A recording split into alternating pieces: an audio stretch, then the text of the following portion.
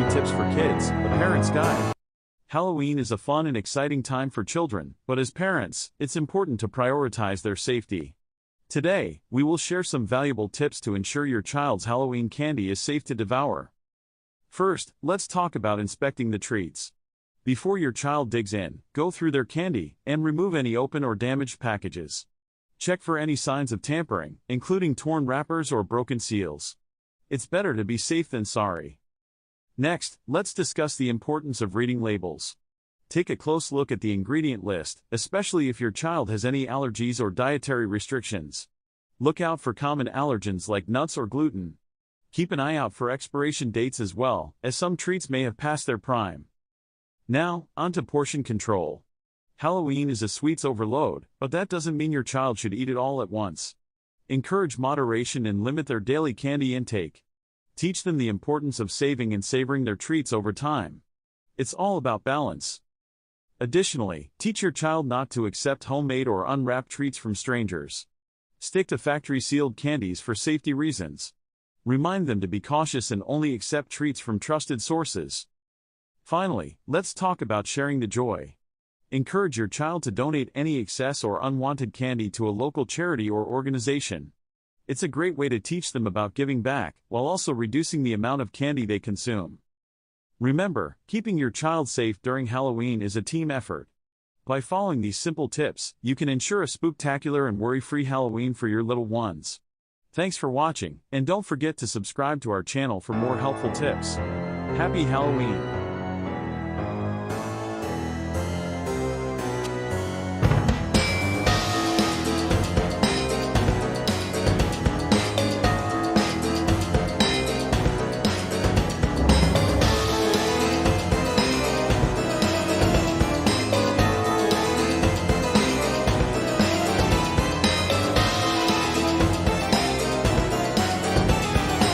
Welcome to Pumpkin Pals, the curious and spooky tale of carving jack-o'-lanterns. Today, we'll dive into the fascinating world of pumpkins and uncover the mystery behind why we carve them. So, let's get started.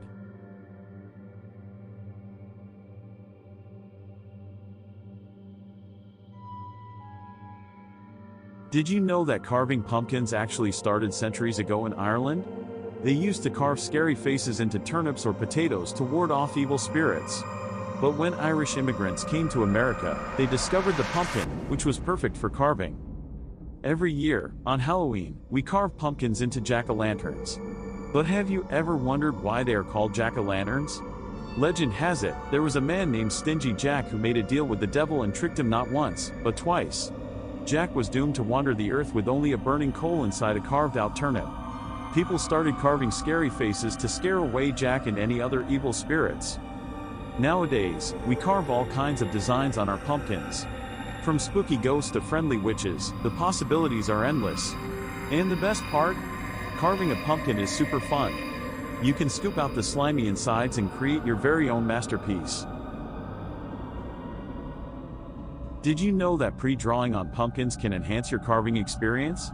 When it comes to pumpkin carving, most people dive right in with a knife, but taking the time to pre-draw your design can make a world of difference. There are a few reasons why pre-drawing is a step worth taking. First, it allows you to plan and visualize your design before making any irreversible cuts. You can experiment with different shapes and patterns, ensuring that your final carving will be exactly what you envisioned.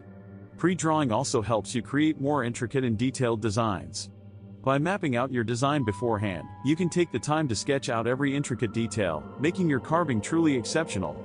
Another benefit of pre-drawing is that it allows you to make adjustments easily. If you're not satisfied with how a certain element looks, you can easily erase it and try again. This saves both time and frustration, ensuring that your carving turns out just the way you want it. So, next time you're ready to embark on a pumpkin carving adventure, take a few moments to pre-draw your design. You'll be amazed at the difference it makes in the level of artistry you can achieve. If you've ever wondered about the perfect age to carve a pumpkin, you're in for a treat. Believe it or not, the ideal age to start pumpkin carving is around 3 to 5 years old. At this age, kids are beginning to develop their fine motor skills. Carving a pumpkin provides them with the perfect opportunity to practice using their hands and fingers, enhancing their coordination and dexterity. As children grow older, around 7 to 9 years old, they become more independent and can handle more complex carving tasks. They start to explore their creativity, making each pumpkin uniquely their own. During the teenage years, around 13 to 15 years old, carving pumpkins becomes a great way to let their artistic skills shine. They can create intricate and detailed designs that showcase their growing talent. And let's not forget about adults. Carving pumpkins can be enjoyed by people of all ages. It's a great way to bring friends and family together, creating lasting memories and having loads of fun. So, whether you're young or young at heart, pumpkin carving is an activity that transcends age. Now that you know the perfect age to carve a pumpkin, why not gather your loved ones and have a pumpkin carving party? Why do pumpkins symbolize Halloween? Well, it's because they are in season during this time of year. Plus, their bright orange color adds to the festive spirit. So, when you see a flickering jack-o'-lantern on a porch, it means that house is ready for trick-or-treaters. So, the next time you carve a pumpkin, remember the ancient tradition and the spooky tale of jack-o'-lanterns. Let your creativity shine and scare away those pesky spirits. Thanks for watching, and don't forget to subscribe to our channel for more exciting adventures with Pumpkin Pals.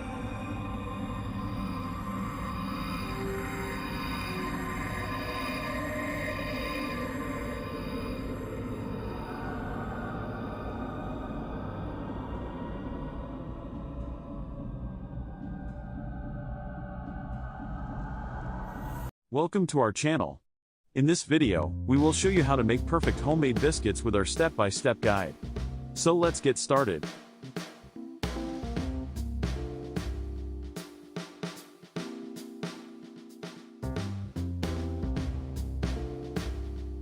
First, gather all the ingredients you'll need.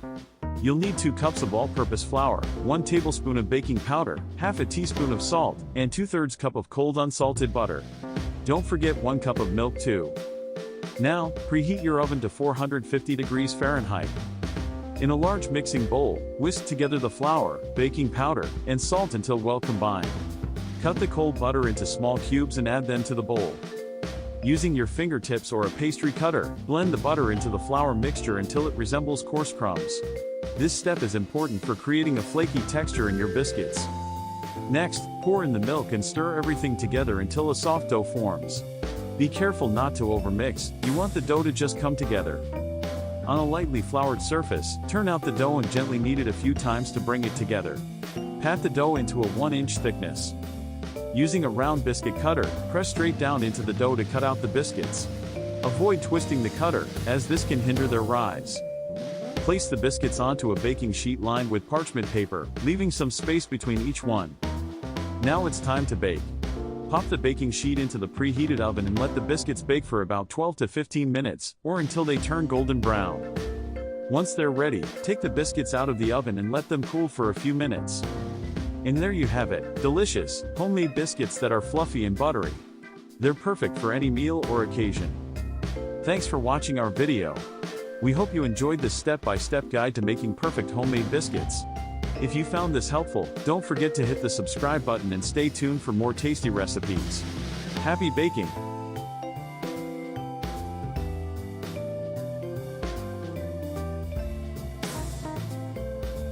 Nobody ever helps me into carriages, or over mud puddles, or gives me any best place. Ain't I a woman? Look at me. Look at my arm. I've plowed and planted and gathered into barns, and no man could heed me. Ain't I a woman? I could work as much and eat as much as a man when I could get it, and bear the lash as well.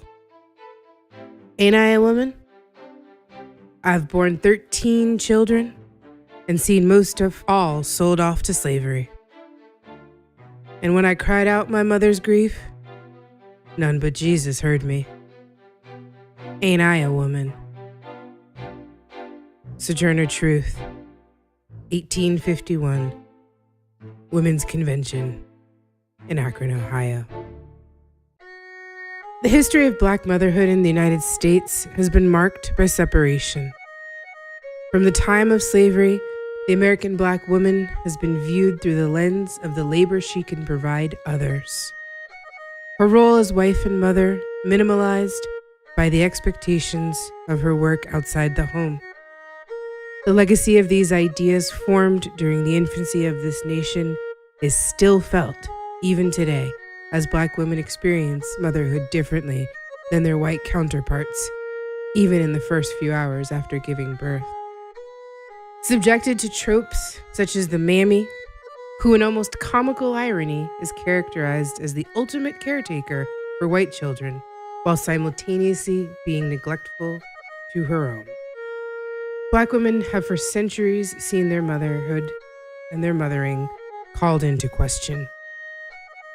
The modern incarnation of the quote-unquote welfare queen characterizes the Black mother as a dishonest materialist who only has children in order to game the system for more money. The lasting impact of such inaccuracies has been devastating. During slavery, Black women were called upon to be wet nurses to the children of their white owners, often separated from their own children, sometimes permanently, just after giving birth. This practice continued even with emancipation, as many families, especially in the South, continued to employ Black women in domestic capacities. In the first decades of the 20th century, as economic opportunity began to expand for Black men, many Black women were for the first time in a position to make the choice to stay home and care for their own children. The dwindling supply of domestic labor didn't sit well with many employers, and laws were passed in many places requiring Black women to work, even if they had other means of support. A 1918 article from Greensboro, South Carolina, is a prime example of one such ordinance. It read in entirety: Negro women to be put to work. Regardless of whether they want to or have to, able-bodied Negro women in Greenville who are not regularly employed are to be put to work, put in jail, or fined heavily. At its special meeting yesterday afternoon, City Council discussed the situation with regard to this class of loafers at some length. And it seemed that all members of the council were agreed that steps should be taken to compel them to engage in some useful occupation. It was decided that an ordinance similar to the one now in force requiring all able-bodied men to work at least 5 days a week should be passed with regard to these women. Such an ordinance will be prepared and voted on at the next regular meeting of the council. A number of complaints have come to members of the council of Negro women who are not at work and who refuse employment when it's offered to them. The result being that it is exceedingly difficult for families who need cooks and laundresses to get them. Wives of colored soldiers getting a monthly allowance from the government have a number of them declined to work on the ground that they can get along without working, according to reports. Others have flatly refused jobs without giving any reason whatever, while still others pretend that they are employed, when, as a matter of fact, they derive a living from illegitimate means. The proposed ordinance will require them all to carry a labor identification card, showing that they are regularly and usefully employed, and the labor inspectors and police will be charged with the duty of rigidly enforcing the law. To make this abundantly clear, in the 20th century, there were Black women whose husbands were gainfully employed, some even by the U.S. military, who were told that by law they could not stay home with their families because someone needed a maid. The same 20th century in which most adults alive today were born.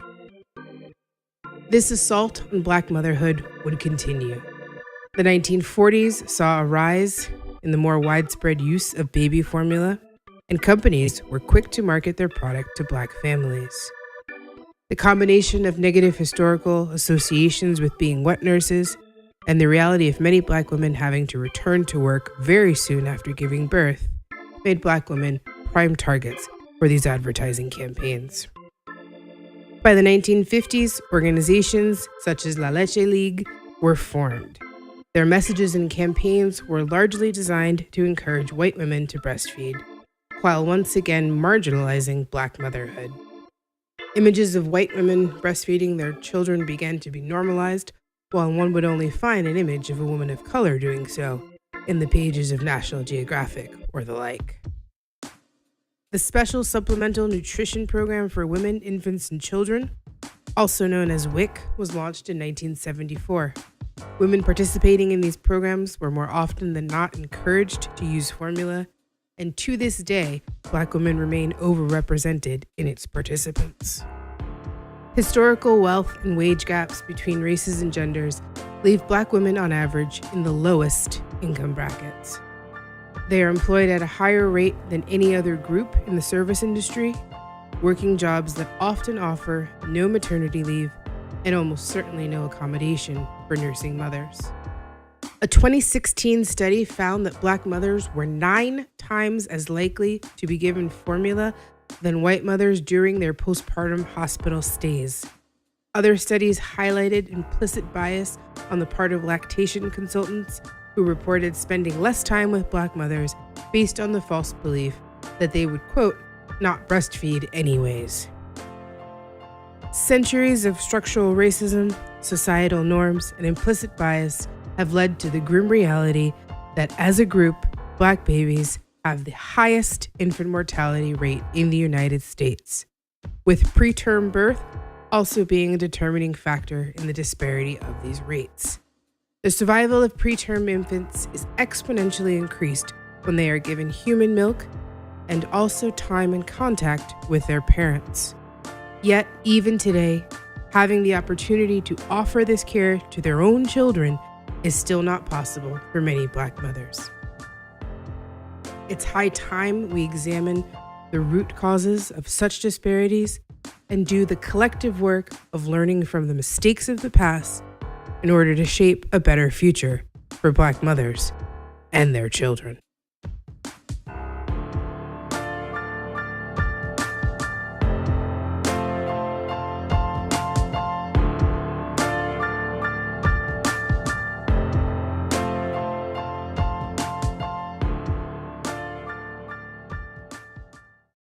If there was anything I hated, it was investigating the organs of the female pelvis.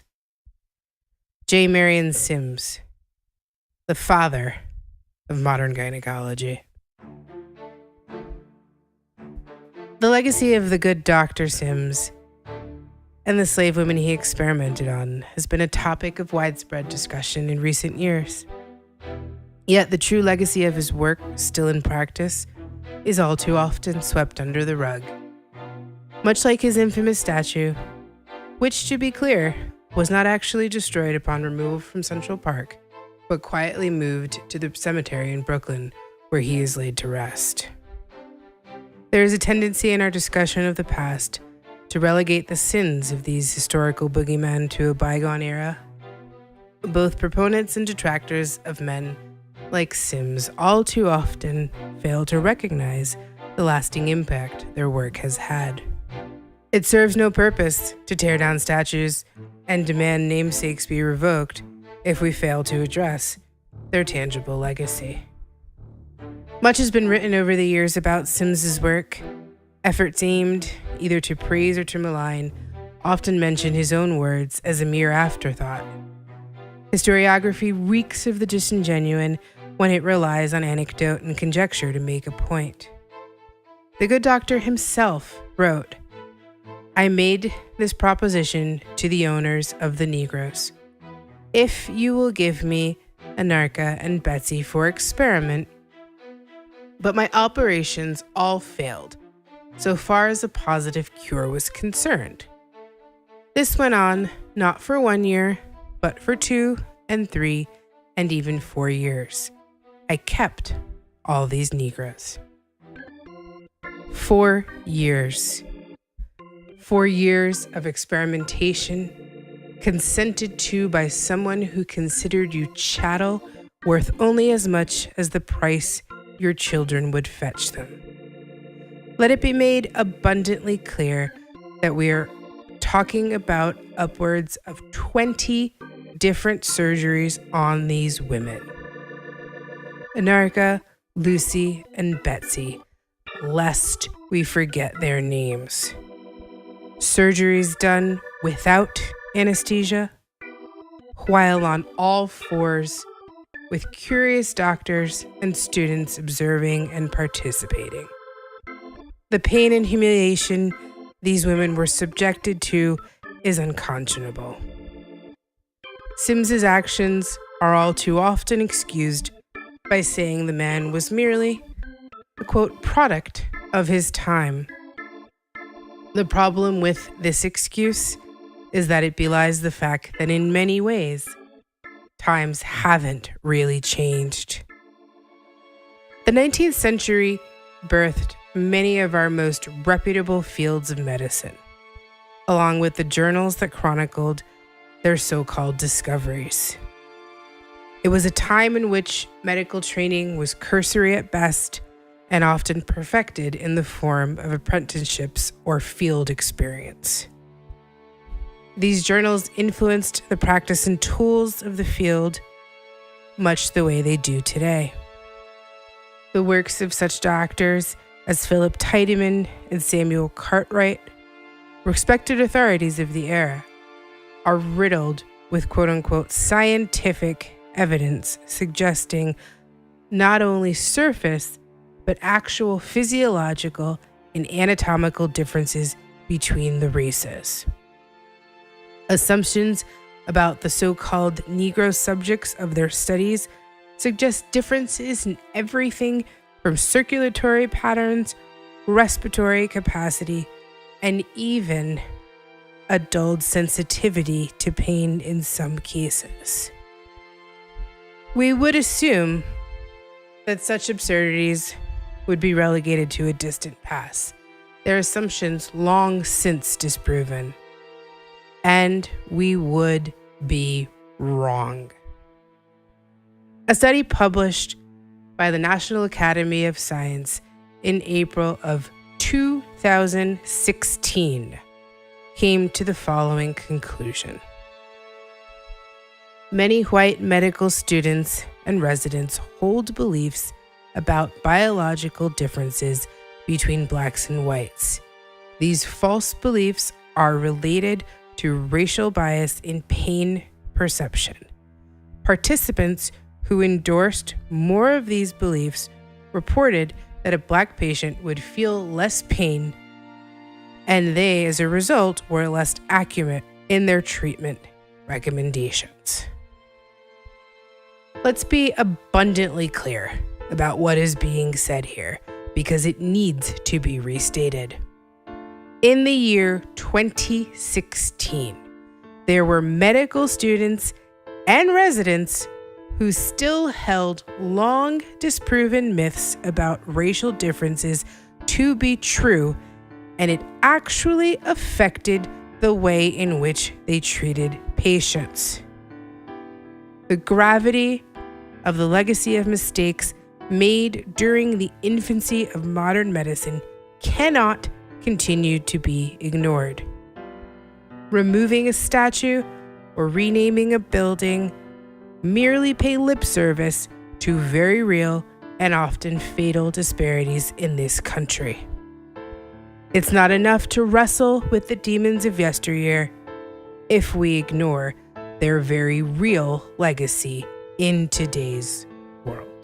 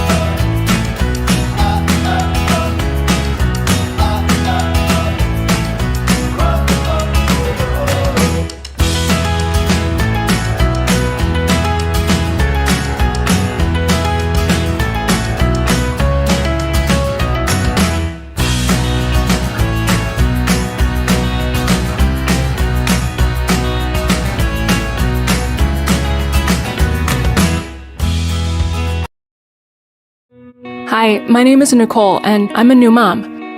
When I was pregnant... Hi, my name is Nicole, and I'm a new mom.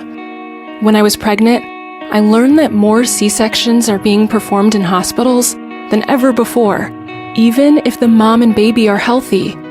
This worried me, so I decided to educate myself. I learned many things I could do to avoid having a C-section I didn't medically need. I learned how to talk to my doctor about what I wanted for me and my baby, and I brought a friend to my doctor's appointment in case I was too nervous and needed support. I told my doctor I wanted to avoid a C-section unless it was absolutely necessary. When I got to the hospital, I told my nurse too, and she was really helpful during labor.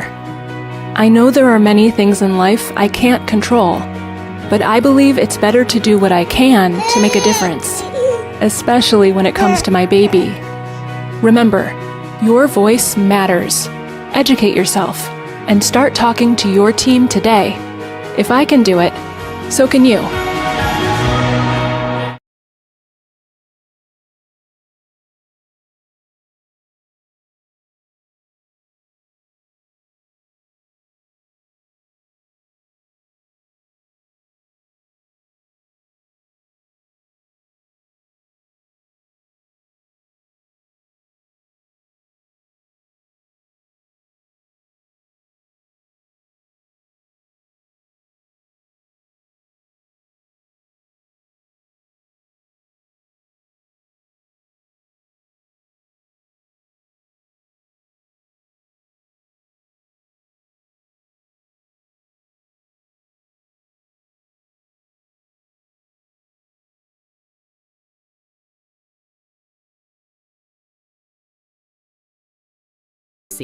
And I'm a labor and delivery nurse. If you want to have a healthy birth, it helps to have a strong birth team. That team includes your doctor and your family, of course. But there are 4 other people you should know about: the labor and delivery nurse, a nurse midwife, a doula, and a childbirth educator. It's not likely you would have all of these people helping you, but you should know who they are. I'm a labor and delivery nurse, a special kind of nurse who works with moms and doctors during childbirth. We're one of the first people you meet once you arrive at the hospital. Labor and delivery nurses monitor and support moms and babies during labor and give moms medicine if needed. After the baby is born, we help moms with breastfeeding and look out for complications. A nurse midwife is a nurse who has advanced training to care for moms during pregnancy, labor, and they can help you deliver your baby if it seems that labor and delivery will go smoothly. Nurse midwives are really good at helping moms avoid C-sections and other medical interventions unless they are absolutely needed. In the hospital, nurse midwives work as a team with doctors. They'll call the doctor if the birth becomes complicated. A doula is different from a doctor, nurse, or midwife. They're like having your own personal coach who stays with you all through your labor and birth. They provide emotional support and help with things like moving, breathing, and relaxing so your labor goes more smoothly. They'll show your partner how to support you in labor and can even help you at home after your baby is born with things like breastfeeding. Some hospitals give you the option of having a doula, but more often, you will have to hire a doula yourself if you want the extra support. Lastly, it's super important to be as prepared as possible for your birth. If you're expecting a baby, consider taking a childbirth education class. Childbirth educators empower expected parents with knowledge and skills so they feel more confident about the process of having a baby. This is really important. Your birth matters, and your birth team matters. Start building your team today.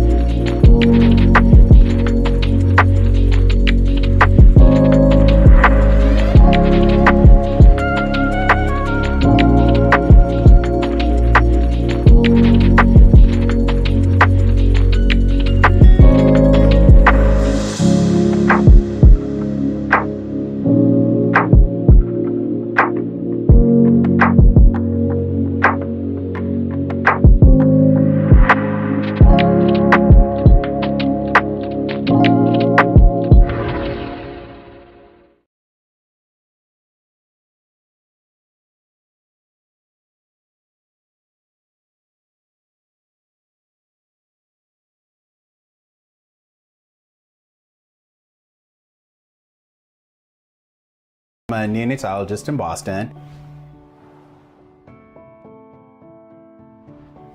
RSV is a virus that causes a respiratory illness or kind of like a cold. So RSV varies a little bit. If I was to get RSV, I probably wouldn't be able to tell the difference between having a regular cold and having RSV. For a baby who gets RSV, they get what they call bronchiolitis, and usually that presents as a kid having a difficult time breathing. Usually you see their little ribs popping in and out as they're trying to breathe. You see their little noses flaring as they're trying to breathe. Sometimes they turn blue because they're not getting enough oxygen. They tend to have a lot of secretions like coming from their nose and a cough. And so it can be pretty significant and it can change really quickly. They can go from being a little happy to suddenly being like really having a really hard time struggling to breathe. Some communities are going to be at higher risk because the population is more dense, meaning there's more people living together under certain square footage. There's often more children who often tend to pass respiratory illnesses among themselves. You see these families out of nowhere, they get this like right hook that kind of knocks them out. And these people are just devastated by this happening to them. And they're like, how much can this kid take? How much can our family take? It's incredibly hard. If you're starting to see signs of breathing difficulties, don't wait. This is something that you want to take pretty seriously.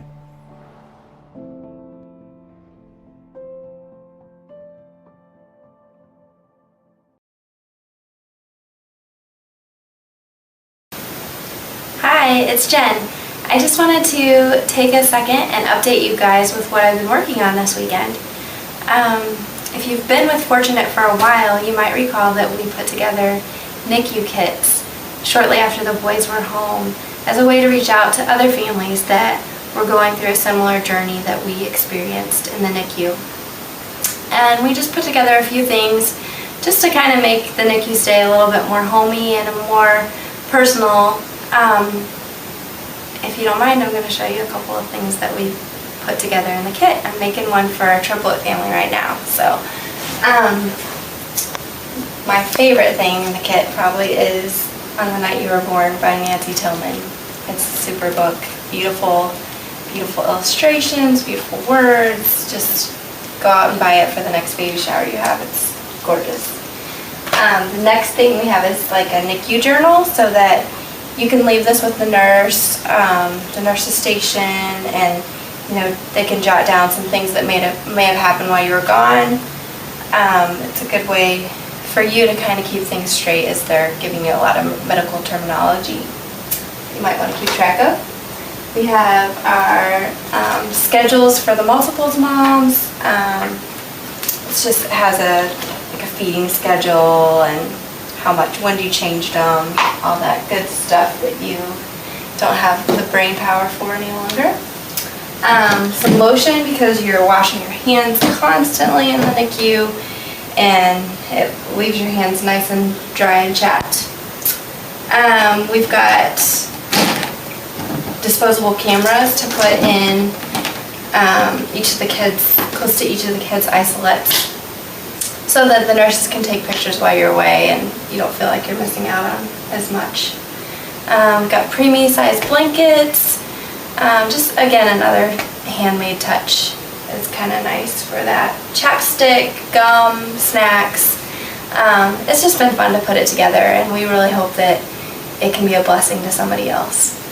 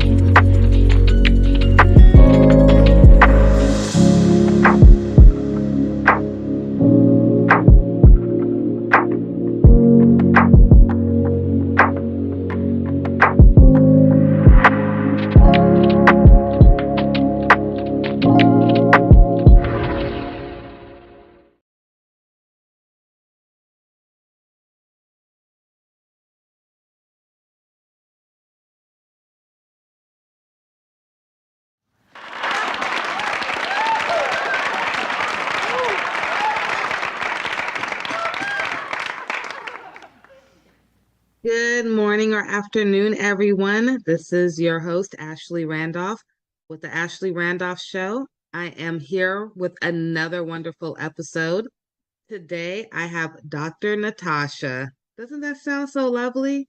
Dr. Natasha, she's wonderful. I'm so grateful to have her here, not only just for our families, but even for our healthcare professionals. So she's amazing. Dr. Natasha, thank you for being here with us. I would love for you to introduce yourself, a little bit about what you do, and then we're going to get started in this conversation that I've been dying to have with you. You're on mute, Dr. Natasha. Thank you so much for the invite. I am delighted to be here. I'm always delighted to have conversations with people who are doing dynamic work such as yours, right? So I, as Ashley, I am Dr. Natasha Wright.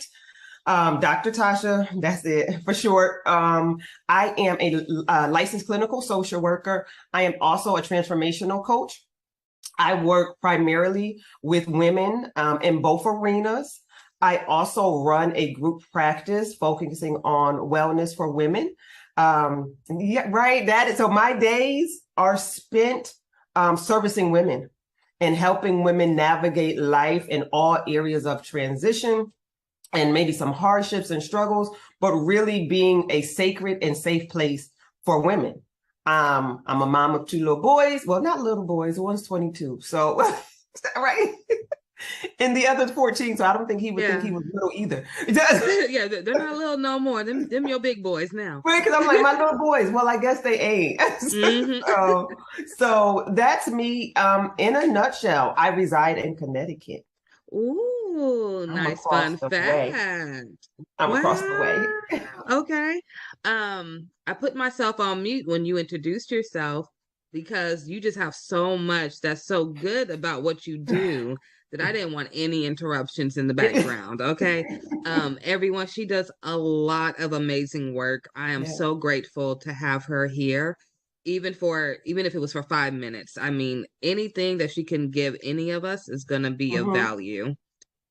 Dr. Natasha, or Dr. Tasha, I'm sorry. Whichever one. As long as it's not Dr. Wright, it feels so formal. That I'm the same way. So I tell all my interns and staff, just please call me Ashley. I can't do President Ashley. I know that's my title, but it's okay. Okay, so I'm a mom with 3 kids. Okay, so like you got 2 grown boys.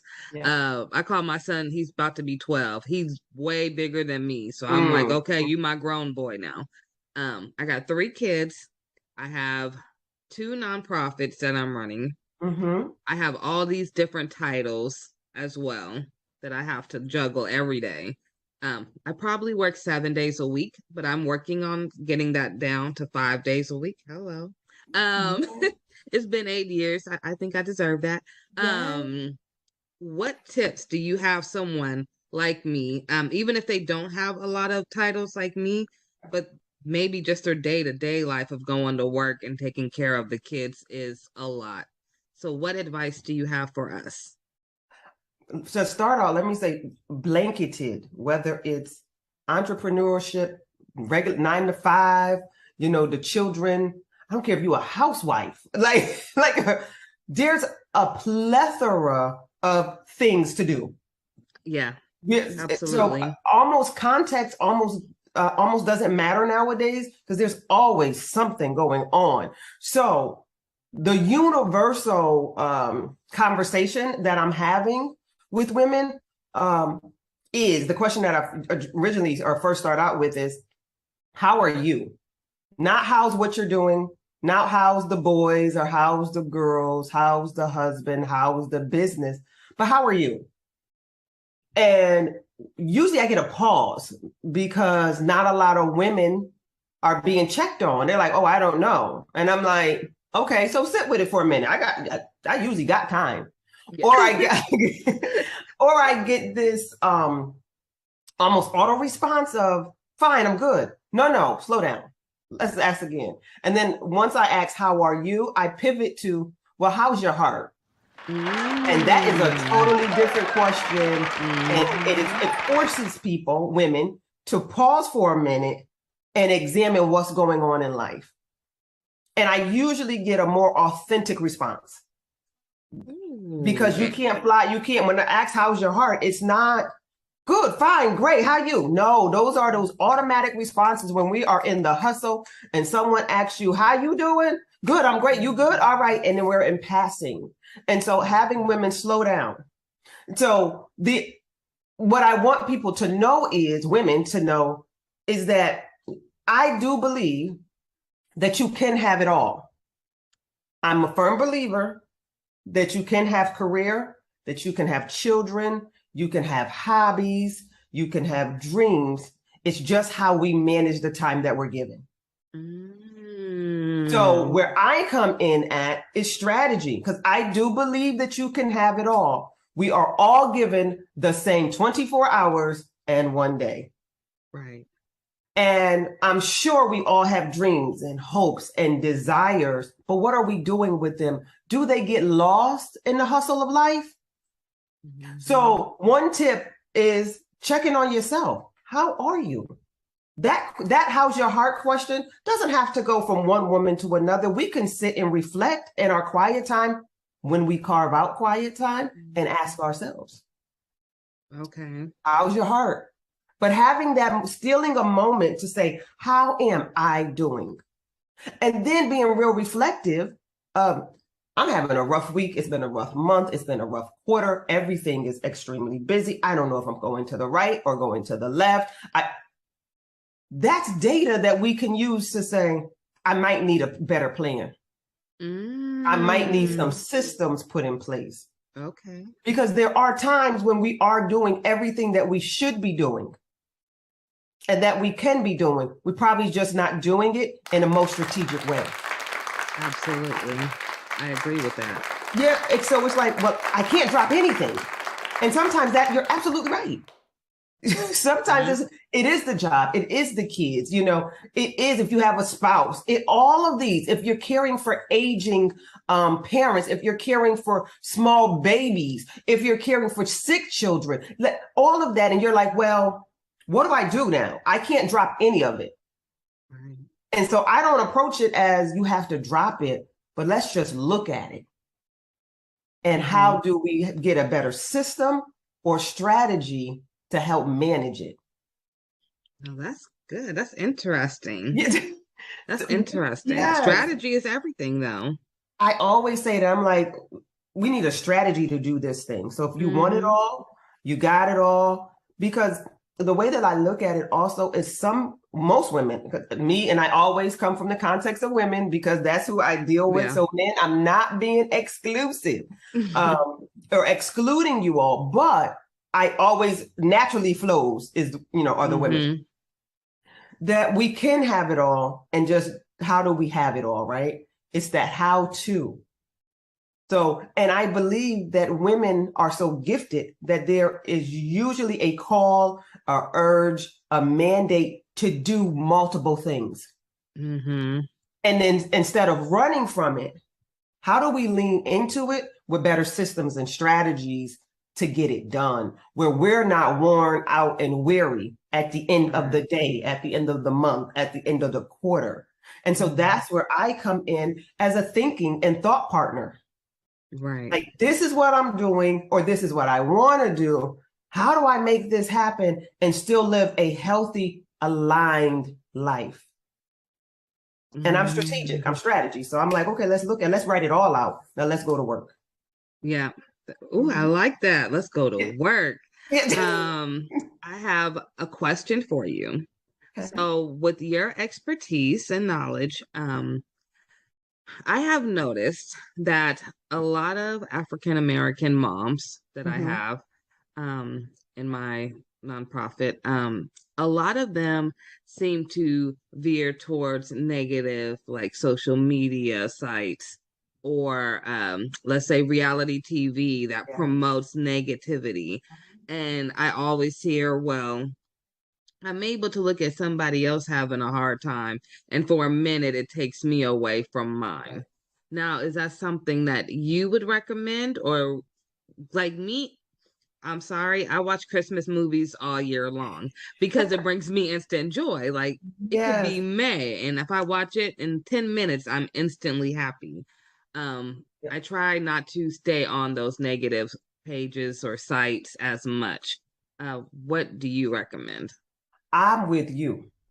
So I do not recommend watching these toxic shows, unhealthy. I do understand that some women find comfort in the craziness because one, they're able to detach from what's going on in their life. And then they're able, it's like mindless TV. Right. And but it's planting seeds. So as mindless as you want it to be, it's planting seeds, right? So for me, I like to tell the women that I work with, what's your intake? And then they be like, my intake, what do you mean? What are you seeing? What are you listening to? What is your intake of information? What are you watching? What podcasts or songs are you listening to? They have unconscious effects on your behaviors. I said so. Yeah, I totally. That's why I'm like, turn the TV off. So I'm not a big promoter of watching television. Now, I do love a good movie. I do love sometimes mindlessly watching TV, but I only allow myself to watch TV on the weekends. I do not watch TV. I watch TV from Friday afternoon, because that's when my workday finishes, to Monday night. Sunday night. Monday through Friday early afternoon, my TV does not come on. Wow. Okay, so I always have my TV on, but I'm hardly ever watching it though. But it's background always noise. on. Now my kids, they're in school from 7 in the morning, 7:30 in the morning until 5:30 every day, Monday through Friday. They have a strict schedule to be home, to be in bed at 8 p.m. So when they come home, they do their routine, take a shower, start putting on your night clothes, homework, dinner. Then they get an hour of game time, usually right before bed. So they're not watching TV. Yeah. By the time they turn on the TV to put it on cartoons, it's 8 o'clock. They're laying down for bed. By 8:30, they're knocked out sleep. So without them even noticing, they're not even watching TV as much as other kids are.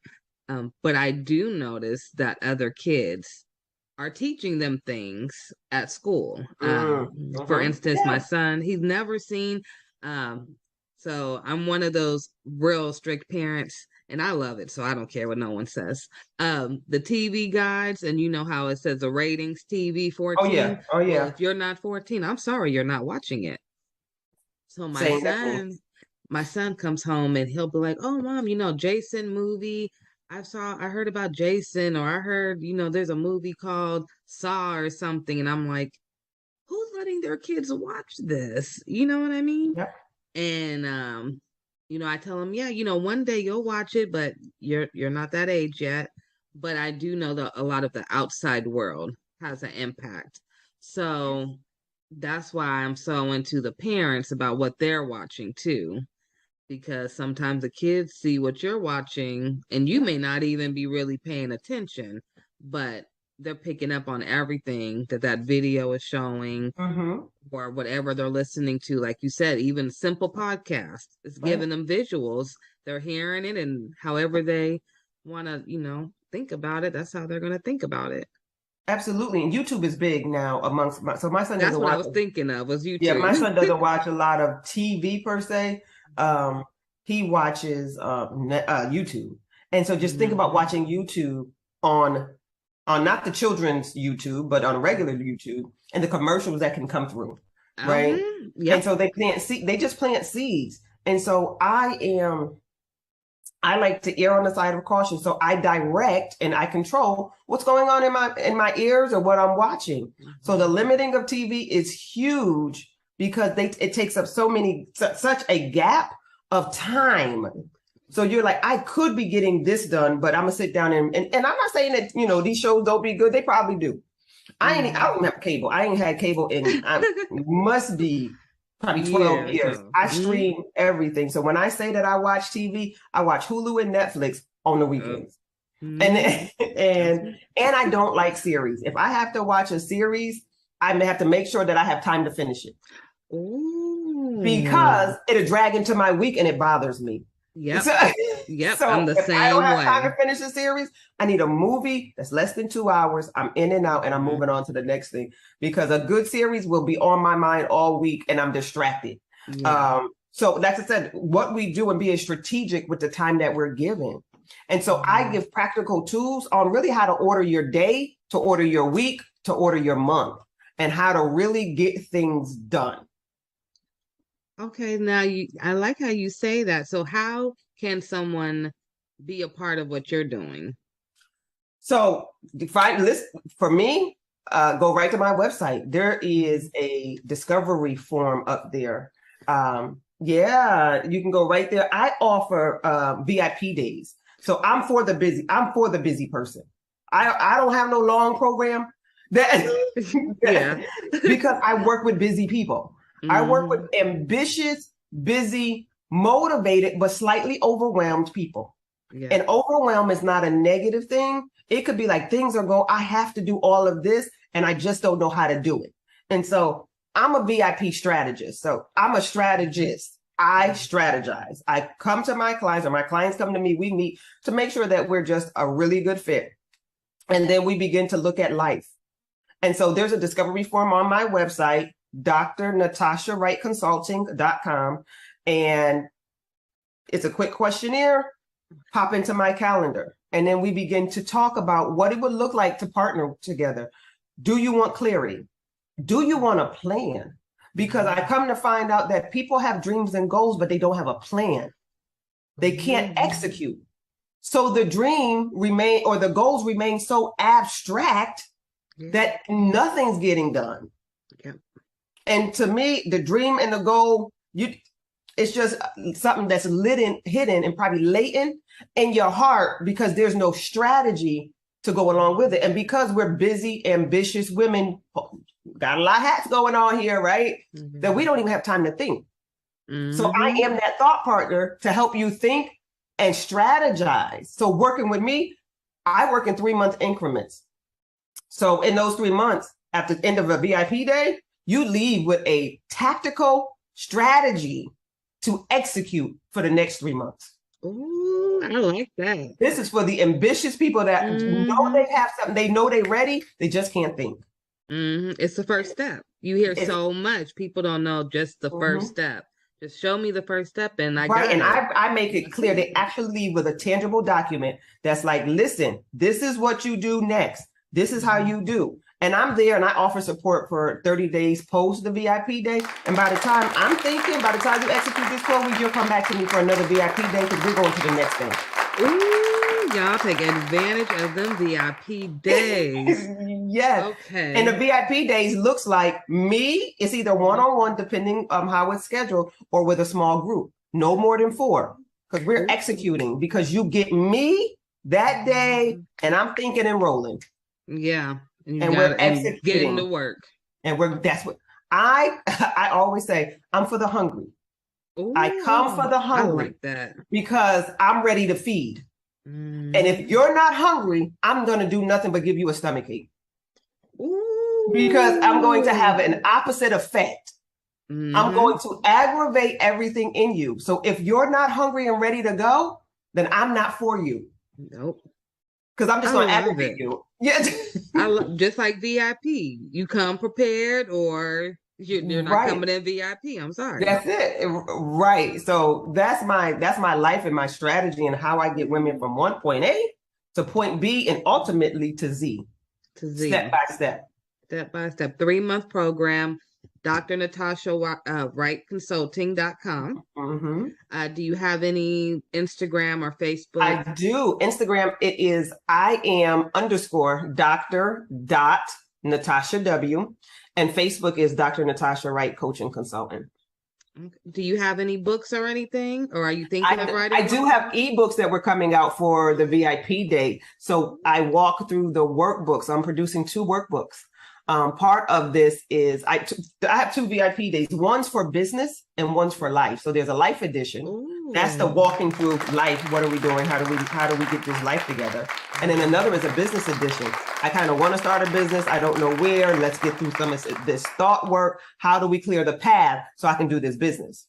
One last there's question. 2 different. So you said business days, and you said you have business and you have one for life. Yes, I do. Would the business one also work for NICU nurses? Because we have a lot of healthcare professionals in the medical field listening in too as well. So would this work for doctors and NICU nurses and social workers? Because that's your your little background. So it does, because it's a day to help you get to strategize how to launch, strategize how to even get through the thoughts of what am I going to do? So remember, it's very tactical. And so afterwards, after they're up and running, then they probably go off to a business coach for the intricacies of the business. But I'm that thought partner that's cutting it out, saying, what is the mind doing? How do we get out of our mind? Here's your first step. Here's your second step. Here's your third step. Yeah. I'm so happy that you created this program. I am so happy that you're African American, first of all, okay? And your voice is powerful. I'm glad of all the work you're doing. I hope everyone takes advantage of these VIP days. Yes, come on, let's get this together. Yes. And if you ever have any days you want me to promote on our GLO Preemies website, wonderful. Send it to me, the flyer, we'll promote it for you, and we're going to have you back. Sure. Listen, I'm here. I love talking about strategizing and getting from point A to point B and getting clear. Yeah, to me, it's money talk to me. If you get your life together, everything else kind of flows. Right. So it's like wedding bells. Like, how can you not love to strategize? So, I told you I'm on a tight schedule. So I keep everything around me in a schedule and to the time. Right to the T. So I appreciate you, and I always appreciate your little talks that we have. They're always so meaningful. And I hope you all look at her website. I will post it below. Thank you for being here, and we will see you again, I am sure. Absolutely. Thank you for having me. This has been wonderful. Yeah, thank you. Okay, everyone. That is concluding today's episode with Dr. Natasha. She is amazing. Please, please, please go follow her, like and share and subscribe to her pages, and go look at her website. And we will have her again shortly, okay? Thank you, Dr. Natasha. Bye-bye.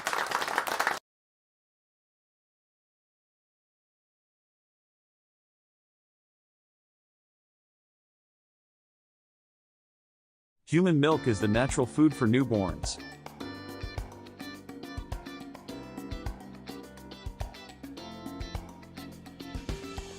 It provides them with all the necessary nutrients to develop and grow strong.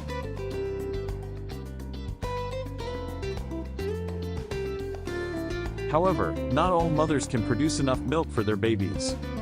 This is where human milk donation comes in.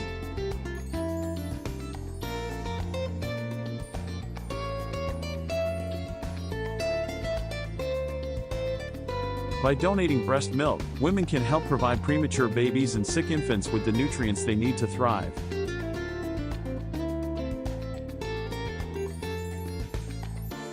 And just like blood and organ donation, there are human milk banks that collect, pasteurize, and distribute the donated milk to babies in need. Donating breast milk is a selfless act that can make a significant impact. And it's not just babies who benefit from it. Breast milk is also used to help people with digestive problems, immune deficiencies, and other medical conditions.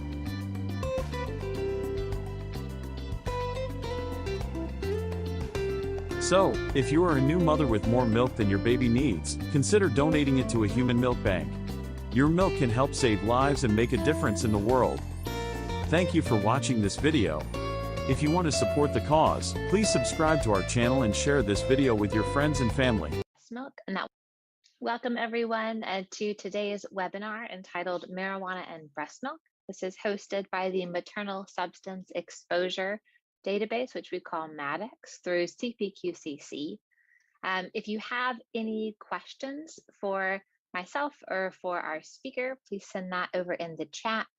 There's also a Q&A function that we're asking you to use, so that use the chat maybe for technical issues that you're having. As I've mentioned before, if you're just joining us, there is a link on the screen.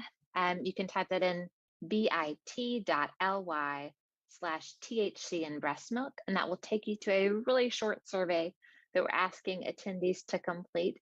We'll share the survey results with you later, so we promise it'll be interesting the more people that do it. But if you can go ahead and fill that out, we would greatly appreciate it. Here's a brief overview of what we're hoping to talk about today. So we'll do a welcome, a presentation that'll be about 30-35 minutes. We'll share those survey results and then have time for live Q&A. So as you're listening, if you have a question, please feel free to submit that in the Q&A box. The Maternal Substance Exposure Database, that's the group that's hosting this webinar today, is an optional and free database that's part of the California Perinatal Quality Care Collaborative. You might be familiar with us, CPQCC. A lot of you are from California. So we collect data on all maternal substance exposures. So those include, but aren't just limited to, opioids. And by doing that, we aim to improve healthcare for exposed newborns by focusing on treatment and length of stay in the hospital. And while the database is designed to capture information on infants who have been exposed to opioids, many of our members also use it to collect data on infants who have been exposed to other substances as well. So about 23% of our infant records in MADEX report maternal exposure to marijuana. We would assume that the rate for this data is much higher, since a lot of our MADEX centers do primarily use the database for opioid exposed infants. So this is an example of the MADEX report site, where if you join MADEX, which again is free and optional, you can compare your hospital to other MADEX participating hospitals. So we have 32 right now across California and over 500 infant records that have been entered to date. This data is used to drive improvements in the care provided to exposed infants. This is done through a range of reports designed to help you identify areas of high and low performance, monitor the effects of improvement interventions, and conduct research that advances the quality of care. MADEX is available and free to all CPQCC centers, but you do have to request access. So if you'd like more information on MADEX, send us a message in the Q&A or in the chat with your email. You can also submit your email in the evaluation survey for today's webinar. So again, this is, I'll say this one more time. So please take a minute to answer the following survey. You can type this in, THC and breast milk. The slides will be available afterwards as a PDF for download, and I'll send around that link. We are really excited today to welcome Dr. Christine Bixby as our speaker today. She is board certified in pediatrics and neonatal perinatal medicine. She completed both her pediatric residency and neonatal perinatal medicine fellowship at Harbor UCLA Medical Center. She attended medical school at the University of California, Davis, and she is a practicing neonatologist at Chalk Children's Hospital. She is an international board certified lactation consultant in IBCLC and the lactation medical director at Chalk Children's Hospital, where she focuses on breast milk handling and breastfeeding support in the NICU. She is a strong advocate for breastfeeding in Orange County through the Orange County Perinatal Committee and the Orange County Breastfeeding Coalition. She has published and speaks frequently on best practices in breast milk handling and optimizing breast milk production and breastfeeding in the NICU. Welcome, and I will turn it over to you, Dr. Bixby. Hello. Thank you very much for inviting me to speak. It is my privilege to get to talk to you about cannabis and breast milk. Let's hash it out. And I will do my best to minimize the number of dad jokes, but I had to put that one in there.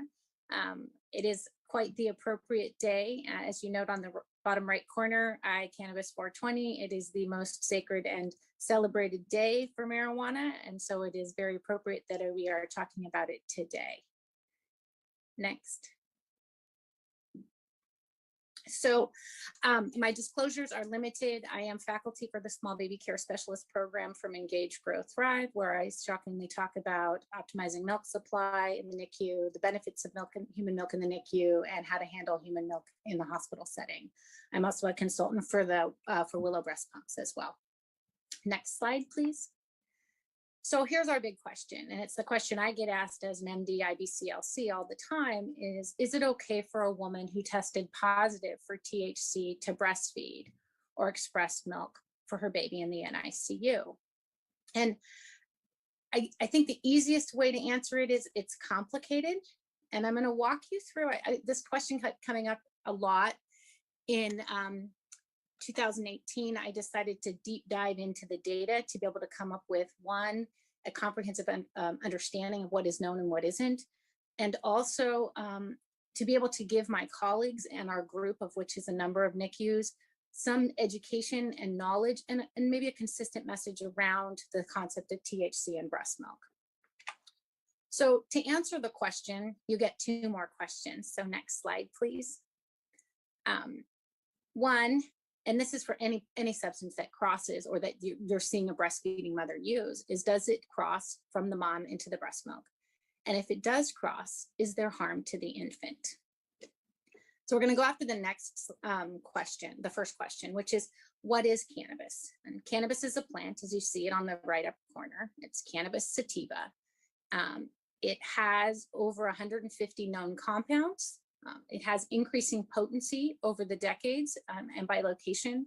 Of note, between 1995 and 2014, the potency or percentage of THC has increased from 4 to about 12%.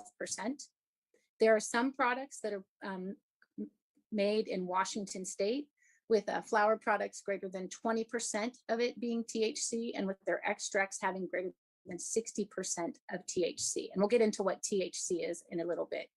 There are various forms of consumption, the good old fashioned cigarette or joint, using a water pipe or a bong, my aunt and uncle's marijuana brownies, the more common and newer versions of vaping, and then this new thing to me called dabbing, which is where they pour butane over the plant and you get a sticky precipitate out that you can then smoke that allows you to have a much higher concentrate of THC with a very rapid onset.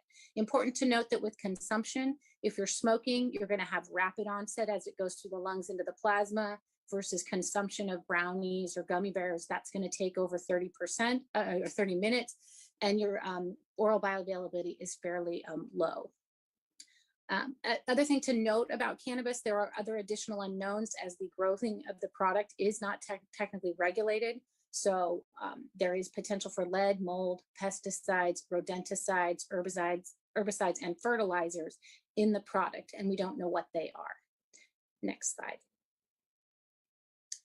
So two components of cannabis that everybody is very known in common colloquialism is CBD or cannabidiol, which is a phytocannabinoid that's extracted from the cannabis plant and then diluted with the carrier oil, usually a coconut oil. Not a lot is known about CBD. It's felt to be less psychoactive. And I'm not going to talk a lot about CBD at this point in time because of the lack of significant data. The big thing that we're going to talk about is THC, or delta-9 tetrahydrocannabinol. And I'm not going to say that word again. We're going to call it THC going forward. And it is the most psychoactive component in marijuana. It has a very large volume of distribution, and it enters the plasma compartment almost instantly from the lungs and then redistributes to highly vascularized tissues such as the brain and the liver. It's highly lipophilic, so it likes to store in fat and can be there for weeks to months. And important to note, the half-life of THC is fairly long. In infrequent users, it's 20 to 36 hours. And in chronic users, it can be about 4 days. We'll talk about further data that's come out just in the last few months about even a longer half-life. Of note, it is present in an exhaled breath for 2 to 4 hours after one cigarette. And I think this is an important thing for those of us in the newborn intensive care unit where we're putting babies skin to skin appropriately for moms to smell the environment around their babies so they can have that IgA exchange into their breast milk.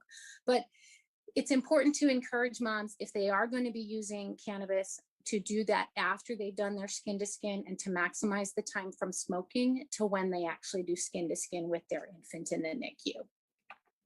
Next slide, please. So where does THC function? And THC functions in a lot of places. And I think the big area that everybody likes to talk about and where we have some information and some data in both human and animal is the endocannabinoid system. And I will admit that when I heard endocannabinoid system, I think I've heard of that, but it was not a strong system that I remembered from medical school, but it kind of works everywhere. So THC functions with the endocannabinoid system as an agonist to the cannabinoid receptors, where it impacts neuronal cell migration, proliferation, and differentiation, which impacts attention, cognition, memory, emotion, movement, and the peripheral immune system. So in particular, it's hitting in these executive function areas. And we'll see that as we go through some of the data that I'm going to highlight. THC also functions within the dopamine, opioid, GABA, glutamate, and serotonin associated symptoms, so kind of everywhere. But these are areas where you're looking at reward centers and emotional regulation as well. And then it's also seen to promote corticotropin secretion and preventing the secretion of gonadotropins, TSH, prolactin, one of our big breastfeeding hormones, and growth hormone, where there is some data on fetal exposure with concern for growth restriction, which I do not have time to go through at this time. Next slide, please. This is just a quick review of the uses for cannabis. I'm not going to read through it for you. Of note, recreationally has become a very important and significant area of cannabis use in the current times. Next, please. So let's talk about THC in breast milk. And so we're going to now get into the weeds of, does it transfer or not? So what factors increase the likelihood of passage into breast milk? And it's important to note that certain things pass very easily and others do not. You have a low molecular weight, so less than 300 Dalton, and marijuana in particular is a 314 Dalton chemical, so it would pass in that regard. Low protein binding facilitates transfer, although THC is more commonly protein bound. Weekly basic, being lipid soluble, which we know THC is very fat soluble, that's that lipophilic. High oral bioavailability.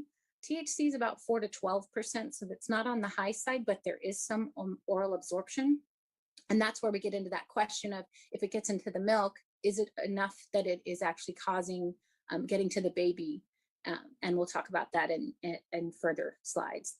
And do we get a high maternal blood level? I would argue that in some of these situations where mom is smoking something with a 60% THC, we could see very significant maternal blood levels, or if she's a chronic user and has significant stores, and we'll go over some of that data. And then is there a long half-life? And like we talked about, 36 hours, 4 days, that's a pretty long half-life. So there is good argument that THC could pass into breast milk.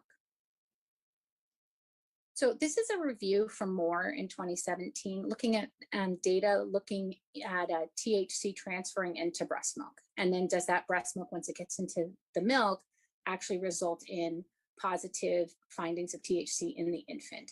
And this is a 3-page slide. I'm not going to show you it all for the sake of time. The other 2 slides are mostly animal data. So if you want to explore that, you can look, pull up this paper. It's quite easy to find. The red boxes are pointing out some of the interesting things. And when we talk about it over the past many years, the argument was that it's an 8-to-1 and that you get an 8 times dose of THC in the infant relative to the maternal plasma level or the milk level. So this first paper, the Perez, Reyes, and Wall paper, which is from very recently, called 1982. I was 10 years old almost. So it's been a while, it's old data and it's small data. It's 2 women one woman who used every day for 7 months and breastfed, and they did demonstrate that there was marijuana in the breast milk. The other one is the reason why we had this 8-fold increase in THC that got everybody very concerned. And this was a mother who smoked marijuana 7 times a day for 8 months. And in this sample, we did see that there was 8 times more THC in the breast milk than the blood plasma of the mother. And that we were actually concentrating THC in the milk, and it made for a significant concern. And that, are we giving a really high dose of THC to babies?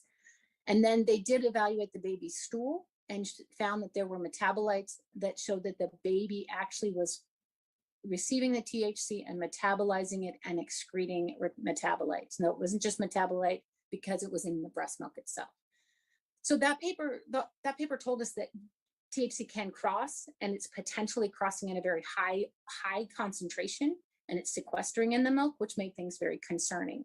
The Ahmad and Ahmad paper from 1990 was an interesting study of buffaloes that apparently ate marijuana about 5 to 10% of their diet, and then looking at if the children who drank that buffalo milk, did they have THC in their breast, in their urine samples, and 29% of those children do. So the argument there was that yes, you did even have it from animal milk exposure. You can see THC. Next slide, please. So the good news is we have more recent data that conveniently came out. The first time I did this deep dive was in 2018, and very kindly, the 2 studies, the Hale and the Mommy's Milk studies, came out right when I was looking at the data. And they were, we've known about the Colorado study for a while. And Thomas Hale, who is a pharmacist and is kind of the resource for what is safe in breastfeeding when it comes to medications and substance exposure, he had started enrollment on a study in Colorado after marijuana was legalized. And we were all so excited about this study and hoping it was going to give us so much information. And it was kind of a letdown in some regards because they were only able to enroll 8 mothers, even though it was an anonymous study, and only 5 of those mothers actually completed the questionnaire. But this study was, the women abstained from using marijuana, then went to a very specific dispensary and picked up a very specific marijuana that they knew the dose of THC, and had them pump, smoke, and then pump over interval periods of time to see if there was THC in the breast milk. There is no serum data for this study. And the RID, which is the relative infant dose, which is the daily infant dose in milligrams per kilogram of infant weight over maternal dose, which is milligrams per kilogram of maternal weight times 100. In general, the relative infant dose, or RID, if it's less than 10%, when you're looking at medications, it's felt to be safe. I will note that even though he did see this 2.5%, it was based on 150 cc's or milligrams per kilo, or milliliters per kilogram per day of intake. And he has not updated his recommendation on his resource to put in a defined RID. I think he is appropriately recognizing the numbers are too low to make a definitive statement. He did note that the THC dose peaked at an hour and then slowly decreased until the end of collection. So the takeaway from the Hale study is that THC does get into breast milk. As we move on to the Mommy's Milk study, which was done through the group at UC San Diego, they looked at 50 women with 54 samples, and they had mothers recall their exposures for the 14 days prior to milk collection. So this is just recollection. And then they tested the milk samples. And the big finding from this paper was that THC was detectable up to 6 days after the last reported use. And then as I'm re-upping this study, it's very kind again, new papers have come out, and the Moss study out of Oregon just came out this year. And that looked at 20 different women who provided samples at the 2-week and 2-month pediatric tests or visits, and were known to be using marijuana. They were found to be increasing their use between the 2-week and 2-month pediatric visit. And all but one had at least one cannabinoid in their milk. And there was the presence of CBD, even though there was no report of use of CBD. So I think we're getting a compelling statement that an idea that even though the numbers are small, we're getting a consistent data now that says, yes, it's not just these 2 women, but we've got a lot more that's saying, yes, THC does transfer into the milk. Next slide, please. This slide, I think this is an interesting concept because this is the one where what happens if we abstain? So this is a study looking at, and just published, but this is the Weimar paper, and it was just published March of this year. And it looks at women who were frequent users, greater than 2 times per week prior to delivery, who then abstained from using cannabis postpartum. And then they donated their milk and blood 2 to 5 times per week for 6 to 7 weeks. I feel like this is a really labor-intensive study. But what they found was that the maximum milk THC levels were 2.8 to 26, and the elimination half-life from milk averaged 17 days. And I think the important thing when you look at the graphic on the right is that the bottom axis is time in days from delivery and abstention. And what you're seeing is you still have a milk level of THC at 40 plus days. And this is something that I don't think any of us expected. It's something that we were concerned maybe there. Now, these are fairly heavy users, but it is something that we need to take into account as we evaluate our concerns in regards to THC in the breast milk. So next slide, please. I think we've answered the question, does THC cross from the mother into the breast milk? Absolutely. Now it's time to go, okay, if it crosses, does it get to the baby? We think it does. There is some amount of oral bioavailability, but does it cause harm to the baby? Next slide.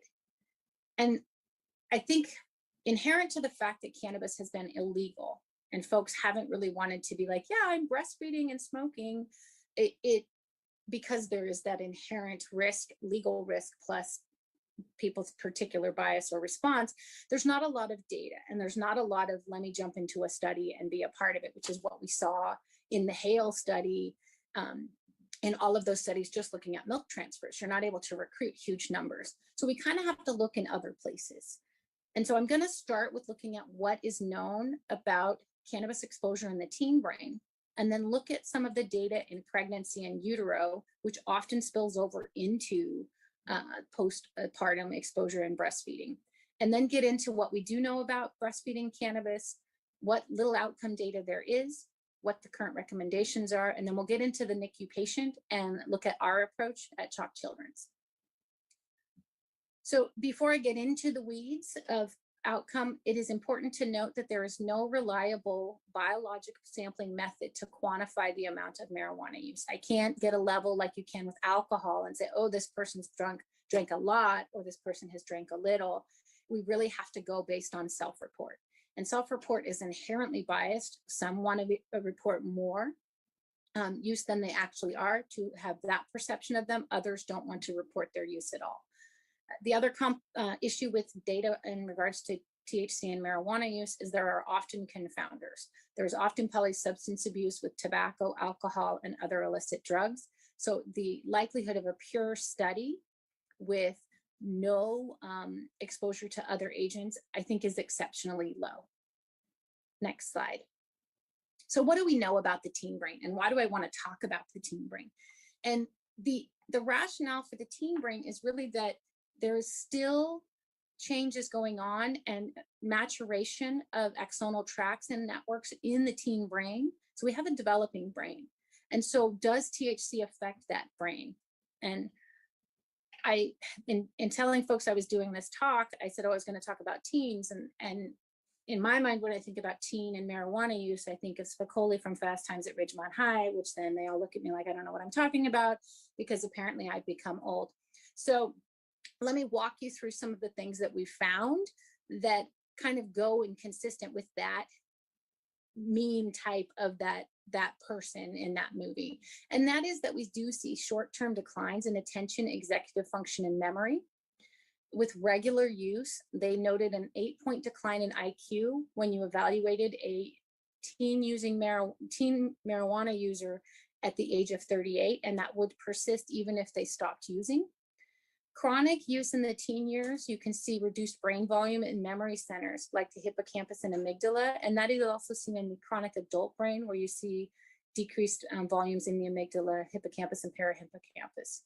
Chronic users also, when you do functional MRI, show impaired axonal connectivity in the white matter, and that is worsened if they have earlier age of onset of use.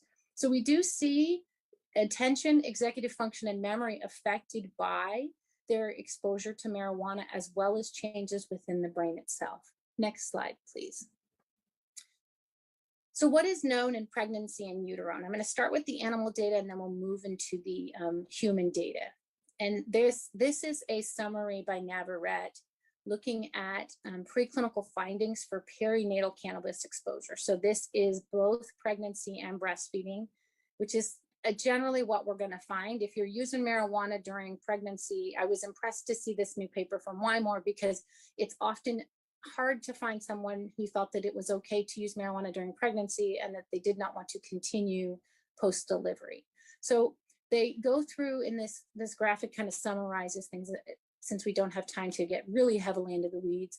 There are specific neurobiological alterations that I'm not going to read all of those out, but they result in behavioral alterations that you can see on this of the right-hand side, which is motor impairment, cognitive deficits, decreased social interaction, increased vulnerability to reinforcing and motivational effects of drugs of abuse. And that's what you're looking at with your dopamine receptors and your similar receptors that we talked about where THC functions.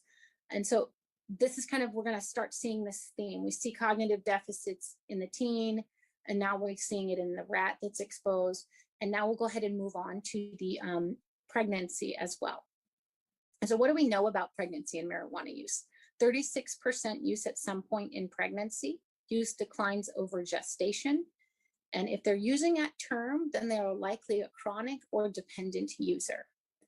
48 to 60% will continue using through pregnancy as they feel that tobacco is a safer alternative, or that is safer than tobacco.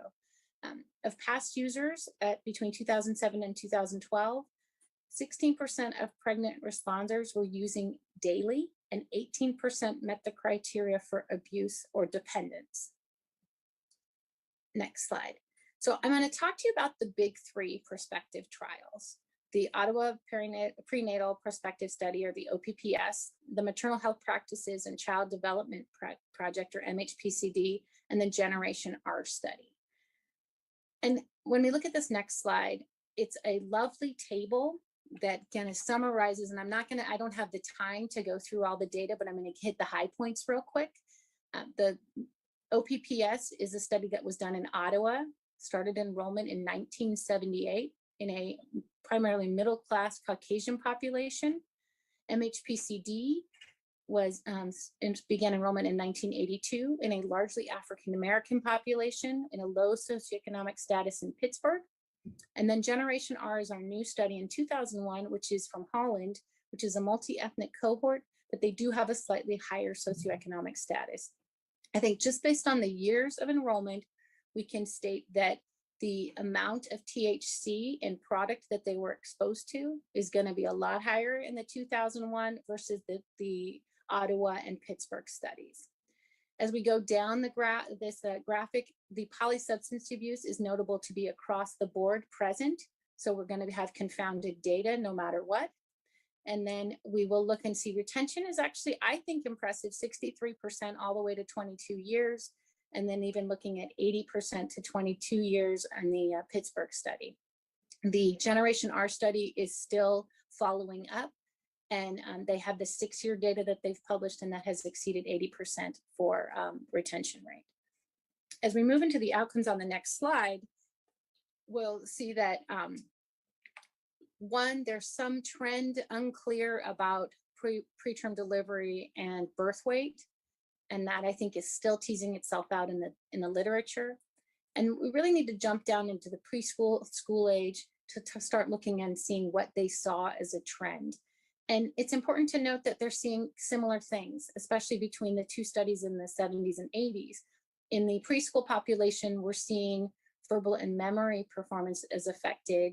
And then when we move into school age, we're seeing attention, impulse control, hyperactivity, visual reasoning issues, executive function problems, language comprehension, reading, spelling, and academic achievement. So we're seeing issues that are going to show up more about 8 to 10 years of age. And it's that reading, writing, academic performance, which is a significant issue. Now, could that be confounded by the polysubstance abuse? Absolutely. When we move into the teen and young adult period, we see persistence of some of this higher level executive functioning, visual cognitive functioning, academic achievement, particularly in reading. And then as we move to the very bottom, we're going to see issues with smoking, early substance abuse, chemical dependence. When we look at Generation R, we're still really early into the data, and they do note that between 6 to 8 years, they saw altered brain morphology in the frontal cortex. And I think we're still, this one, the jury's out yet. We've got to give them the time to follow over time in order to give us the actual good data that I'm hoping they will give us from this study. Next slide, please.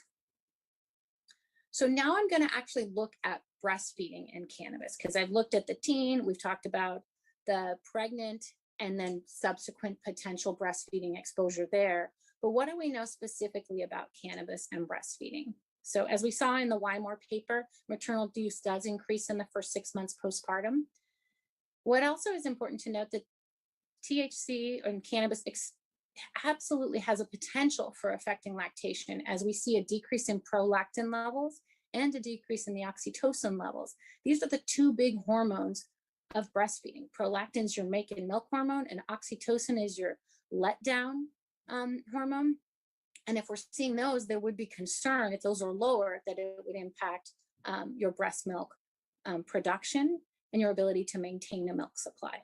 So what we do know is that women who smoke cannabis, it does not affect whether they will initiate breastfeeding. They have the same initiation rates as the general population.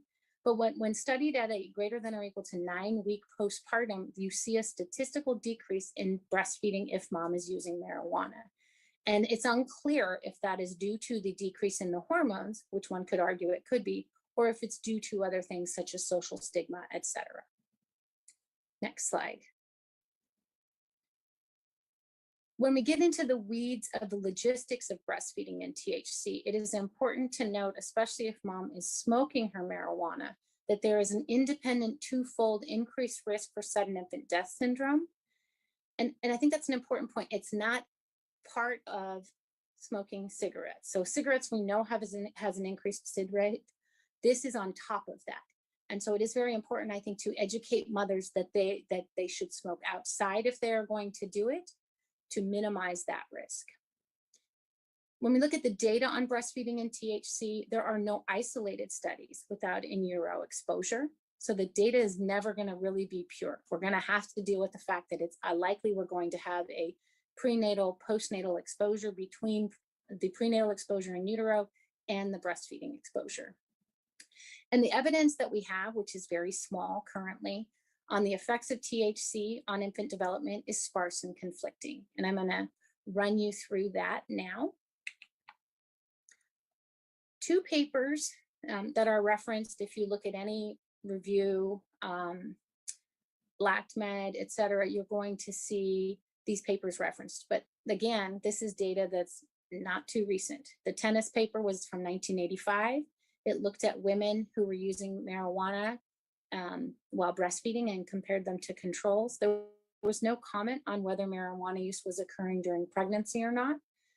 They assessed the babies at 1 year with the Bailey scales of infant development. And for those who don't recognize the term Bailey scales of infant development, that is a assessment of an infant done about 6 months on onward until about 2 to 3. We use it in the high-risk infant follow-up clinic to assess fine motor and gross motor development, as well as psychosocial development as well. So it's one of the tools that we use consistently to evaluate infant development. In the tennis paper, they saw no difference in motor and mental development. When we moved down to the Astley and Little paper 5 years later, they had a little bit larger cohort of 68 babies in each group. Both groups, mothers used marijuana during pregnancy. The exposed group continued to use marijuana after in the first and the third month of postpartum while breastfeeding. They assessed at 1 year of age using the Bailey scales of infant development. They noted that at higher exposure, you saw a lower psychosocial developmental index, and as well as you saw a decreased motor developmental interest on the Bailey as well. So there's no difference, there's difference. And it's small data, so it's hard to really hang your hat on it. And it really hasn't been able to be reproduced, partly because I think it's very hard to recruit into this patient population. Next slide, please. So I don't have the time to run through all the animal data, but I'm going to give you the statements from 2 organizations about long-term concerns about effects on the infant. The Academy of Breastfeeding Medicine, which is an organization of physicians who support and advocate breastfeeding, in their review, noted that the number of studies that have found concerning evidence, both human and animal, outnumber the studies that have concluded no effect. A conservative approach is suggested until evidence can strongly support otherwise. The AAP, or American Academy of Pediatrics, in their clinical report, noted that their current understanding of the ECS, or endocannabinoid system, and its role in the development of neural circuitry in early fetal life also provides theoretical justification for the potential of marijuana substances, particularly THC, to affect neurodevelopment. So there's concern. Next slide, please. So what are the current recommendations? And I'll start with Hale. He's the guy out of Texas with the Infant Risk Center, or Mommy's Meds, or Milk and Medications. And he has the rating scale of L1 through L5. I'm imagining that many of you are recognize that scale.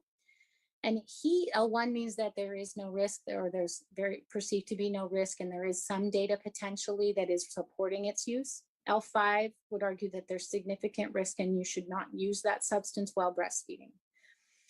L4 is often considered one that you shouldn't use while breastfeeding as well. So he's saying limited data, possibly hazardous.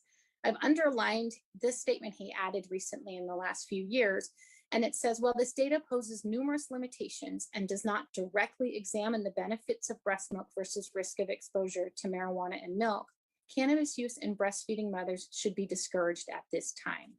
And I think his point is valid in that there's a benefit to breast milk. We know that long paper from 2012 from the AAP with the graph that shows all the different percentages of improvement in milk in outcome when you're exposed to maternal milk. But then there's a risk to marijuana that we don't know.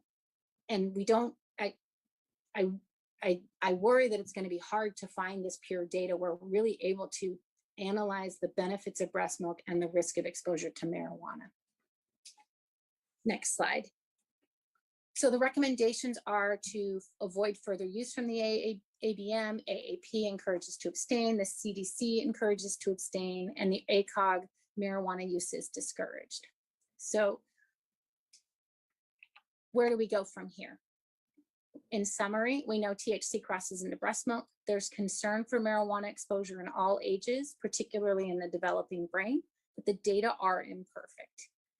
Realistically, excellent data sets are not likely coming, at least in the near future. And we're looking at if we think impact is of an executive function, we have to wait until these babies reach an age where they're actually utilizing executive function, which is going to be closer to 8 to 10 years, and then seeing what that looks like in fallout.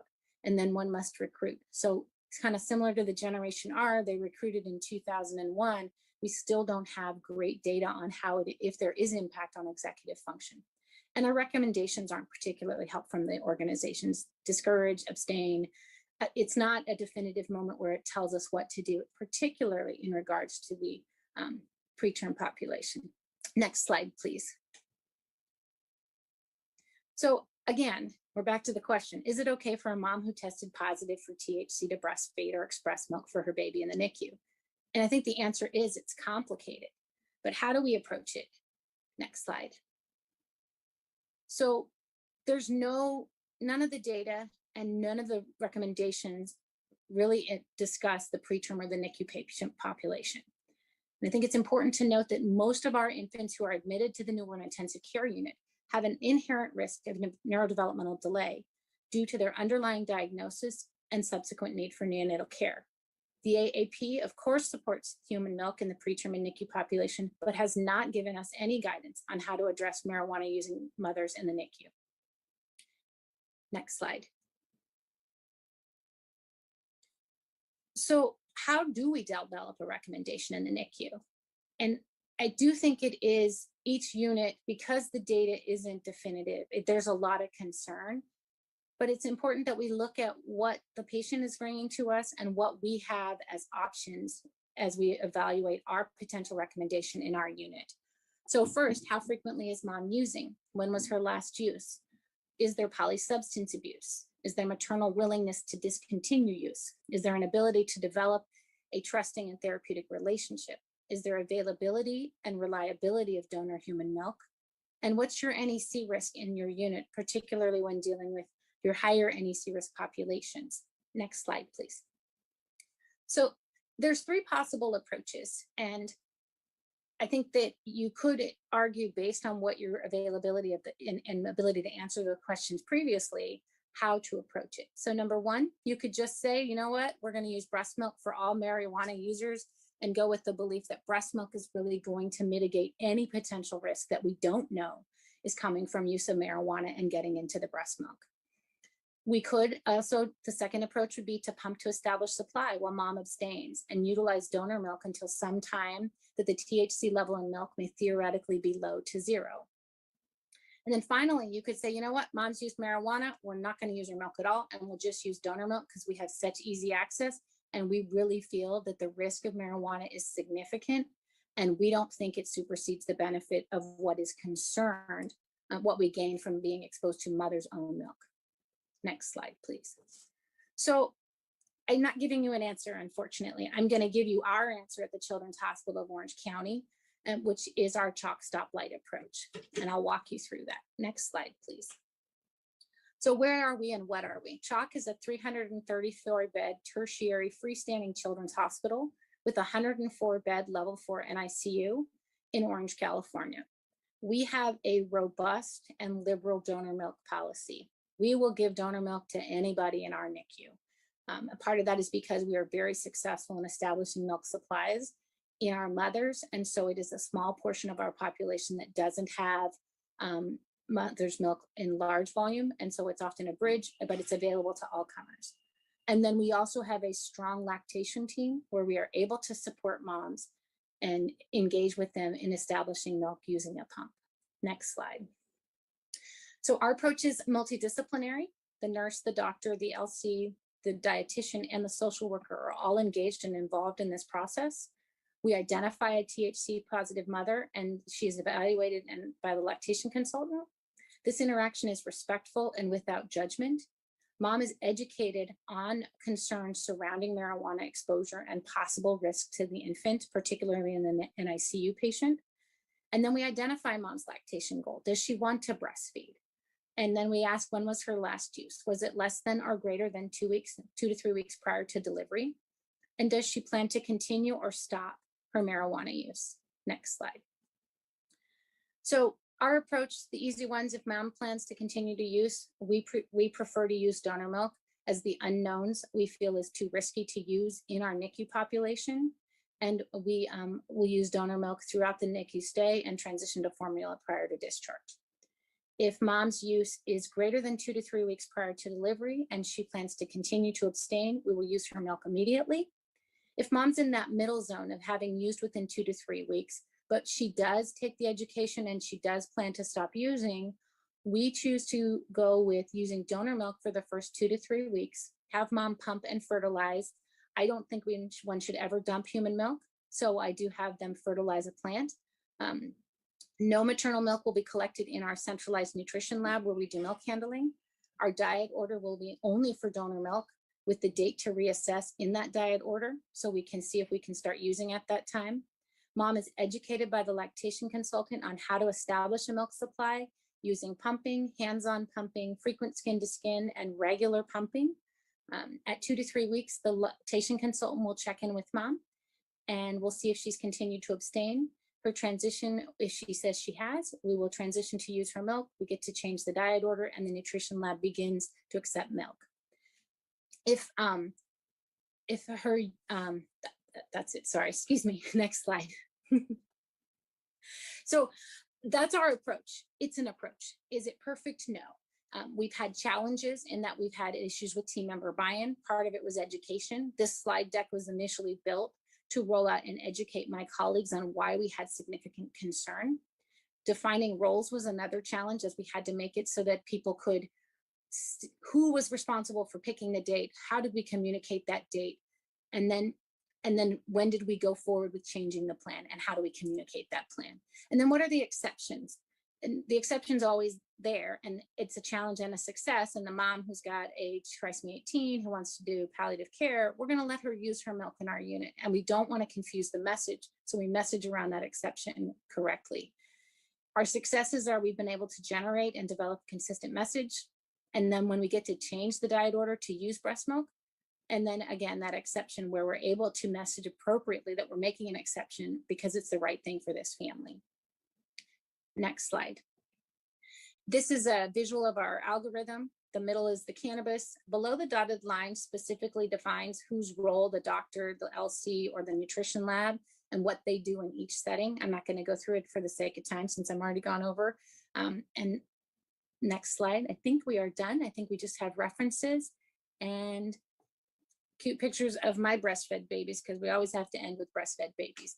So I thank you for your attention, and I look forward to our discussion. Thank you so much. So I'm going to actually start with Q&A and give people, we've had almost 150 responses on the survey, which is great. So I'll give you just another, like a minute to do that if you haven't. The link is there on the screen. But to kick off our Q&A, what are, and there are a lot of them, so I'm just sort of choosing ones that we haven't really addressed yet in the conversation. What are the legal ramifications around this topic? So some things that were brought up. If you withhold the mother's breast milk, is that a problem? Or what if there are adverse effects for the infant from using breast milk that has THC in it? What about CPS involvement? Yeah, could you speak to that a bit? Yeah. I actually I've had this come up from colleagues saying, well, you know, the recommendation, do we have legal exposure because we refuse to use the mother's milk? And I've actually even run it by our risk folks to just make sure that we don't have legal exposure, because it seems to make sense that if we're going with the conservative baby's best interest, and the general, because the recommendations are abstain, discourage, basically do not use, we are okay with following those guidelines, and it is there is no risk from a legal standpoint from their perspective to use donor milk and not use the mother's milk, which makes sense if you think about alcohol. You're not supposed to, you know, really shouldn't, but you're discouraged to not use a ton of alcohol during breastfeeding. If I have a mom who's a severe alcoholic, I'm not going to use her milk as well. And when we look at things like allowing moms to use, I think the important thing is that if your unit needs to proceed in that fashion because you have low, you don't have availability of donor milk, and you have a 24-weeker and a high neck rate, you're probably going to choose to use that milk. You're going to educate the mom extensively, saying we need to use your milk to decrease the risk of death or severe complication from necrotizing enterocolitis, but we really think you need to stop, and here's the reason why. So I think as long as you disclose and educate, I don't think there would be liability from allowing use if your unit is in the situation where it makes more sense to do that. Referring to CPS, I think, tends to be more social work and unit practice. I think that there's often, if there's use, that referral will happen, often more just to check into to whether there's a file on the family, and to make sure that it has been communicated if there's concern. It's often more than just the THC use alone that gets a call to CPS. Thanks. A couple questions about CBD oil. You mentioned that at the beginning. Do we know anything about CBD in breast milk? Not really. And I think part of it is we're still getting just the minimal teeny amount of THC data. So my hope is that we will see that coming as CBD has become a very popular product that people are using for almost anything at this point in time. I think it is important to note in my review of all the literature, and I will say this talk was very narrowed down. I could have gone on for 4 hours. So there are things that I didn't go into, but in looking at CBD, oftentimes when you look at the product of CBD, it's still, even though they're trying to purify it out, there still is THC in that product. It may be a small amount, it may be more depending on how pure, how good their process is, but inherently there is THC with the potential to test positive as well. A couple questions about the mom, and if she stated that she is abstaining or planning to abstain, do you take her at her word, or do you do some sort of toxicology test? Thank you. I was running out of time, so I kind of glossed through that. I do not. In our group, we do not, because we believe in developing, the multidisciplinary team believes in developing at that therapeutic relationship. And so we work actively with moms and say, you know, we develop that relationship. The LC is working with that mom to establish and maintain the milk supply until we're ready to use. And it's an eye-to-eye conversation of, okay, have you stopped? Remember, we talked about the risks. Are we good to go? I do find that oftentimes moms that are not able to abstain, the nurses already have their antenna up. And if you respectfully question them on it, they'll own up to it and say, you know what, I couldn't abstain. And oftentimes they, based on their aversion to risk, will stop pumping because they can't stop using or utilizing the marijuana. I think this is part of it, goes along with it. Do you have parents sign an informed consent to use their breast milk if the mother is using marijuana? Since we don't use mom's breast milk when we believe there's a significant amount of marijuana, we do not. I'm not a fan of signing consents, the whole consent for formula and the term population as well. I feel like it's more respectful that we have an educated conversation and have that trusting therapeutic relationship. When you pull out a form that says you sign this saying that I told you you're going to hurt your baby using your milk, I think it undermines the whole process of being in the newborn intensive care unit and supporting both the baby and the family. And oftentimes when you advocate and say, this is what's best for the baby, most people will say, you know, unless they're chemically dependent, they're going to go, okay, wait, I don't want to take cough medicine. I don't drink coffee when I'm pregnant and breastfeeding. And so I think it can often, if you explain that there's concern and data, the problem that we suffer with, which I didn't talk about, was this perception of safety, because legal is safe. And that is a component that we do have to address by educating them on what is known and what is concerning about THC exposure and the developing brain. Thanks.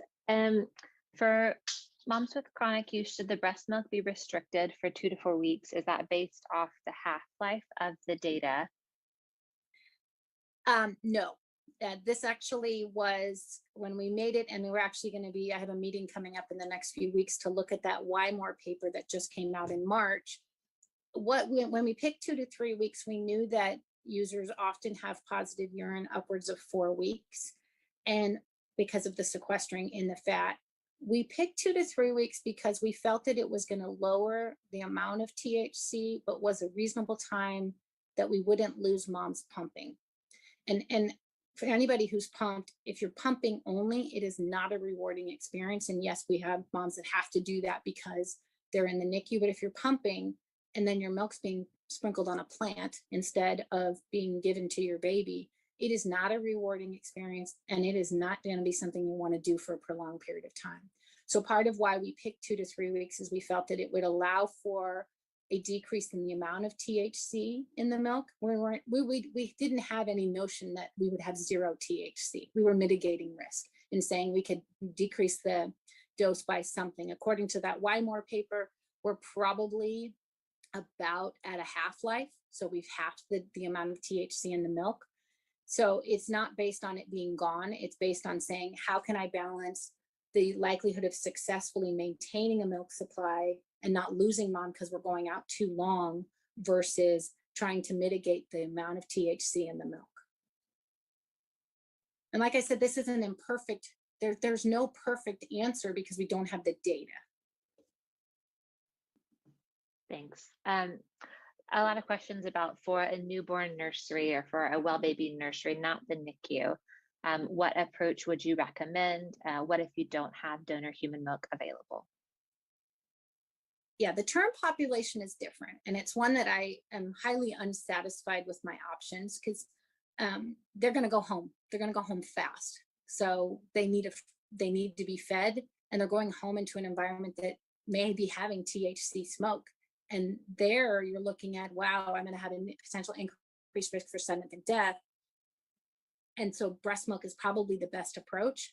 I believe that mothers should be extensively educated in the nursery and really given the understanding of, okay, there's risk to your baby, and taking it into you're advocating, we're doing the right thing for the child, and really educating on, hey, in your pregnancy, what did you, and I think the approach needs to be, in your pregnancy, what things did you not do because you were concerned about it potentially affecting the baby? And then when you educate them about the marijuana and say, we believe you should not breastfeed when you're using marijuana and would ask you to stop, but we do know there are benefits of breast milk. So in my experience, I don't develop those policies, but the approach is to educate and allow to breastfeed, when to establish milk supply, and knowing that the benefit of milk there may be more helpful than the exposure, especially if you can get mom to stop, and you would just tolerate the fact that there would be exposure until that dose is out of the milk. Thank you so much. We have so many questions coming in, but I do want to make sure we have the time. So this is out of 168 responses. So I'll just go over this and then I'll turn it over to Bob to give us a wrap up. So what is your role in the hospital? Obviously, it's really varied. Lots of, looks like RNs and MDs and lactation consultants are the top. Does your NICU have written guidelines regarding breastfeeding or the provision of breast milk? It's really split here. You can see yes is about 40%, no 30, I don't know is 30. Does your hospital test for THC? Pretty much yes, in both the infant and maternal toxicology screens. If a mother admits to current THC use or has a positive toxicology test and no other drugs, would you allow her to breastfeed or provide breast milk to her term infant? The top answers depends on a case-by-case basis at 38% and then 31% yes.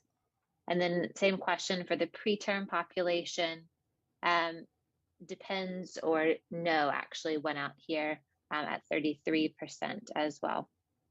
And then at your hospital, is it usual procedure to consult with CPS when a mother has a tox screen that's positive for THC but no other drugs? Yes is listed at 38 and no is at 38. So we're almost at a tie there. So we just wanted to share that to provide a little bit of context about the audience on this call and what your fellow healthcare providers are doing and practicing. So Bob, I will turn it over to you. Thank you, Caroline, and this is Bob Castro. I'm the NICU Medical Director at Salinas Valley Memorial Hospital and one of the Maternal Exposure or MADEX co-chair. Thank you, Christine. That was a wonderful presentation. It's great to hear from a fellow colleague who also has trained at Harbor UCLA. You remember that, Christine? Also glad to hear that you were only 8 years old in the 1980s and appreciate the Ridgemont High reference. Thank you to all participants for completing also the pre-webinar survey. Please remember, we are still hoping that your center, if it's not already participating, will participate in the statewide MADEX database. My and other centers who are participating have learned so much on how we can better care for infant exposed to substances in utero. We have started focusing on opiates, but as one of the MADEX co-chairs, along with Lisa Chai, Angela Wong, and Pam Aaron Johnson, we are discussing expanding the database in the future to include other substances exposures, including marijuana and amphetamines. But this can be done already at your specific center. So please reach out. We would love to hear from you. You will receive a link to an evaluation survey for today's webinar. Take a minute and complete it so that we'll know what you appreciated and what you would like to see in the future. Thank you for prioritizing and participating today. And a special thank you to Caroline, Tony, Nolan, along with their CPQCC colleagues for all of their services making the Maddox database a progressive success. So thank you, everybody. Caroline? That's all, folks. Thank you so much. The slides, I don't think I showed this, the slides can be available here. They'll also be sent around in a follow-up email link. So be on the lookout for that. Thank you, everyone. This is Ashley Randolph, the host of the Ashley Randolph podcast show right here on Glo Preemies podcast. I am so happy today to have Bridget Baker with me. And hey, Bridget, thank you for being here. Yeah, we are so excited. We've really been looking forward to this. Yes. I cannot tell you how many times I have gone over topics like the one we're going to go over today. In case you guys are wondering, she is from Booked, Bagged, and Tagged. And not only is that a great podcast, but they're all about crime stories and safe havens for babies. And I mean, you guys are going to love them just as much as I do. Oh, thank you. Bridget, do you want to tell everyone a little bit about you and your husband? Because you guys are a duo, which is like so perfect to me. We are. Your podcast.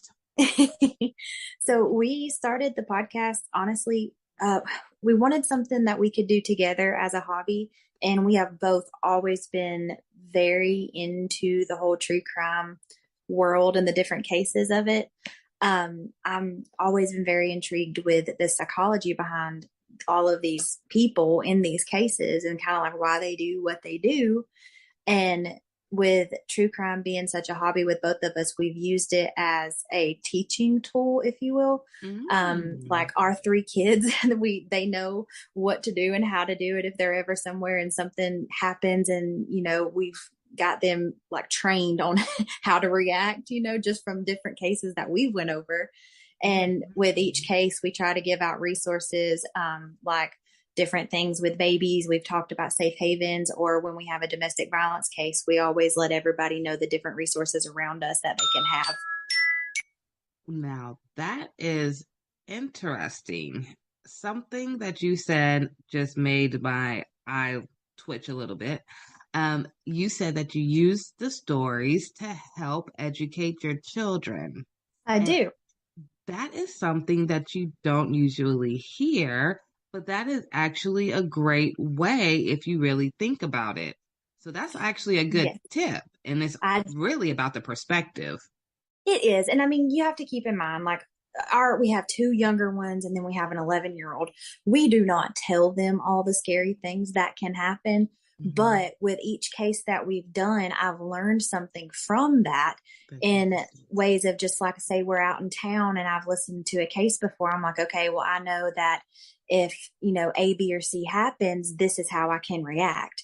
And so I've made sure that even our youngest knows their address. They know our full names, not that we're just mommy and daddy. And they can, do what they can tell somebody what they need to tell them if they're ever in a situation to where we're not there. So we've used that to just make sure that, we are keeping our kids as safe as we possibly can, because I mean, it's 2022. This world it's a lot now. Yes. Way different than 10 years ago or 20 years ago, I will say. Absolutely. Now, that actually brings into our topic today. So we're going to talk about safe havens. And I know that that's something that is truly, truly, really close to your heart. Do you want to go ahead and lead the conversation on that? Yeah. So every state, it's a little different, but for the most part, the idea is the same. So what they do is a safe haven is basically a place to where you can take your baby, and it's where, like, because there were so many people out there who were abandoning their babies and something would happen to the baby, or people who didn't know they had other options. So we made up these safe haven laws. So like in Georgia, where we are, you have up until the baby is 30 days old, and you can take the baby to like a medical facility, a fire station, a police station, and you don't have to show proof of identity. You don't have to show any addresses, and you can leave the baby there, and you will not be asked any questions. Nothing will happen to you. You're basically surrendering your parental rights when you hand it over by saying, I can't do this, here's the baby. And that is the safest, alternative to leaving the baby somewhere, or, in some of the cases I've looked at where it just goes the worst possible scenario. Right, right. So the key word I heard you say was you will not get in trouble. No, you will not. Like I said, in Georgia, you can take the baby to a safe haven up until it is 30 days old. And then after that, you can still take the baby, but you would probably be asked to show some form of identity. In Georgia anyway. Now I think there was Tennessee. I think they had one that was a little longer, a time frame, but it's just a way of saying like, okay, let us help you. This is the best thing that we can possibly do for you and this child. No questions asked, basically. Right. I love that. No questions asked. We're here for the baby. Now, Yes. as far as let's say a mom drops off her baby and about maybe a month or two goes by and she decides she wants her baby back. Do you have any resources or educational tips or anything you can give to those parents? In that situation, what happens when you surrender your baby? Basically, you're saying, I cannot be this child's legal guardian anymore. So it is a form of you handing over your guardianship or parental rights. Now, to get that baby back, you would have to work with family services and things of that nature, just because, you did surrender your parental rights with it. Right. I'm not saying that it's impossible, but you probably it would take some time for you to get the baby back if that's what happened.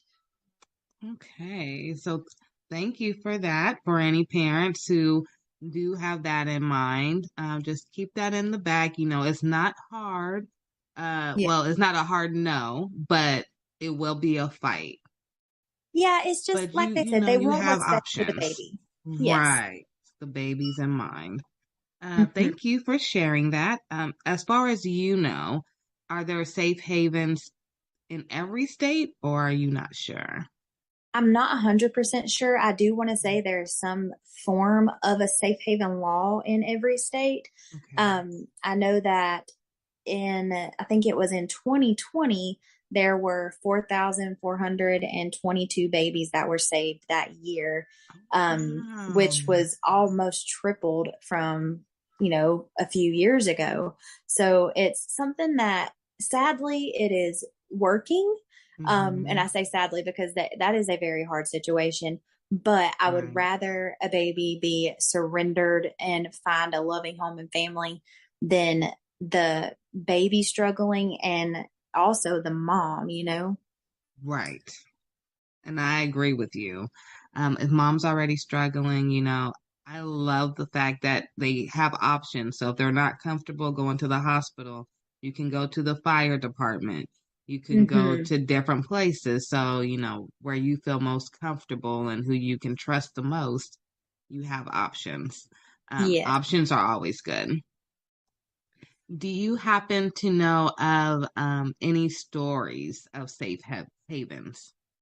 I do know that. So it's not technically a safe haven story, but it is one where the law enforcement and the fire station people, they just kind of went above and beyond with it. And the footage from this will just make your heart feel. Actually here in Georgia, I want to say it was 2020.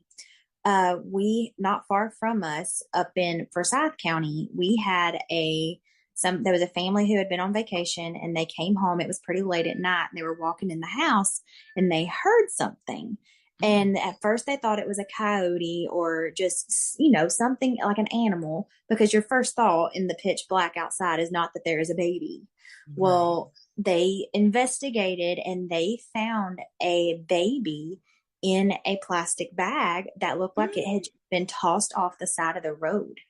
And, they immediately just kind of jump into action, and they named her, I think the hospital named her baby India. You can look it up. It's such a heartwarming story. She's now adopted and in such an amazing family. But the part of this whole story, you can look it up on YouTube, and it's the baby India body cam footage. Mm-hmm. And I don't think I saw one woman in the whole video, but the way that these police officers, the man that found her, the EMS that was on the scene, the tenderness and the loving care that they took with this baby was the absolute sweetest thing I've ever saw. It will melt your heart listening to these grown men do their absolute best that they can for this child in that moment.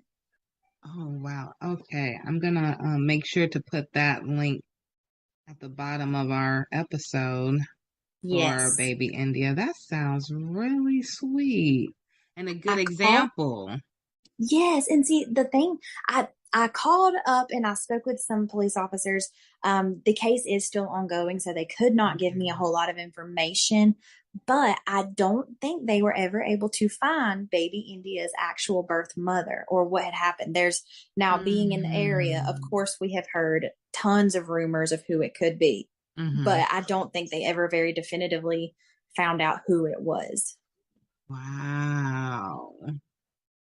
Yeah. That's a touching story. It is. It is so nice to see like how good she's doing now, because the way that the community came together in that time, they posted a picture of the baby on social media, and basically they were trying to find anything out, like, who could this baby possibly belong to?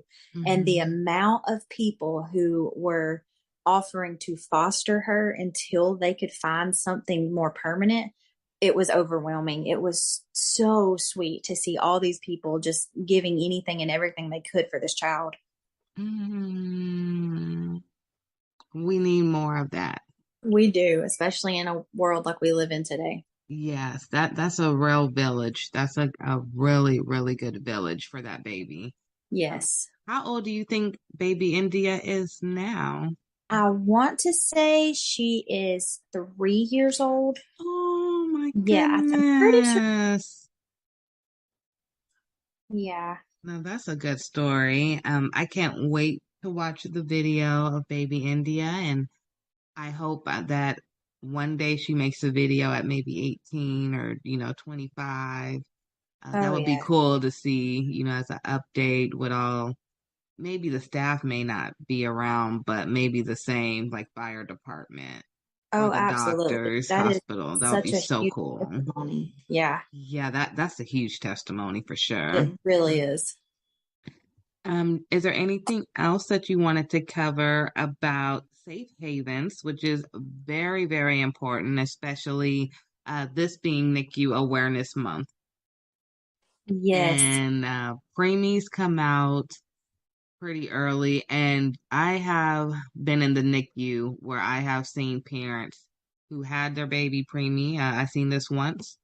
They had twins, and the parents never came back. Oh, and so the godmother, she was coming in to see the babies, and she was there like she was the mom. And I remember the nurses always asking, where's mom and dad? And she was saying, I don't know. So I don't know what happened after, because my kids did leave, or my son left before the twins left. But it always stuck in the back of my mind, did godmom have to take the babies? Because I never saw the parents, and it was like 2 weeks. So, that's the story that always stuck with me. So I'm glad that you brought up the safe haven topic, and I know that they do have it here in California. So if they did leave the children at the hospital, like you said, they have that right, I think here it's the same 30 days, if not longer. I'll have to double check. But the parents have that right. So thank you for bringing that up. I do want to talk to you about one more topic. Okay. I have to ask you, where is Irene? What is going on with her case? I know her family made a website called whereisirene.com. Yes. I've been following it closely, and initially, this is why I reached out to you, because this story was so mind-boggling to me that I had to get you on board. Yes. What is your thoughts with Irene? Where is she? Where do you think she may be? Just tell me your thoughts and let's jump into this convo.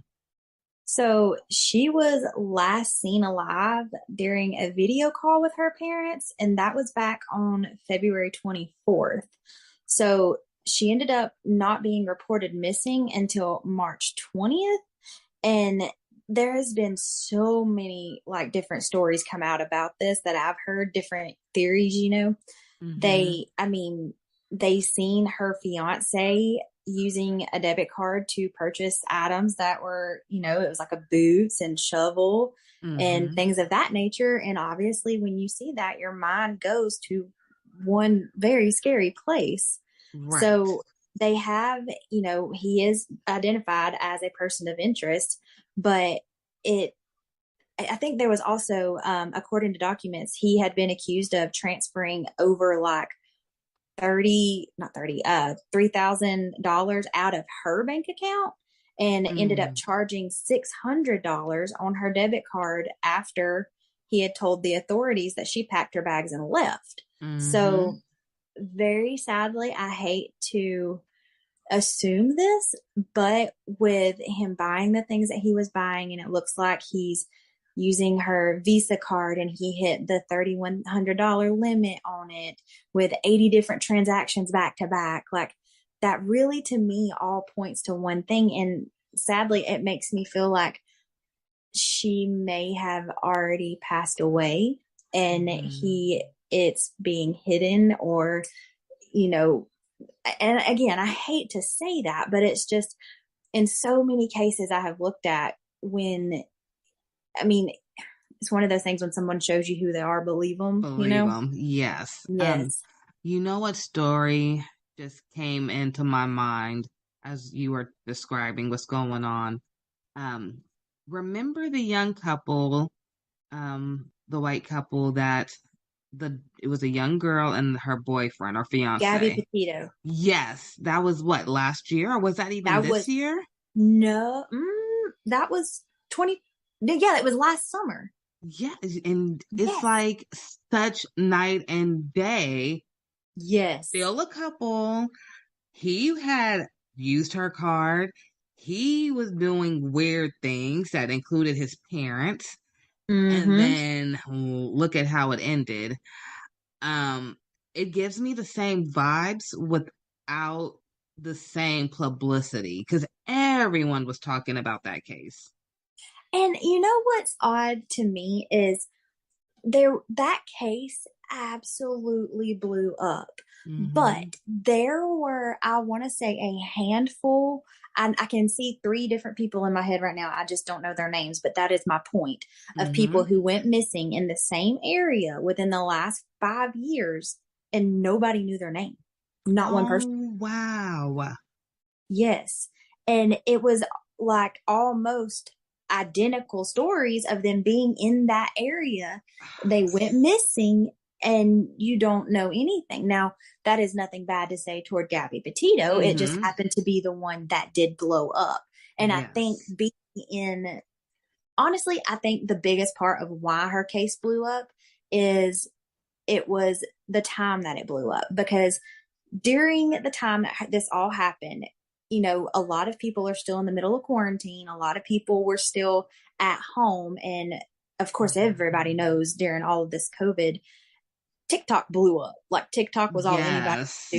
And I think that is the biggest reason her case blew up, is because it got onto TikTok and everybody on TikTok, it like spread wildfire.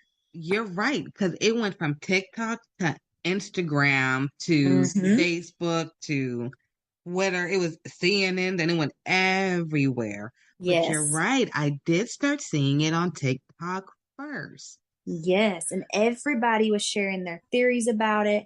And then, of course, like we were all following it. And then it's just like it kept going and going. And then everybody had their own theory about it. And it just like conspiracy theories came out behind it. And now I think they're actually doing a Lifetime movie about her. I knew it. I knew it would come. Oh, yeah. I always said that. As soon as they found him, they said it was his body. Okay, now I'm gonna ask you this, and then I know we're off the topic, Irene. I promise you, honey, we're coming back to you. When they found what they said was his body, or was it his bones or something? Yeah, it was remains. Do you believe really in your heart that was really him, or do you think they were just trying to close this massive case that just got way too big? I don't think it was him. Now, I said the same thing. It's the rate of decomposition, even with him being in Florida where he was found in the swamp. I do not think they would have actually found anything. He was in Florida in the swamp. That's just somewhere. Hello. Like you're not gonna find like the elements and the wildlife down there is unlike anything else, I really don't. And also they found skeletal remains, and he returned home on September 1st of 2020, and then he goes missing, and I think they found him on September 9th. And he had just went missing on September 1st. There's no way all they found was skeletal remains. That at the rate of decomposition, even though being out in that hot Florida weather would, exacerbate all of that, it's not going to be just skeletal remains. That's what I said too. I said there's no way. No, not at all. But the case disappeared just that fast. But I just knew that no, there's something still not right. No, I agree 100% with what you said at first, it being something that it got too out of hand and they had to shut it down. Yes. I think he definitely killed her. He ran home to his parents, and whether it be them or whoever helped him try to get away from all this. I don't think what they found was Brian. Yes. I don't. Ironically, I kind of feel like it was a coincidence, like a wacky coincidence. I know they found some of his items, they said, in the area. Yes. And I believe that he did go through that area possibly, and he may have dropped something. Absolutely. It just happened to coincidentally be where somebody's remains were, unless they planted it there. But and didn't they say they had found like a notebook of him confessing to everything? And I believe that's what I was referring to, because I remember them saying it was like a book or something, and it happened to be in the area. And I'm like, that's just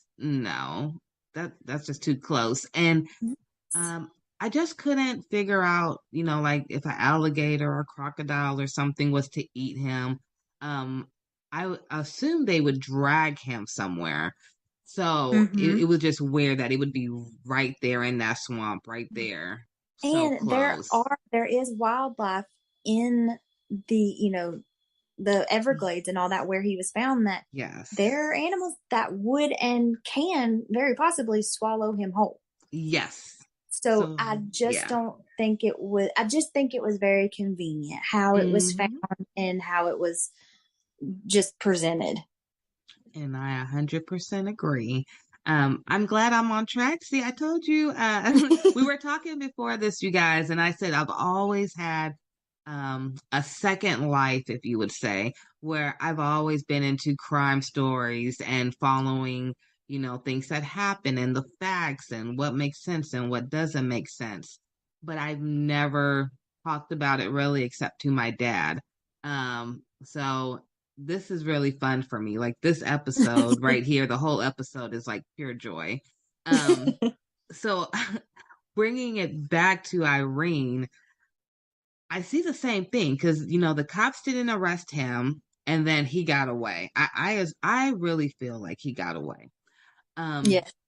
Now I know the guy in Irene's case, her boyfriend, um, he went to jail and bonded out. Yes. Even though all this evidence, just like Gabby Petito's boyfriend, all their evidence is like almost similar. Both use Oh bank yeah. accounts. Both, they're He staying with deleted them. her email. Yes. Mm-hmm. And then there was the fake text messages, they believe, that came to the family. I think it was right after they last talked to her. And then that Yeah. reminded me so much. Like right now, I'm thinking of, I think Gabby Petito, like they were saying her Instagram wasn't the same caption and writing that she would use. And so Yeah. it's like things to throw people off. And it's like, how can you let someone else walk away? Especially for Irene, because Yeah. she was going to be a nurse, I know, and Yeah. She was. she was I only mean, it's just 32. one of, yeah, and it's just like this is like you said, it's almost identical, and it's like, are we really going to do this again? Yeah, and it's like I hate to say it, but it's like a slap in the face. Like, yeah, we know what happened the first time, but this time it's not as big. So we'll just let the facts roll out however they come out, and if they ever come out. Mm-hmm. Um, Now, something in me tells me that she may be somewhere close to where they lived. I don't know Yeah. why. I don't have no evidence to prove it. But I always go back to, and you may know this story.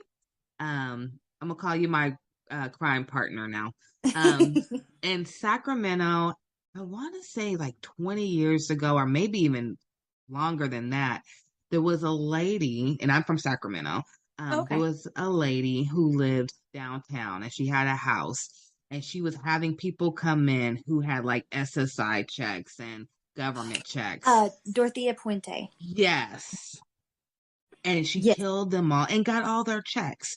And I almost have like the same mindset for him. Like he used her and then he obviously took her money and Mm-hmm. then nobody knows where she is. And I almost feel like she has to be somewhere by that house. She has to be. Yes.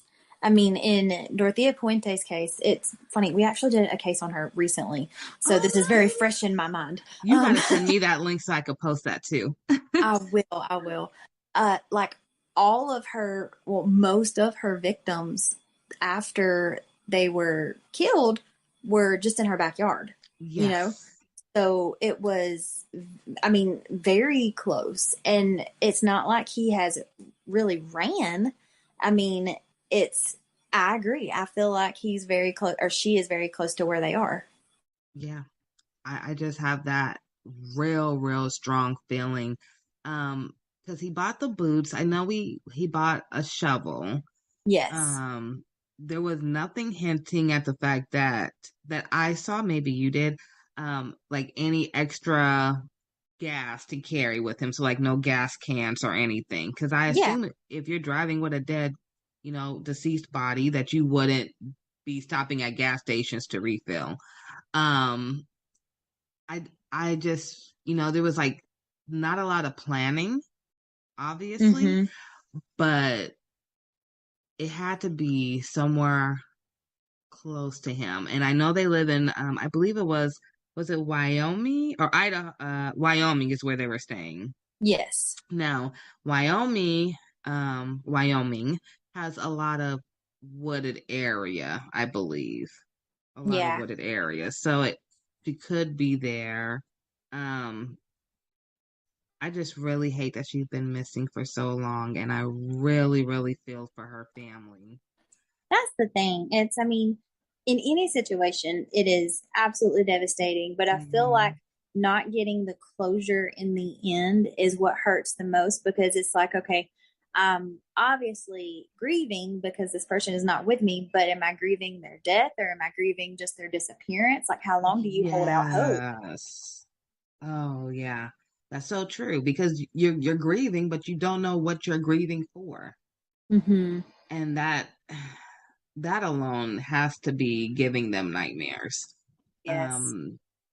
I And I know know that that, they were yeah. talking about like neighbors had told police that they noticed him burning a 55-gallon drum that he had purchased the day of that final video. Really? Yes. So the shovel, the boots, him burning something in this 55-gallon drum. And it was the same day that it was that February 24th that she had talked to her mom and dad. So, I mean, it really makes you think like, okay, was she killed that day? And that was him disposing of the remains.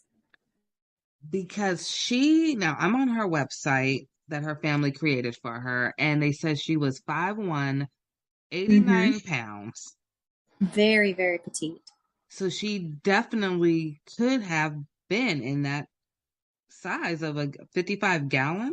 I Yes, think she would be able to fit in that if. absolutely. No, I did not know that part. Yeah.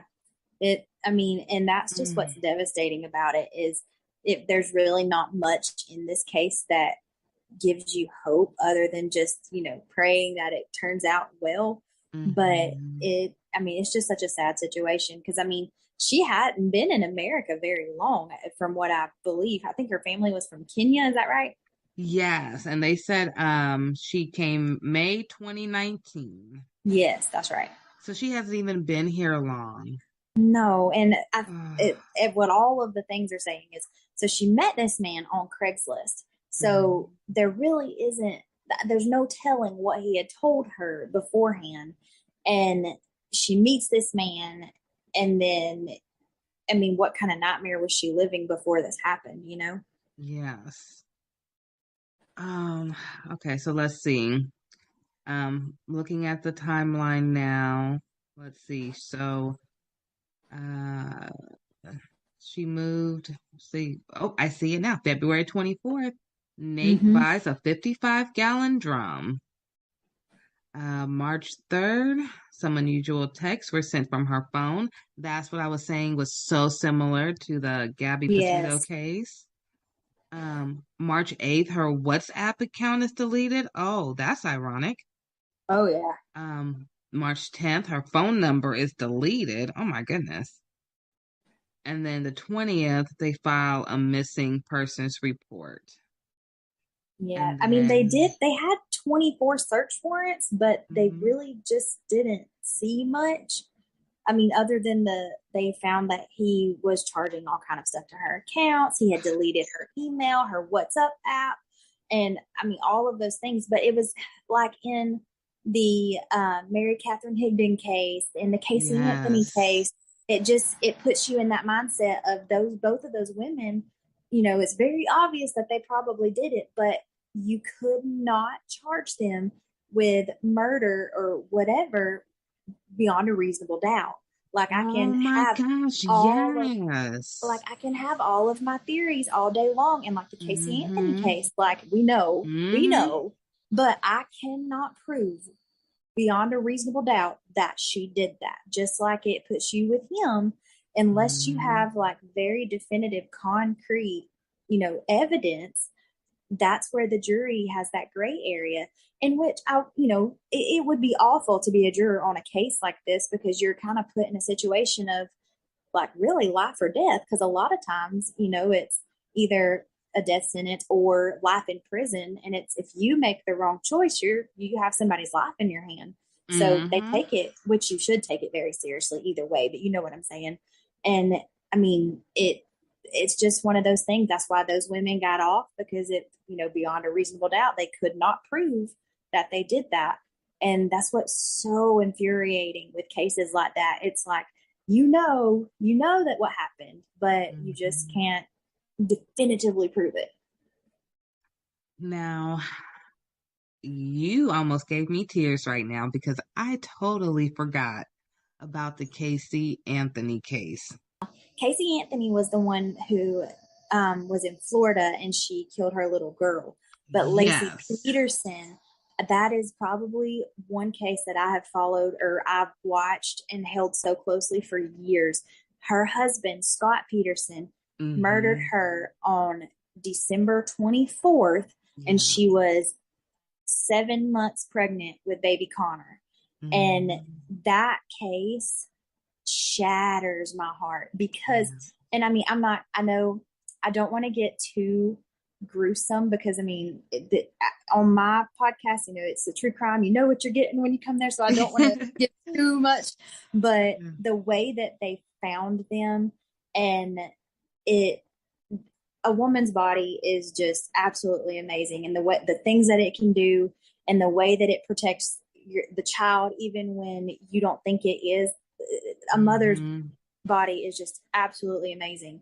And when they found Connor, the level of decomposition on Connor versus Lacey's body was astronomical because her body had protected him and he stayed in utero for a very long time. So he was at a different decomposition rate than she was. And I will never forget when they found the baby body. No. I just remember like so vividly, like the whole case. Yes, Lacey Peterson. And because it happened so close here. So of course, you know, it was like all day on our news, 24/7, the whole thing. And I remember even being at a young age, I remember him just walking around acting like he cared, acting like he really didn't know where she was. Yeah. And then the whole time he had an affair and he had a whole nother life going on. And I remember looking like, this was like the first time I realized that people had, to me, split personalities before I knew it was called split personalities. And I was like, how can you live two double lives and then sit there with a straight face to the cameras, to her family, to your family, and say, I don't know what happened? So the Lacey Peterson case is actually what the book Gone Girl was kind of mirrored after. Now, if you've read Gone Girl or if you've watched the movie, the ending is different. I will say it, you know, Lacey is obviously the victim in the true crime case, the real case, but you just got to watch Gone Girl to understand what I'm trying to say. But I don't want to give away the ending, but it really kind of, it put it in perspective a little bit better when you're watching everything that's going on. And of course, in my mind, I was constantly thinking about Lacey and Scott. And I'm just like, the narcissistic, like, behavior behind the entire case, throughout the whole case, that Scott was like, I'm not going to get caught. You know, they're not going to look into me. Or the fact that he could turn on those tears at the drop of a hat. I was like, there had to be more going on at home than Lacey had said anything to anybody for it to take a complete 180 turn. You know what I'm saying? And it's just I so actually said that now that I'm older and, you know, I work a lot with families and families with babies, most of the time it's arguments that went too far. Yes. And so when I look at Lacey Peterson, which I hope did not happen with Irene's case, you know, somebody usually gets fed up. And so maybe Lacey found the pictures of the affair, or, you know, there was something because it was getting close to Christmas. Yeah. Maybe she found a gift for the other woman and she went bonkers, or some money was taken out and she saw it was at a store that he shouldn't have been shopping at. Anything. And that whole like scenario right there is exactly what happened in the Chris Watts case, where she kind of found out she was pregnant, and she found out about him having an affair while she was away, and he killed her pregnant with their son Nico, and then he killed their two babies. And they were, I remember, 2 and 4, 3 and 4, something like that. And there's a video of the youngest one singing that Coco Melon song about my daddy is a hero, and knowing how their lives ended. It's so, I don't understand. Like, something that, you know, I know beyond a shadow of a doubt that I was put on this earth to be a mom. I have I'm just a motherly spirit. I've raised my siblings and our 3 boys. And, you know, that's why I think I've held the baby cases and the cases with these children so closely, because I don't understand the kind of person who could do that. But I read somewhere, what was it? I can't remember who said it, but they said something along the lines of, I don't understand how somebody could do this to a child. And the police officer turned around and said to them, you know, as long as I've done this, I've had people ask that question. And the second you can answer that question is the second you turn into that person. So I stopped asking myself that question. And I'm like, yeah, there's some things that you just can't explain. And it's better to stop trying to ask the question and just be the one that gives the resources and has the hand held out for whoever needs the help. So these babies don't have to keep suffering through the lives behind the curtains and behind doors that their parents are hiding. Now, that was a good way to bring both topics together. I must say that. See, I told you guys she has a good podcast. You guys have to watch it. Thank you. I am just so happy that, you know, I was able to bring some awareness to Irene Gakwa story. Beautiful Black woman. I hope that this helps people look for her. If anyone has any information out there, please contact the Gillette Police Department. And you can also contact the National Missing and Identified Person System. And I'll make sure to post the links below. Bridget, I wanted to say thank you again for our wonderful episode. You are more than welcome anytime. I mean, we can talk about these stories all day long.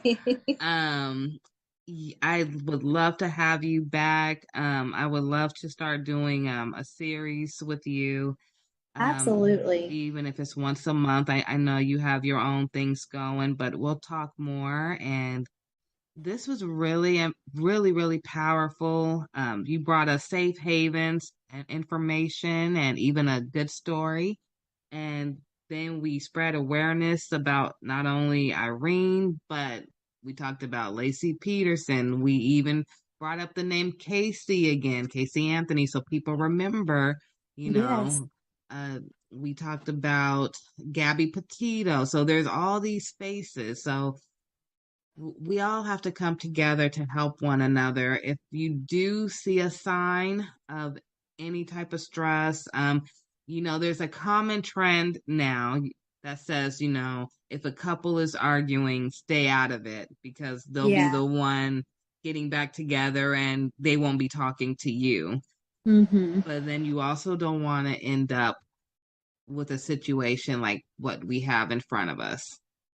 Exactly. And you have to remember, like, domestic violence, it is not always black and white. There's a lot of gray in there. But at the end of the day, you have to say, you know, do you want that person maybe a little angry with you that you stepped in, or do you want to get the phone call that you never want to get? Exactly. Another good resource is the Crime Stoppers USA. And it's just like, it's a 1-800 number. You can add the link for that, of course, but they are always taking any tips or anything out there for any cases. Yeah, thank you for that. Please use these resources, guys, if you need to. Crime Stoppers is amazing. I do know that. And hopefully we can find Irene. I do have one more question for you before we leave here today. And I hope we don't come back on another episode. And I said, oh my God, you were right. The 55-gallon barrel that they found. Yes. From now we know you're not exactly, you know, forensics or anything, but from what you have went through with your stories and background, if she was in there, do you think they would be able to possibly find some DNA on that barrel proving that she was there? They can. It's absolutely possible that they could. It just really depends on what condition that the barrel is in now. Like blood and different things like it depends on the surface. Like with cotton or, fibers of that nature, it's near impossible to get anything out of because of what it is. But as far as like a barrel, you can bleach that, you can clean that, but then that changes it would show something completely different that they could kind of detect if there was bleach in there or not. Mm-hmm. But I would say that it would be very, very hard to keep absolutely everything off of that, or to clean everything off of that. So I think that you very well could still find something in there. Well, thank you, Bridget, for answering that.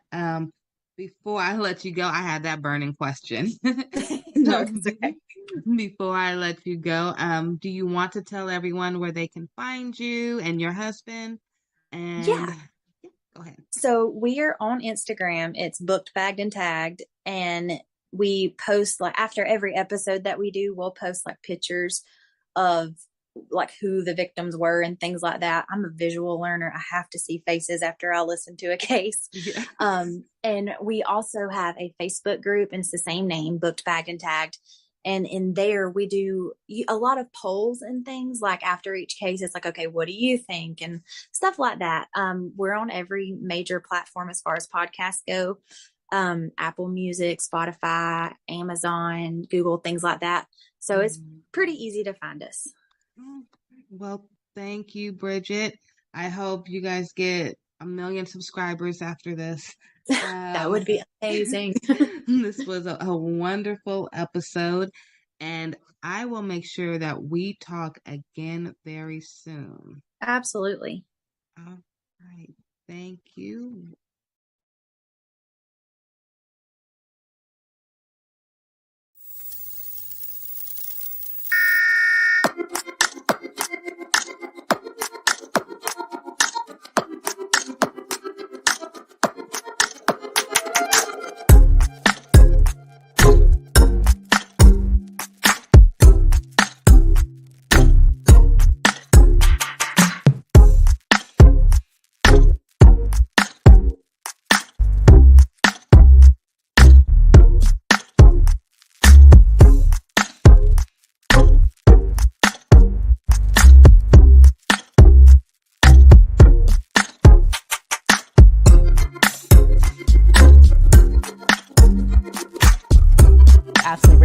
Founder of GLO Preemies and co-founder of Alliance for Black NICU Families. Welcome to AM Buffalo, ladies.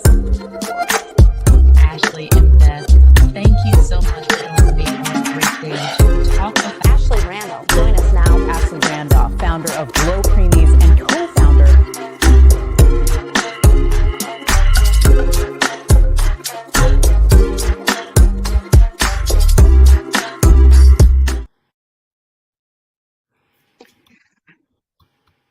Good afternoon, everyone. Thank you for a new episode of the Ashley Randolph podcast show.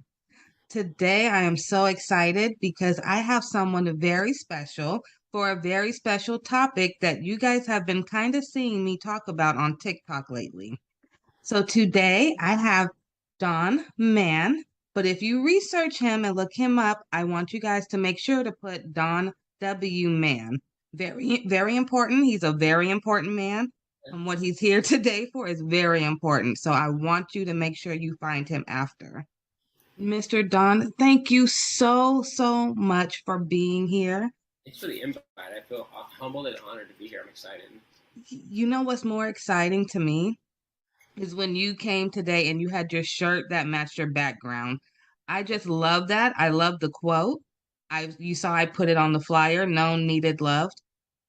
I mean, it's 3 words that really any kid needs or any parent would love to hear, even from their own families. Yeah, it's foundational, and it's really simple, but it's not easy to discover and own in yourself. So yeah, that's part of my story, and that's I love it. So now that you brought that up, you have me curious. All right. Can you tell us your story? Well, so I think like most people, we just try to live life. We wake up and we go with the flow. And so I grew up in the Midwest, was born in the Midwest. And then we moved to Florida, South Florida, when I was 8. And those are tough years of transition, because that's when you're trying to build out your friendship base, and you're learning your social and emotional skills. So when I got uprooted at those times, it was tough. So when I moved to Florida, I never felt like I fit anywhere. So I was just like an island. The friends I had, I really didn't trust. It was just somebody to be around and something to do. And then fast forward to the age of 23, I moved back to Missouri and went to the police academy. So I became a police officer, and I did that for about 10 years full time, and then 5 years as a reserve. About middle 30s, I decided to join the Federal National Disaster Medical Team as a security specialist. So we enjoyed deployments to Hurricane Katrina, some of those responses. So it was very interesting to be part of that. And, I had the great American dream. I wanted to get a great job, a great car, a great home, 2.3 kids, and live happily ever after, right? But it's nice to want that, but you have to know how to get it. So I didn't know how to get it. So as much as you want and you don't know how to, that creates a roadblock. So fast forward to 2011, I was in my fourth failing marriage. That's a heavy burden. And I had gone through a child custody issue.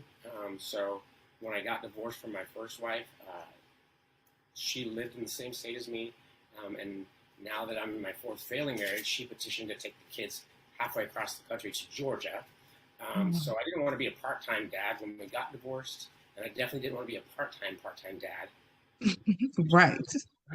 Yeah, I love my kids. I had a strong heart for my kids. Yeah. And then, it seemed like I fought hard. In hindsight, I wish I wouldn't have. Crazy, I know. But I'll never forget the day I was sitting on the couch and my attorney called me, and he said, "Don, I'm sorry, the judge is going to let her take them." And I was devastated. That was a sadness and a depression that I had no idea how to heal or how to work through, how to just deal with it. It was, I changed. That was the day I began to change and then start to spiral down because of those big emotions I didn't know how to deal with. I didn't know how I became the person that I was. I just knew I didn't want to be that guy anymore. So I left full-time law enforcement and became a full-time security director. So it's on the outside, life seemed great. I was living the social media life. It looked great on the outside. Yeah. But on the inside, I was broken. I didn't know who I was. I didn't know what I was supposed to be doing. I just knew that what I was doing, I wasn't doing well. And so I ended up getting fired from my job at the hospital. And but my wife was great. She put me through she put me through real estate school. Wow. So I became a realtor. I had a lot of drive, a lot of grit. I always wanted to be successful. But it was something in my past that's always held me back. I became a realtor in 2008, 2009 here in Springfield, Missouri. I won a Rookie of the Year award. But in the background, again, it looked great outside. I began to drink because those big emotions that I didn't know how to deal with. Alcohol is a great emotional number, negative emotions. But the problem with that is it also numbs out all the good times in your life too. And it often comes with legal battles. And so that's kind of what happened to me is, and the crazy thing is so my ex-wife ended up sending the kids back because it didn't work out with her. So in March of 2011, I had all my family there. I was making great money as a realtor. We had a 5-bedroom, 3-bath house with an in-ground pool. I just bought my wife a Mercedes. So on the outside, it looked like it was perfect. But on the inside, I was so tore up and so lost and broken. And I was March 9th. I was driving home in her Mercedes, and I was drinking, and I sideswiped a wooden fence. And when I got home, I looked at the damage, and that was the day that things got really dark. I just took this analysis of, you're a horrible father, you're a horrible husband, you can't keep a job, you're drunk, and the world would be better off without you. And so I was convinced. So I went inside and I grabbed my service weapon that was meant to protect me, and I shot myself at point blank range in the stomach, and I tried to take my life that day. Only by a miracle did I survive. I will say I'm glad that you did survive. I am too. You know, it's and because this is Mental Health Awareness Month, I wanted to add this little part in here. Yeah. I think it's important for people that are experiencing depression and maybe suicidal ideations, and thinking about suicide and thinking that that's the only way out. What happened to me is I knew in one moment that I wanted to die, but the moment I pulled the trigger, I knew I wanted to live so bad. Like I never wanted to live so more. I think it's helpful if if you think about that. Like, Yeah. You don't really want to die. You just want the pain to stop, and that's where I was. But then it was fear. You know, it was like I may have just taken my own life, and I didn't want to. Right. Right. And I love that you said that, because there was so much going on the inside that a lot of people didn't even really see what was going on. But like you said, you had this 5-bedroom house, you had the Mercedes, you had everything, but it wasn't what you needed to fulfill you. And, when you said, wait a minute, after everything, it was a fear. You didn't really want to do it. It was just, you just wanted the pain to stop. Yeah. I found myself in a deep, dark place, and I didn't like it. And I didn't know how to get any other way out. It seems like the only answer, but it's not. It's not. And the answer comes in hope. And I can share that a little bit later about the power of hope. Even in our darkest moments, we just get a little bit of hope. We can find the strength and the courage to go forward. I don't remember much after I shot myself. I got life flighted to a hospital here in town, and I woke up a week later in the ICU. And the emergency physician came in and he said, I thought you'd be dead on my table when they brought you in. He said, but I cut you open. He said, I looked for damage. He said, you nicked your bowel. I had to cut out about 6 inches. You'll have a colostomy for about a year. It'll be reversed and you'll be fine. And so I was like, wow, that's crazy. And then he starts to walk out of the room, and he stops and he turns around and he says, what I don't get is how a 9mm bullet that travels over 1,000 feet per second travels less than 4 inches and stops right before it hits your spine. No. Yeah. So being in law enforcement, I knew that 9mm bullets are made for penetration. They can penetrate up to 14 inches of solid plywood. So that was the day that God said, hey, I'm real. This is me. This is who I am. I had no doubt that I was here for a reason. Yeah. It's funny, the first picture that popped into my mind on that hospital bed that day was, I used to see a little picture of an old, dirty little girl in a dirty dress, but underneath it said, God don't make no junk. Wow. I was like, you know what? That's true. That's true. So, see, and it's moments like that you can't deny that he was there.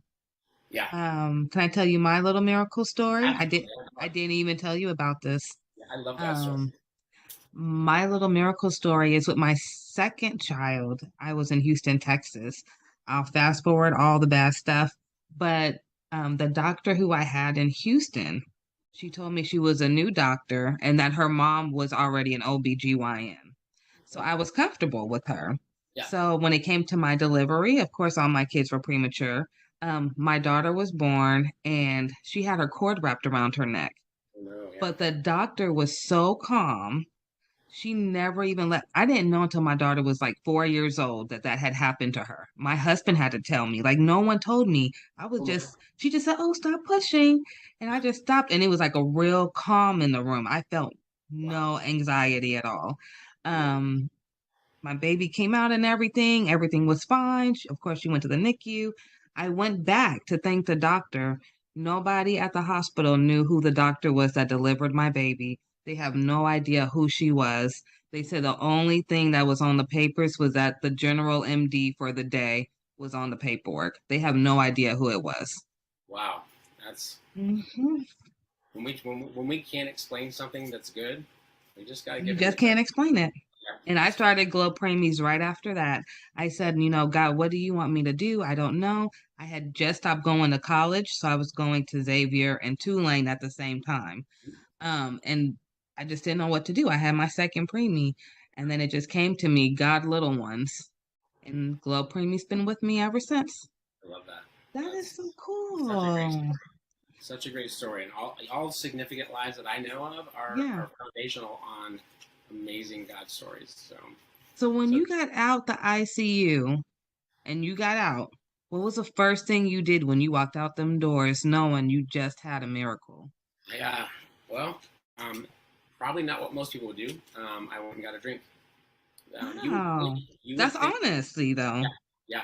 You would think that God showing up in my life like that would have like smacked me into reality, right? And just chase your purpose. No, I still had all that unhealed, unfaced internal pain, emotional wounds. And the crazy thing about pain and emotional wounds, we try to beach ball. We try to stuff it. It's kind of like stuffing a beach ball under the water. Sooner or later, it's going to pop back up.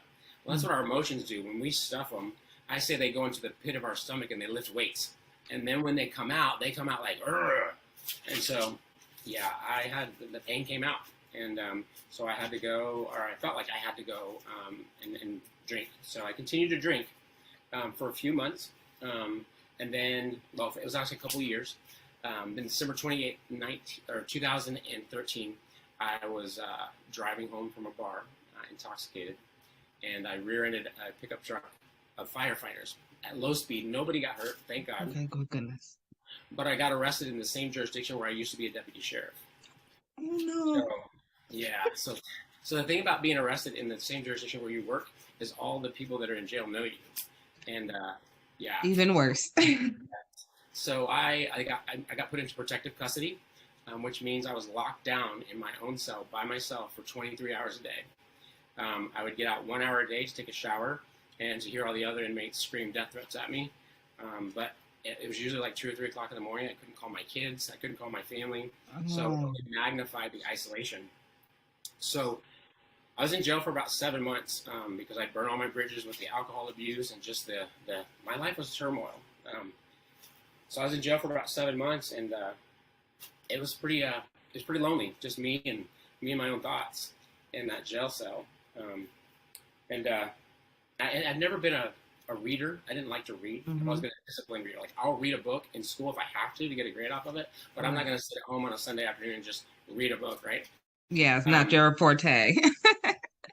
Yeah, not then. I do it now because I appreciate it. But anyway, you've seen the movies where the guy comes around with the book cart? Yeah. So it's real. They do that. So I was in my cell, and the guy comes around and he asked me. He says, "Do you want a book?" And I said, "Give me the smallest one you got." So he hands me this little. He just picks a random book. He hands me this little white book, about 300 pages, and it's called The Shack. I don't know if you know the movie or the book, but The Shack is a book written by a Christian author. He wrote it. It's fiction, and he wrote it to his grandkids just as a gift. Well, anyway, the story, I don't have to spoil it for everybody, but it came out a while back. It came out a while back. Anyway, in the story, a father takes his 2 teenage kids and a 4-year-old on a camping trip. Well, the 4-year-old gets kidnapped, raped, and murdered. Pretty harsh. And of course, the father blames himself, and the children blame themselves. And anyway, fast forward to the middle of the movie, and back up a little bit. So he ends up having this whimsical journey where he meets God, Jesus, and the Holy Spirit. And in the middle of the book, he's talking to an angel in heaven. He's in a cave talking to an angel. And she said, his name is Mac. And she says, "Mac, you have 2 kids left. Which one are you going to save? One can go to heaven and one has to go to hell. Which one are you going to save?" And he says, they're both my children. I can't choose. I love them both. And she says, "No, you have to choose. You have to send one to heaven and one to hell." And he starts to break down and cry, and he says, "I can't choose. I love them both." And she says, "Neither can God." So what she was saying was that the guy that did that to his daughter, he loved him. God loves him too. And that was beautiful. And then something clicked for me that day. God showed up in the hospital room that day when he saved my life. He decided to show up in that jail cell too that day, because I thought, wait a minute, hold on. Everything just stopped. I'm like, you mean to tell me that with all of my mistakes, all of my mess ups, my unfabulous life, I mean, I'm in jail. You mean to tell me that God loves me as much as he loves the pastor behind the pulpit? That's crazy. That's big love. That's crazy. I want to know that, right? Yeah. So I dropped the book on my bunk and I said, God, this is your life anyway. Take it and do what you will. And that was the day I fully surrendered. And life has been, you know, I didn't get zapped and get released and life happened. You know, I actually stayed in jail for another couple of months. But here's the crazy. I love this part of the God story. So my brother, because of our past, he's always been a self-proclaimed atheist, right? Oh, okay. So I'm in my jail cell one day, and the jailer comes by and he says, "Man, get your stuff. You're bonding out." And I was like, "Who's posting my bond, right?" Because I burn all my bridges. I said, "Who's posting my bond?" He said, "Your brother's posting your bond." Yeah. And so I get out in the truck and I said, "Why did you post my bond?" And he says, "It's a loan. You're paying it back." And that's all he's ever said. So I love that God can work in and through people that claim not to even believe in him or have met him yet. So. I had to put it myself on mute because I was making so many noises. Yeah. So after all that time, your brother finally came through for you.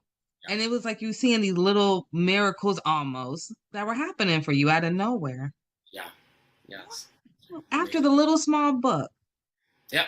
Yeah. It's like God will he used that little book to show me how big he was and how much he loved me, how much he wanted me and his family, right? So it was that spark of hope that I needed. A little mustard seed of hope, literally. Yeah. But then, you know, life is hard. We go from, and in that moment, I went from feeling great and feeling amazed, feeling like I had a zest for life, to I had nowhere to go. I got out of jail, but I had nowhere to go. I couldn't go to my family. Oh my gosh, yeah. So I ended up, I had my brother drop me off at a homeless shelter in Springfield, Missouri. And so I lived in a homeless shelter for 4 months until I was able to get a job and get back on my feet. But it was just one foot in front of the other. Just the determination to know that that I'm here for a purpose. I may not know it right now, but it's going to get revealed not by staying where I'm at, but by taking one step at a time and trusting God to get me there. So, and that became the journey of finding out if I'm known, if I'm needed, and if I'm loved. So, okay. So I have a question. So you're at this part of your journey. Okay.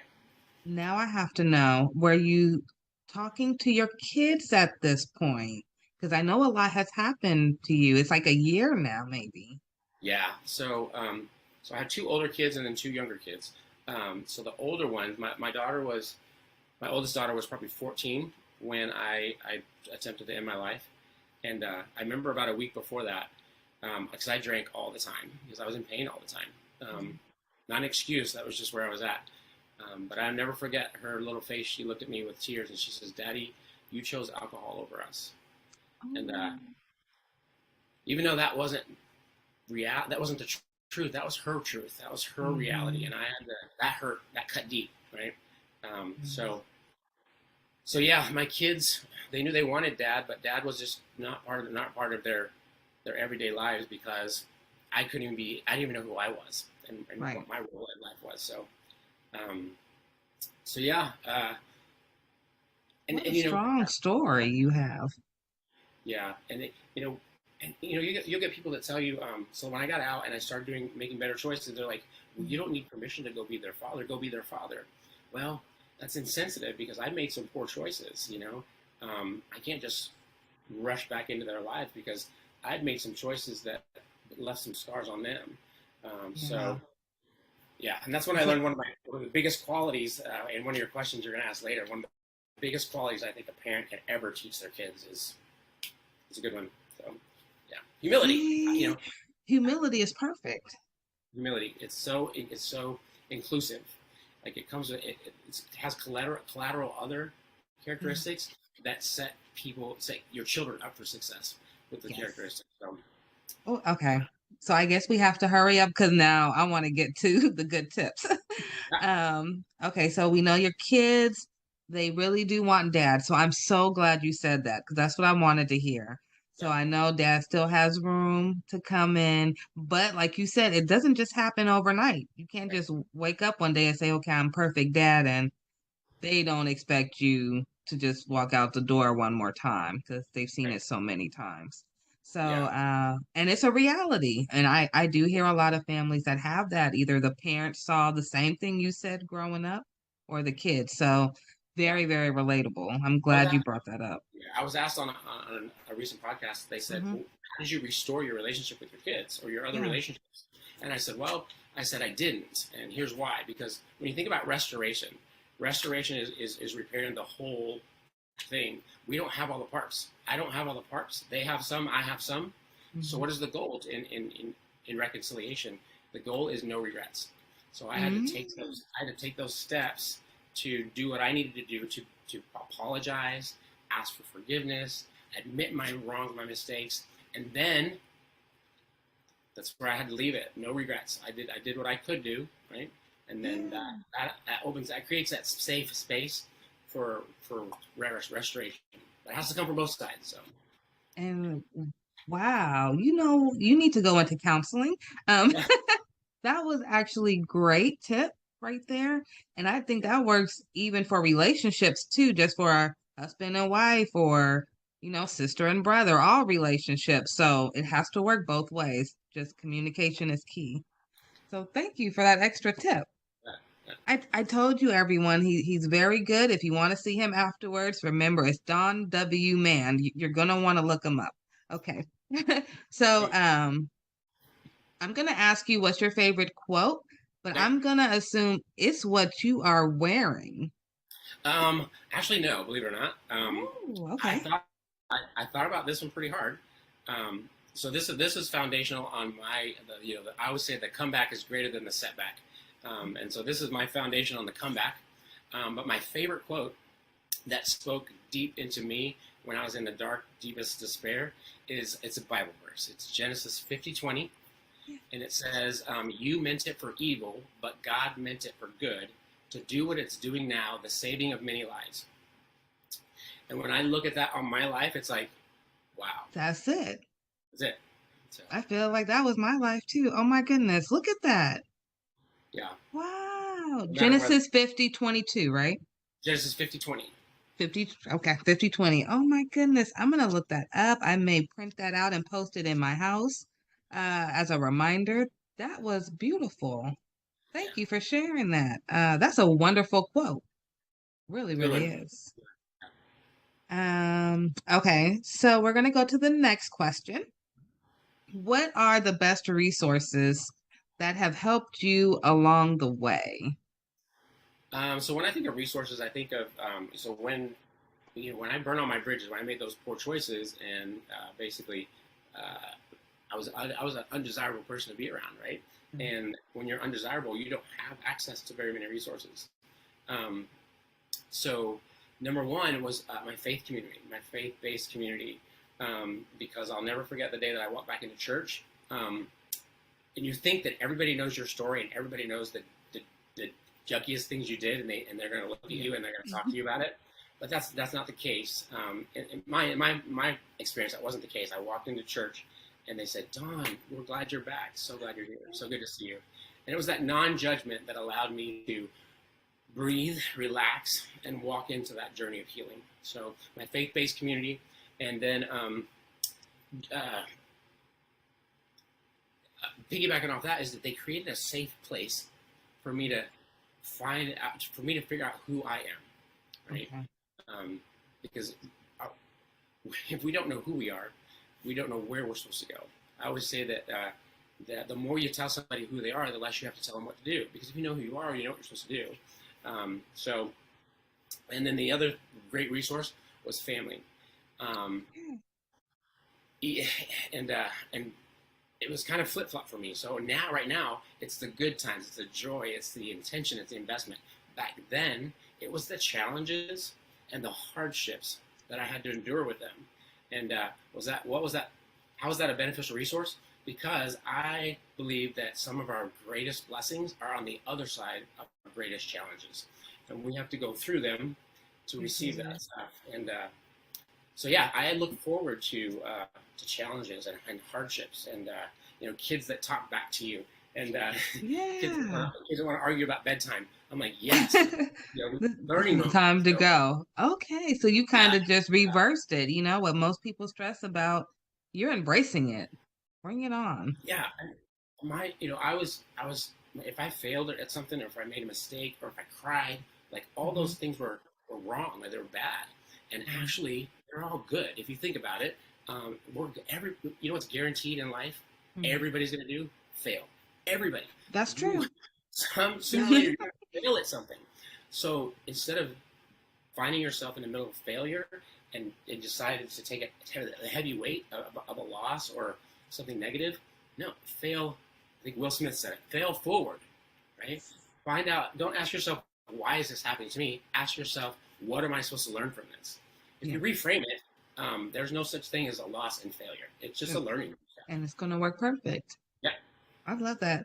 Kind of the same tips that I give my son and my daughter. So just reworded a little differently. So that's amazing right there. So yeah, I love those resources, especially the family one, because I know that you said earlier, there was a lot of tension between everyone, and now they're your best resources. So I love that. Always depend on your family.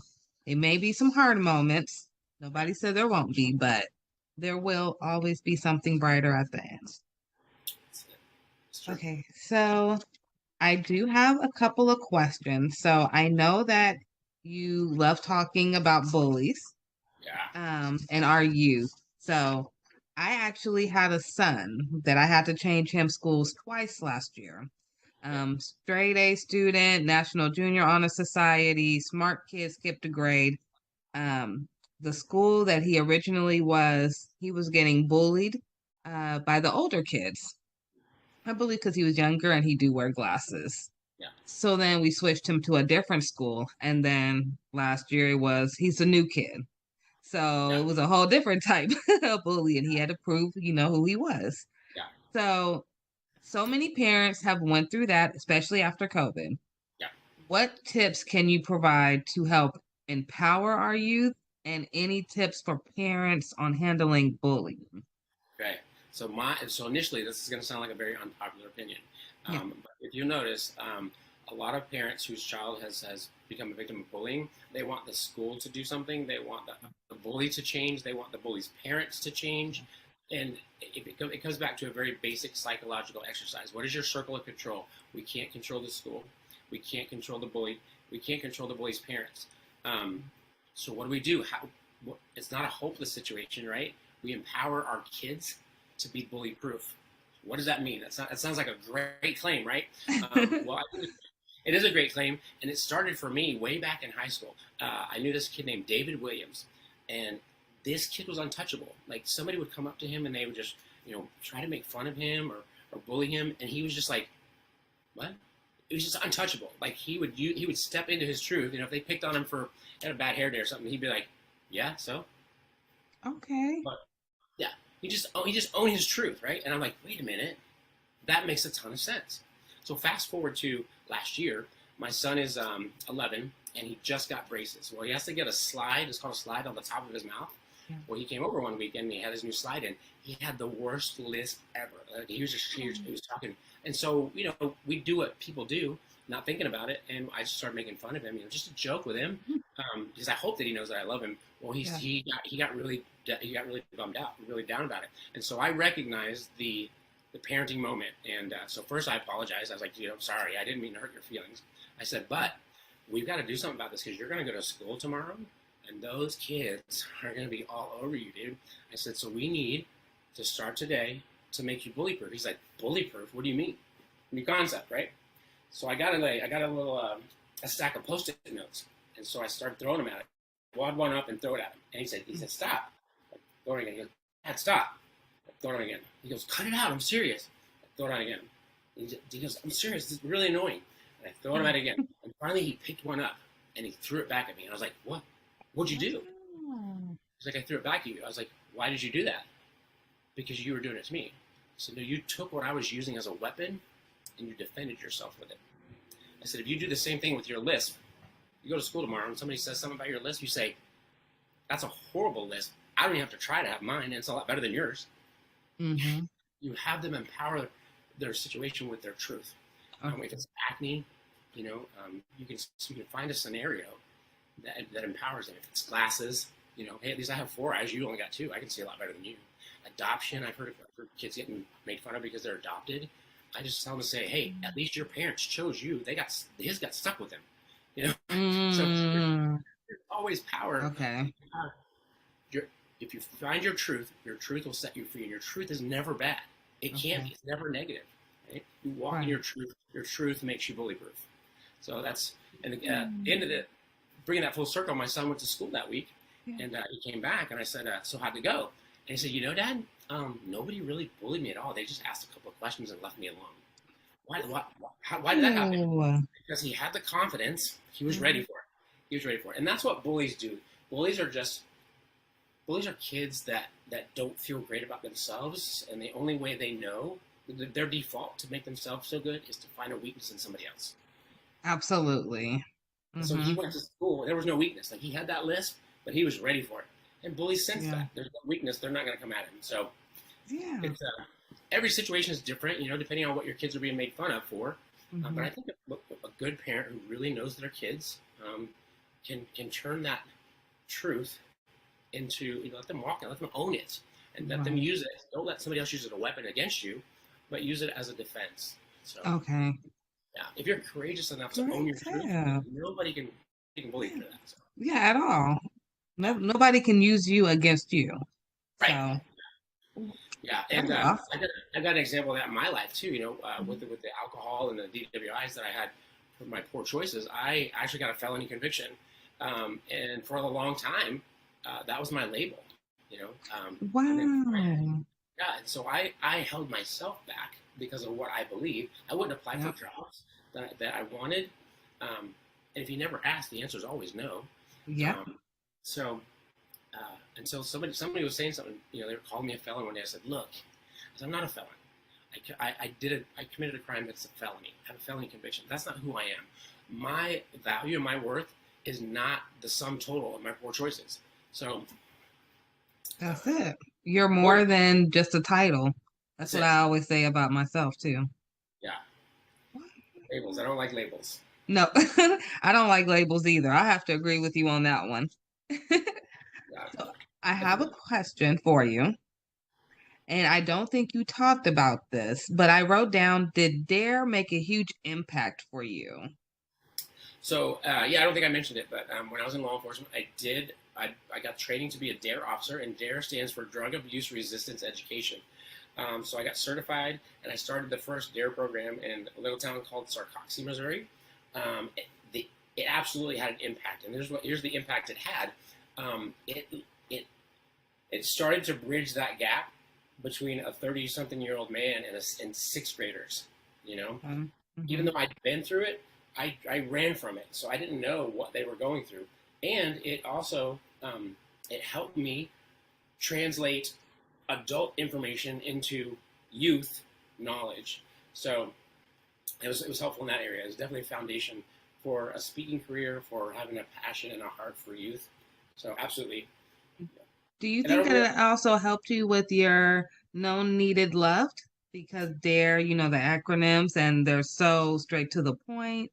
And so is like everything about you so far has been straight to the point almost. Yeah, I think the message that it sent me was, I went to school. I went to an adult training to teach kids how to stay off of drugs and alcohol. And then in my worst moments of life, I found myself neck deep in alcohol. So if I knew it, if I knew all that information, why didn't I apply it? Why didn't you apply it? It's not about knowledge. You know what's interesting? There was a nurse who wrote on, she was advocating on TikTok, and she said families need more in the NICU than just education, because everybody can get the education, but if they don't know what to do with it, then it's just wasted information. Yeah. Books on a shelf don't make you a smart person. Right. You can take in all the knowledge. It's knowing when to apply it, Right. the difference between knowledge and wisdom is, knowledge is knowing that a tomato is a fruit. Wisdom is knowing not to put it in a fruit salad. So Absolutely. You gotta know. yeah, you gotta know. And I think it also the other side of that is you can have knowledge, but if you don't feel like you're in a safe space to apply it, it's not coming out. Definitely not. Definitely not. So you did give us some tips earlier. Did you want to review the tips that you wanted to give to parents to help with their children, or did you want to add on? So this is what I was talking about before. So how do you help your kids, right? The first thing we can do as parents, right? And I'm coming from a guy who made a lot of poor choices as a poor parent. I'm not saying I'm like the greatest parent in the world, because I'm not now, and I definitely wasn't. I made a lot of poor choices, but making those poor choices caused me to dive in harder and become better, not for me, but for them. That's what they deserve, right? Kids deserve that. They deserve the best chance. They deserve for us to set them up for success the best we can. So how do we do that? Well, the first thing we can do is we can become the best investigators we can of our kids. Yeah. Because we didn't create them. We didn't set them, on this path. They were created on purpose, with purpose, for purpose. We just have to help them figure out what that is, right? As much as I want my son to grow up to be a NFL football player, because that's what I wanted to do. If he doesn't want to do that, I'm not gonna force him into that and ruin his life, and take him away from his purpose. So become the best investigator you can of your kid, and be bold and be brave and be humble to walk that out with them. And then there's 4 nuggets that I think parents should help their kids learn and apply in their lives. So if you think about a race, we're all running a race, right? It's our job. So if you think about a relay race, whose responsibility is it to pass the baton and to make sure that the baton is passed at the right time, perfectly, right? It's always the runner that's giving off the baton, because the runner that's taken off, like they just got their arm, they're not even looking, right? So the parents, we're passing the baton. It's our responsibility to pass the baton well so that they can win their race. And so how do we do that? 4 nuggets. The first one is gratitude. If you teach your kid to be grateful for even the smallest things, even the smallest amount of things, being grateful, it just changes their perspective. It allows them to connect. We're all wired for connection. So grateful. The second thing is forgiveness. If we teach them that forgiveness doesn't approve what was done, it just releases the expectation that it could be any different. And people think, at first glance, forgiveness looks like it's weak, but actually, if you choose to forgive, you're retaking control of yourself in that situation. So it's actually empowering to teach them to forgive. And then the third one is gratitude, forgiveness, empathy. Oh, I love empathy. Yay, I love empathy too. Empathy. So I just had a discussion with my kids last night. They're like, sympathy. And I said, well, they said empathy, and then they explained it. And I said, well, no, what you're describing is sympathy. So the difference between sympathy and empathy is you look at it like this. They said, well, you walk in somebody else's shoes. That's empathy. I said, no, that's sympathy. Having empathy is taking off your shoes before you put their shoes on to walk around. I like to use the lens. We grow up and we have life experiences, so we look through life through a lens. It's our lens. Well, everybody's like that. Empathy is stepping out from behind your lens and then stepping behind their lens to understand what they're going through. If you teach your kids empathy, it helps them be grateful. It helps them forgive, right? It helps them understand why people make the choices they do. And then the last one, I love it, and I mentioned it before, it's humility, right? If you teach your kids to be humble, when you think about it, to be humble, you have to be grateful. You have to forgive, and you have to have empathy. So if you could just teach if you can't do all 4, you got a busy life, just focus on humility, and not just teach them. Remember, we're not just giving them the knowledge. We're demonstrating it. And this was tough for me. I remember I was going to school, and my son was 6 at the time, And he used to always come and interject himself in conversations with like these big lies. Like he would make up some story to include himself in our conversation because he wanted to feel known and needed and loved. And I would get so mad because he's lying, and I knew it was a lie. Everybody else knew it was a lie, and so I felt embarrassed. Well, then I was going to nursing school at the time, actually. Then went to school later that week. We learned about Erickson's stages of development, and at 6 years old, they have what's called magical thinking, and they're not lying. He just wants to be included. He's not trying to lie because he's trying to be conniving and manipulative. He just wants to be included, and so that I felt guilty. I'm like, oh man, Dad failed, right? So I went home that night and I said, hey, buddy, I would never thought I would have to apologize to a 6-year-old, right? I said, hey, buddy, you know how Dad, accused you of lying, and I said, well, I learned in nursing school, but you're not lying to do wrong. You're lying because you just want to be included. I said, so I'm sorry I did that. And he's a 6-year-old. He's like, it's okay, Dad, don't worry about it. Yeah. That was a huge lesson for me. So what that taught me is, we all have failures, we all have mistakes. So if you're humble enough to admit your mistakes in front of your kids, that's setting them up for success. I know that we think that we have to be the perfect example so they can follow a perfect example, but that's just not real. That's not authentic. And I think your kids would rather want a parent that's real than a parent that's right. Just be real. If you make a mistake, own up to it. That's going to bring you closer. It's going to draw you closer together. Not have them look like you're weak. So, and it also helps them with accepting their own failures when it comes up, because they've already seen their parents go through a failure, maybe work their way out of it. Now it's not so stressful on them. Yeah. Wow, good nuggets. I like those. Thank you. Very good. I hope all of you wrote that down. Those are very important. I'm going to leave with one more question. This is the most important question I have for you. Where can people find you? And I know you have something special coming up in the works. Do you mind telling us a little bit about it? You bet. So my website is it's DonWman, all lowercase, .com. So if you just go to www.donwman.com, that's where you'll find me. I've got resources. You can contact me. I've got a contact sheet on there. I just have a passion. So my life's goal is to impact as many youth as possible, because right now suicide is the second leading cause of death between the ages of 10 and 24. I think it's tragic that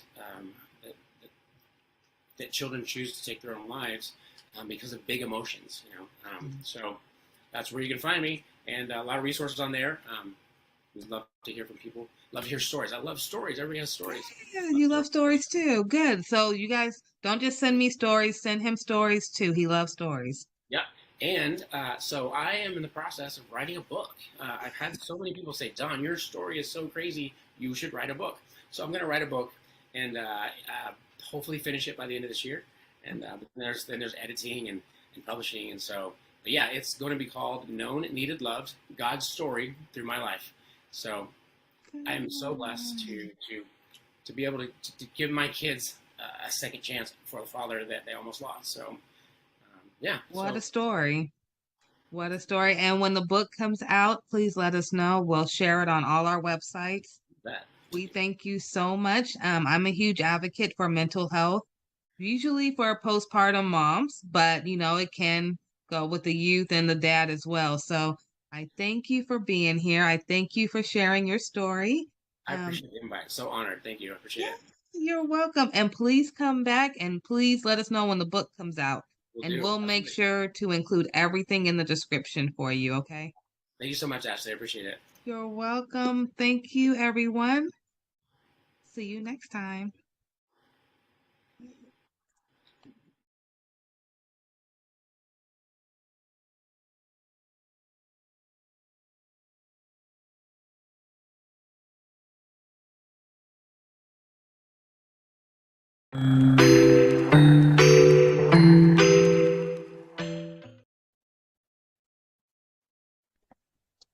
Hello, everyone. Welcome to another episode of the Ashley Randolph Podcast Show.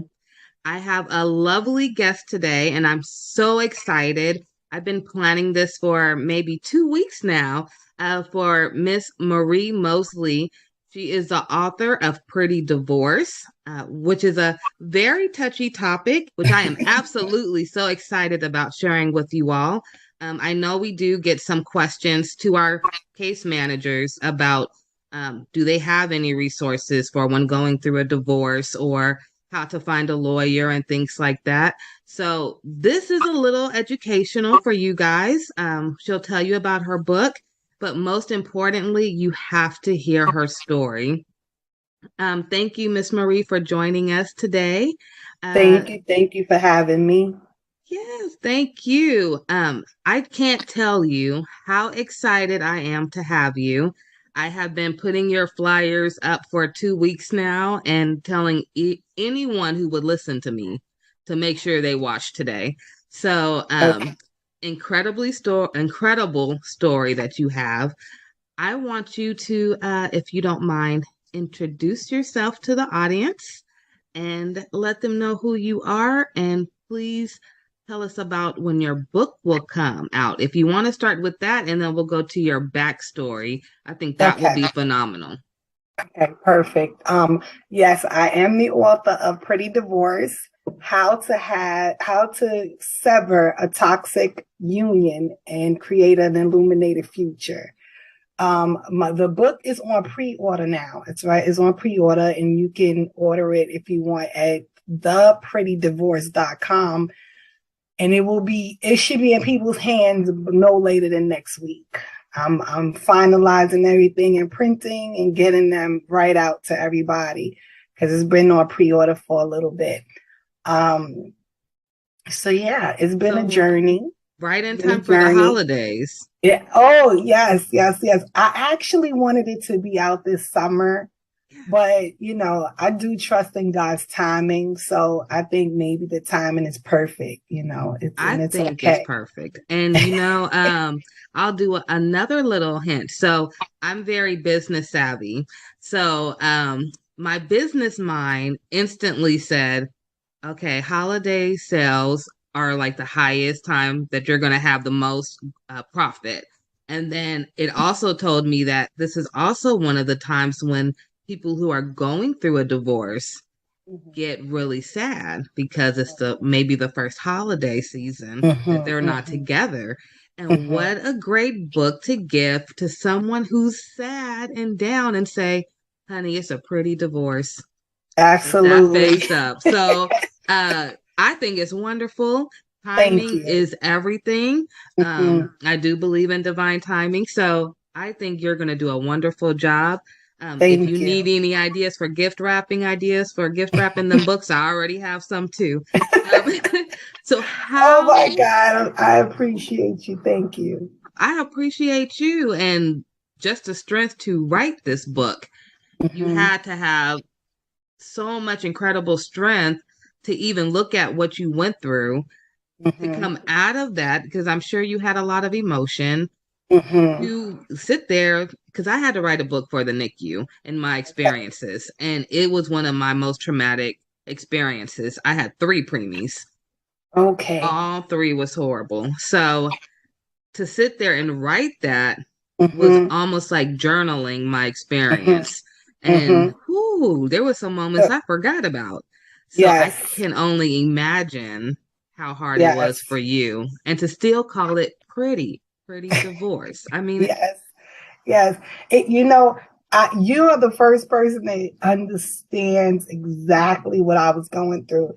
There were times when I had to put it down for a little while, and just go back, because it was almost like reliving everything over and over again. The editing, the going through it, the writing, it was really taking its toll sometime on me. And I began the process because let me go back. I want to say this part. At first, I really did lose my identity in this marriage. And my story was wrapped around being teenage parents that stayed together and kind of made something of themselves. right? So that was my story. Like a fairy tale story. I didn't think about the toxicity. I just like, all right, we're together, we have a story, because I've always wanted to be an author. I always knew that I was going to write my story. So, but it took me years to redevelop a new identity, my own identity, without separating apart from the relationship, because we were together from the time I was 13 till I was 38. Yes. All of those years. All those the major milestones. Major all the good 20s. Oh. Yes. So was it hard to go through your 20s in the book? Because I know you were looking like, these were my golden years. So the book tells you a lot, but I'm going to say this. And this is not a funny topic, but around about 16 or 17, I became suicidal. It had gotten that bad. It had gotten that bad. And I talk about it in the book. My girlfriend introduced me to her boyfriend's friend, and he kind of became an outlet. So yeah, I don't advocate side relationships. However, I have to say that my side relationship kind of saved my life. So that moment it worked. Yeah. So my 20s were horrific at home, but they were glorious somewhere else. If that can, so I don't know why, you guys. I'm sorry, but I have to say this. I am getting the song Khalees Milkshake Bring All the Boys to the Yard stuck in my head when she said, it's like this at home, but outside. Oh my goodness. But it worked for you. You're still here. Absolutely. So, absolutely. I'm not advocating for it, but not at all. And I'm, and I'm I don't take, because I was an educator for so many years working with kids, I would have a lot of children with suicide ideation, attempts, different things that I've gone through. So I don't take that lightly.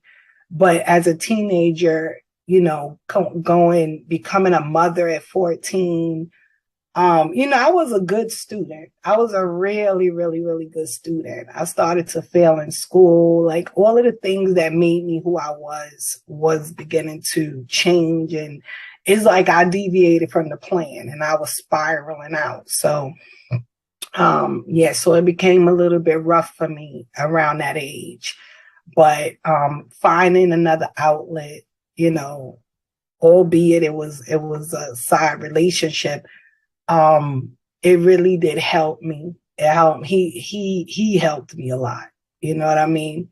Like I'm married to a different man right now. my girlfriends, some of my girlfriends, they were like, wait a minute, what? Like you're not with him anymore. How are you not going to be with this guy? Because that's how that's how it was forever. Yeah, we really, really fit. But things happen, and I'm in a new relationship. He's in a new relationship, but I definitely know for a fact that we both still have a really high regard for one another. Him and his family were my solace. They were my peace, so I can never forget that. Like I can never forget them, and what's awesome is my husband now, he knows all about it because him and I were best friends. So he got to know and understand how crazy I was about this guy and how indebted I was and how, I hold him in a really high regard and stuff. So, and he's okay with it. He's an alpha. He's an alpha and he's confident. So absolutely. Yeah. So he's not intimidated by it or anything. So I can talk about it. He knows about it. So, but that's a good thing too, because he knows what he's coming into. Mm-hmm. I hear a lot about baggage and people coming into new relationships with extra baggage. But for him, he already seen your baggage. So you're really not coming in with no baggage because you already knew each other. So that actually do you think that you guys are more on like a soulmate type of plane now? Because my husband, let me the one be you're with because now. you know what, my husband was like, tell your story and be honest. I really felt like the other guy was my soulmate. I really did. And there's some amazing stories about our journey that I'm even thinking about putting into a book. Like, I used to be able to feel his pain. Like, if something happened to him, I would know, you know? And so when I think about my soulmate, I don't know. My husband right now, me and him I guess because we were best friends or something, we fit. It's crazy to me. You know what I mean? Because some women wait their whole lifetime to feel what I felt with the other guy and even what I feel with my husband. You know what I mean? Like, my husband is my dude. He's my, my That's your rock. Queen. You know what I mean? Yeah. So it's so I never compared the two of them, but they both were like gifts to me. That's how I feel, honestly. You know what I'm saying? And I wouldn't give my husband up for anything, like, for anything, because he's really been there for me, for my children. Like, that's their father. You know what I mean? Yeah. That's their father. And so his place in my life and what he means to me is tremendous. So it doesn't compare to the other one. It's different, but both of them were beneficial to my life. You know what I mean? Yeah. I can't in all honesty take anything away from the other person. You know what I mean? Because it's like getting two different jewels, and it's like they're both beautiful in their own way. Absolutely. And it's fine for that. You know what I mean? It doesn't have to be one part or the of your other. crown. Absolutely. And so my husband is just like, he's my life now. And he knows that I wouldn't deviate from that for anything. You know what I mean? I can still give honor to the other person without being disrespectful to him. It doesn't take, because he's that guy. You know what I mean? He really is. He's awesome. He's one of them people. He has his own children biologically, and then he has my children. And anybody, even me, I look at him with all of them, and you can't tell which one's a which. That's how savvy he is and how much love he has to give, that he's willing to spread it. You know what I mean? He's willing to spread it. And so, but yeah, we both have a really good understanding. A lot of people think that you shouldn't talk about your past relationships, but we were best friends, so we told each other everything. Everything. Yeah, I feel this way, and this person did this, and I feel this way about that. And then we ended up together. So, and we didn't let it get in the way of what we felt for each other. Yeah. So yeah, but that's, So listening to you sound so confident. Oh, thank you. I gotta know. I'm gonna tell you a little backstory about some of the women in my family. Okay. And why I found what you just said so powerful. Because you were able to divorce and find somebody else to make you happy. And you still are good. Your life is good. You don't have to dwell on the past, and you not at all. Someone that still matches you. So I have been with my husband. We've been together this month. On the 29th, we'll make officially 10 years. Okay. And we've been married for 6. A lot of the women in my family are not married. Okay. They have all got married and divorced. Okay. And divorced is where they stayed. Okay. So to me, growing up, it was almost looking to these women. They were all powerful, independent women, but it was like, why did you stop on your love life after divorce? Like, they didn't feel they were worthy enough. But then I hear you come, and I'm like, okay. Well, it sounds like she knows she worthy enough, and she went and got her man. So, it's an eye opener. So, for those who are out there listening to or watching, if you have a background like me where the family that you have, they get divorced and stopped, here's a story that tells you can continue to move on. And so it's powerful. I think that one thing, my background in psychology and counseling and things, it really helped me going to school, right? I learned a lot about relationships and human behavior. And I was hell-bent on not bringing my baggage with me. Like, I wanted no parts of it. It had to go. I didn't want it to go into a new relationship. I didn't want it to go to the store. I didn't want it to go to work. Like, this is bad. It's done. It was a bag of garbage to me. It wasn't like luggage to keep carrying around. It was something to discard, right? And I also did not want my husband to pay for what someone else did to me. I think that's completely unfair. I also talk about it in the book. Anytime someone did something to me, I dealt with them, and this has been me since I was a little girl. I dealt with that person personally. I didn't carry it outside to dump it on people that did not deserve it or give it to, or, they had nothing to do with my pain and my suffering.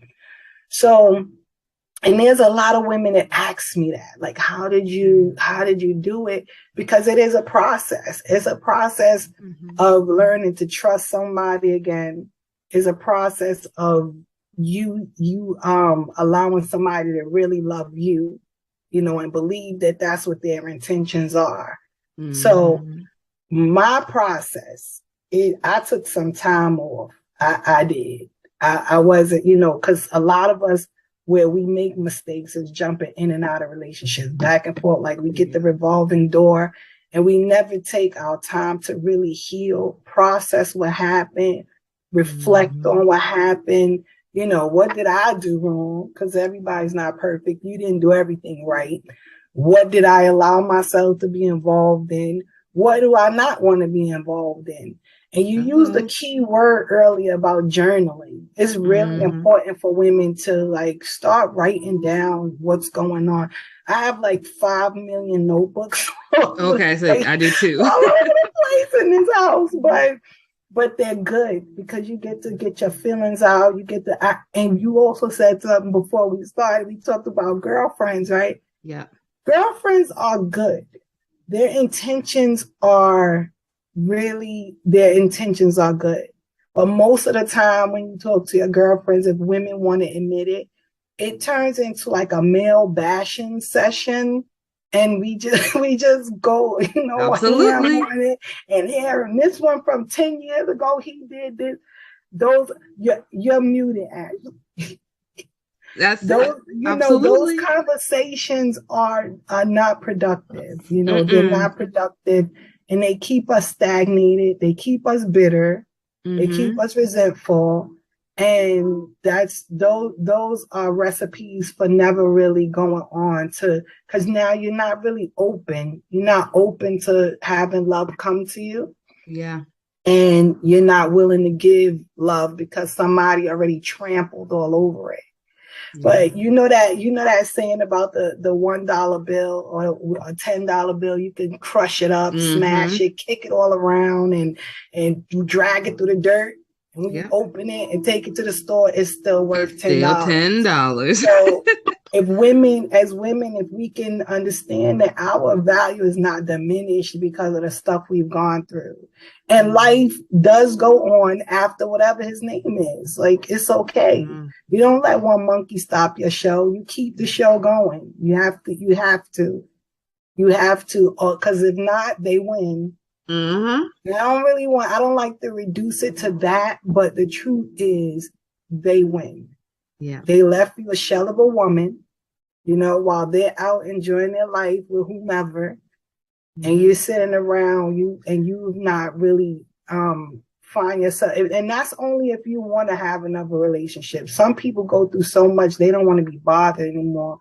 Yeah. But even in those places, I think that if they went through some healing and mindset changes and self-development, reinvent yourself, turn things around. It can work for them. They don't have to be alone. I don't think that we're designed to be alone. I agree. I don't think we are either. We Definitely are not. I think we were designed for companionship, and to have someone that genuinely loves us in our lives. And because one man didn't appreciate it and didn't understand the treasure that he had, that's his problem and his loss. And you have to shift your mindset. You have to. Because if we sit around pondering what we went through, why, if I shoulda, coulda, woulda, why didn't I, we're wasting more time. Yeah, I agree. And we don't have that much time to lose. Every day we get older. Absolutely. I have to ask you a question. I'm here for it. You have this accent.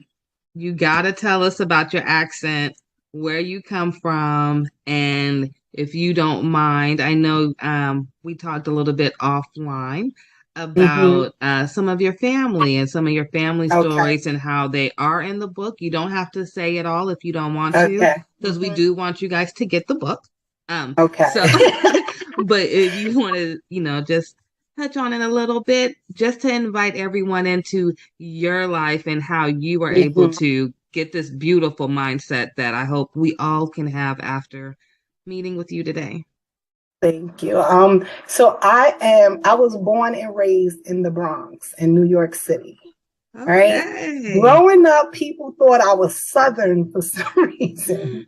Now, my dad, I don't know. My dad is was born and raised in South Carolina. So I didn't know, maybe his genes were that powerful that I got his accent. But I'm originally from Bronx, New York. We just quickly, my dad died when I was 5. And we came from, we came from a quaint little neighborhood. And after his death, we had a fire. Really? So no, I shouldn't leave my precious dog out. After my dad died, maybe like 2 months later, we lost our dog that was there when I was born. And then we had the fire. And then we moved to the projects in the South Bronx, which were a bit intimidating, but we had to do what we had to do. That's where we were placed. And so we lived there for a while, after getting used to all of that. Around about when I was 12, my sister passed away. And I don't want to say, well, my sisters, both of them are my favorite siblings. I'm going to say, my brothers, I got my oldest brother that I'm like in love with, my oldest brother. But my sisters were my sisters. They never treated me like a pesky little kid. I was like their life, anything, like, what do you want to do? Take me shopping, doing my hair, everything. So I love my sisters. But my middle sister, she was 22 years old and she had a preemie. Yes, she had a baby. She was born 1 pound and 7 ounces. Ooh, little warrior. Yes. And she fought through that. She came home on Valentine's Day of 1983. She was born in 82. Oh wow. Okay. Yeah. So a long NICU stay. And my sister, they gave my sister the wrong medication. Oh no. For an allergic reaction. And she ended up, oh God, I've never told nobody this. I wrote it in my book, but I didn't never utter the words. Well, you're in a safe place, so know that. Yeah, I know, but it's still difficult. It's still hard every time, I know. Oh God, so she ended up, she was hallucinating from this medication, and she and the baby went out the window. Oh no. Yeah. And I'm so sorry. it's That's been why a you're minute, such but a fighter. Man. so the baby passed away that day, and then my sister was in the hospital for 2 months. And the day we told her, because we didn't tell her for the whole 2 months. She was in the ICU, unit for 2 months, and the doctors suggested, because she couldn't really remember what happened, and the doctors suggested that we didn't tell her, because it would be detrimental to her healing and her health and everything. And once she got herself together and she was in the regular room and she was asking, like, now I'm out of the ICU, I can see the baby. I need to see the baby. They got a psychologist, my mom, the clergy, we all were in there, and we all told her what happened. And she was gone the next day. No. Yep, she was gone the next day. The doctor said she went into some sort of cardiac arrest, and she had this pneumonia that they didn't detect in her system. And I was like, that I don't think that's it. Like, my sister adored that baby. You know what I mean? Every single day at the hospital, for as long as sit there and wait till she go back in and visit. You have preemies, you know how it what you go through, you know what I mean? I'm thinking, if I was her in her place, and not talking for your sister, of course, but if it was me and then I heard that news, I mean, you literally, how we were talking about earlier about, you don't want to lose yourself. But when you're in the NICU, you kind of do lose yourself, and then you become all about that baby. And then I can totally understand her feeling like her whole life just got snatched, because that's all she worried about. And that, I know those NICU stays are not easy. Yeah. Bless your sister. Bless you. Yes. Thank you. Yeah, she was completely attached to that baby. I mean, if the baby would have a stain on her t-shirt. I remember we couldn't see the stain, but my sister she was like, no. And she's like, no, I have to change her clothes, and and she just cared for her so much and was very attached to her. And I really do believe that in her heart of hearts. I know people don't, we don't know how life works. We don't know how people do what they do, but I just believe that she let go of this life because the fact that my niece wasn't here, and I think the thought of her seemed like having something to do with it.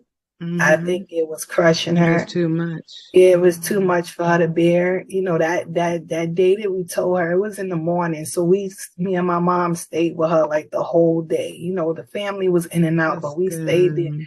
And I can't count how many times she just kept saying, I'm sorry. She didn't cry.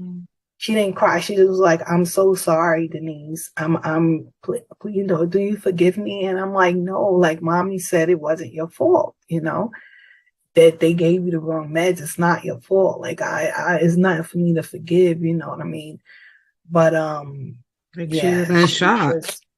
She was she was over it, so. So I ended up losing my niece 6 days after my 12th birthday. Oh, you were so young. Yeah, I think after my 12th birthday, and then my sister passed away in 2 months after that. And I literally had to go back to school. Like, I literally had to go back to school. Like, I didn't just bury them. you know. And it was my 13th birthday. I'm wrong. It was my 13th birthday when I was going into 7th grade. Yeah. Wow. I had to go right back to school like maybe a week after we buried my sister.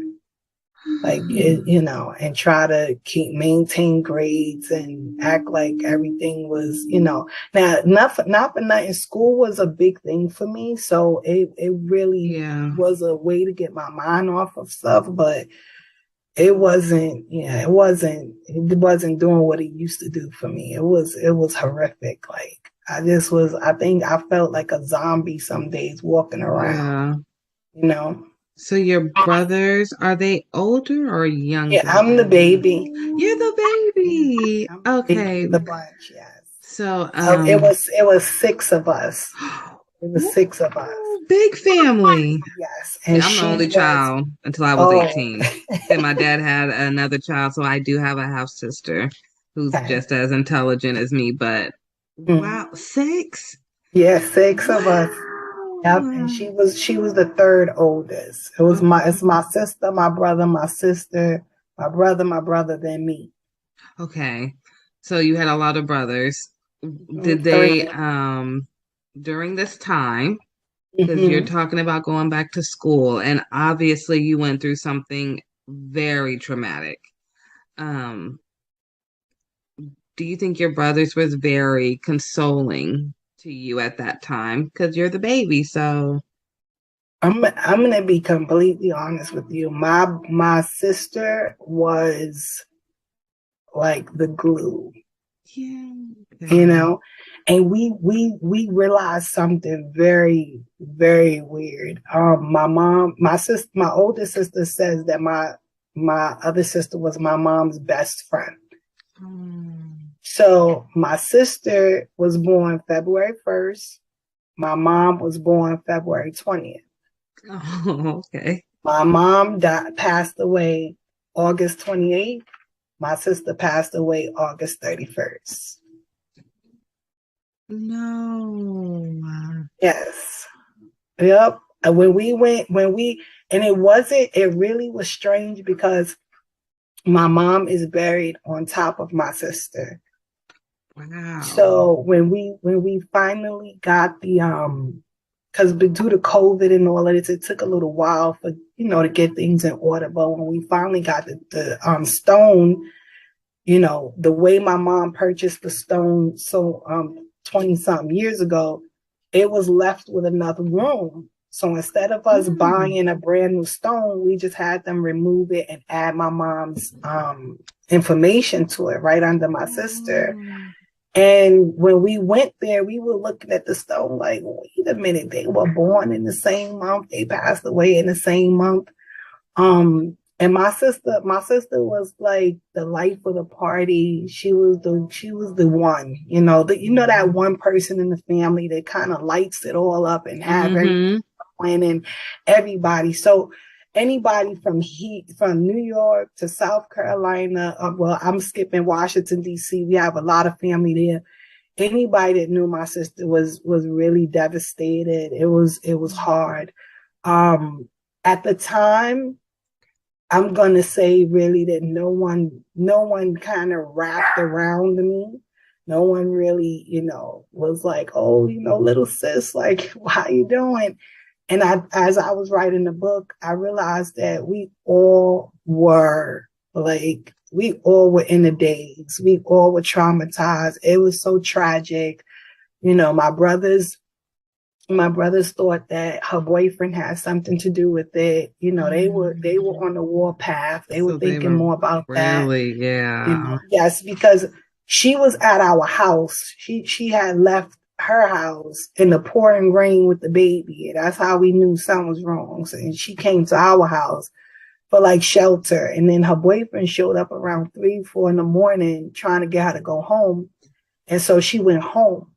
And then the next phone call we got was that she went out the window. So my brothers were on the warpath. We didn't know what happened. She couldn't really remember too much. So we didn't know if he did something to her or whatever. So no one, and right after my sister passed away and we went to the hospital and came home, I kind of went mute for a week or so. Like I wouldn't speak, I was just dazed out. My mom was there.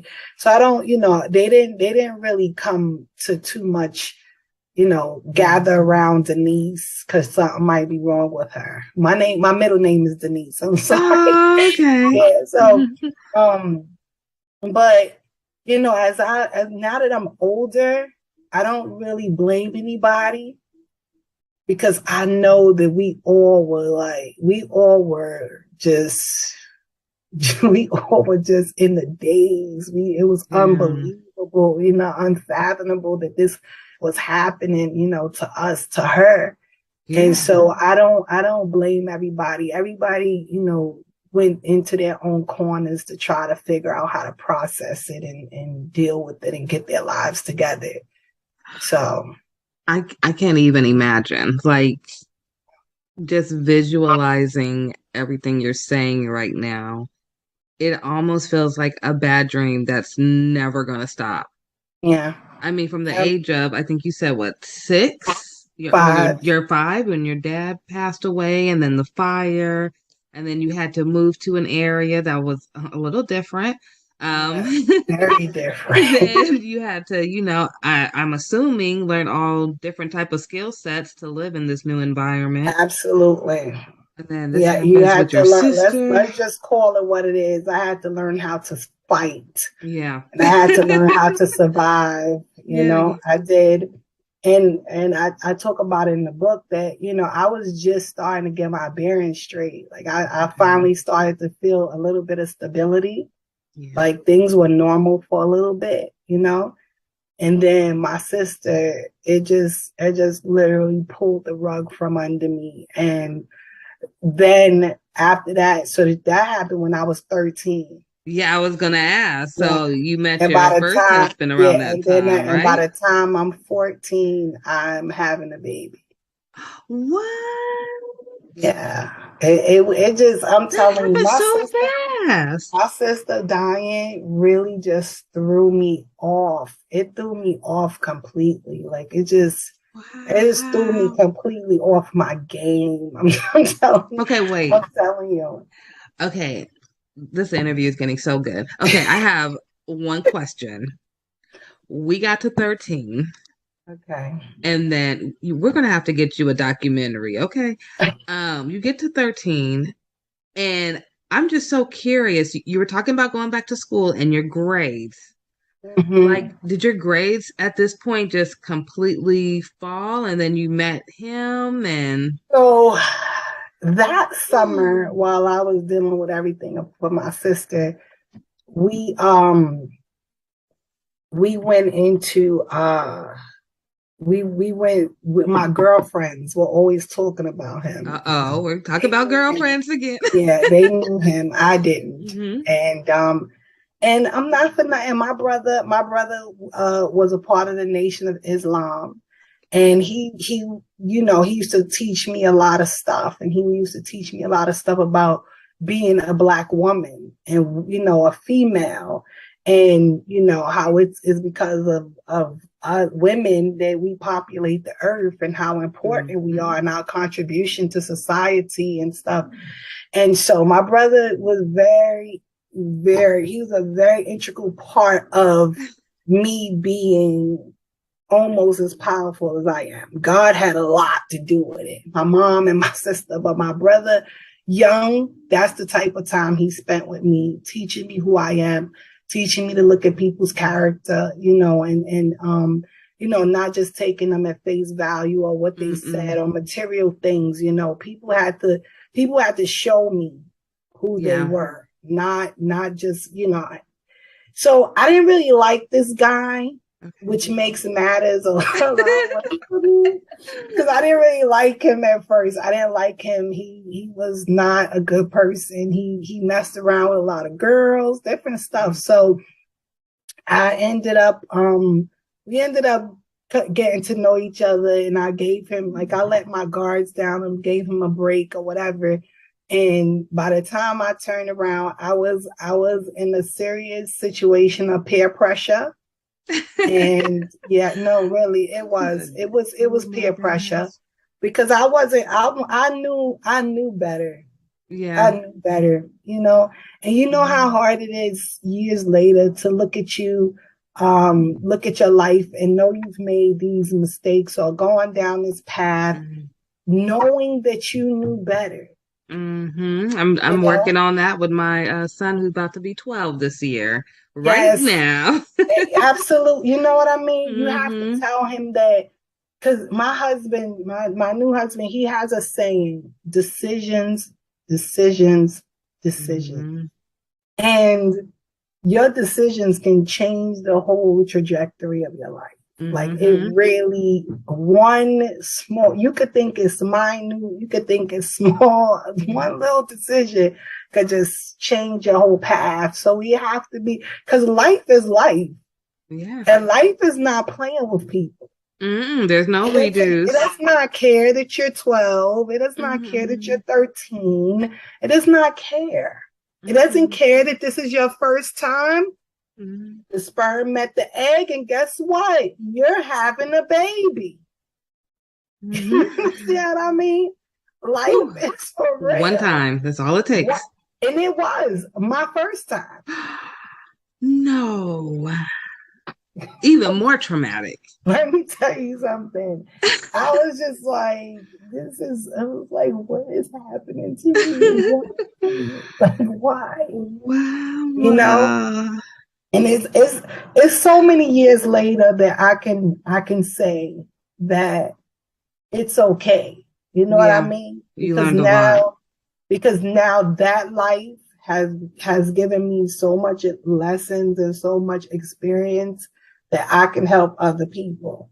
You know what I mean? So they say that God gives his the toughest battles, you know, to the strongest soldiers. So if he saw fit to say, like, you know what, she can handle it.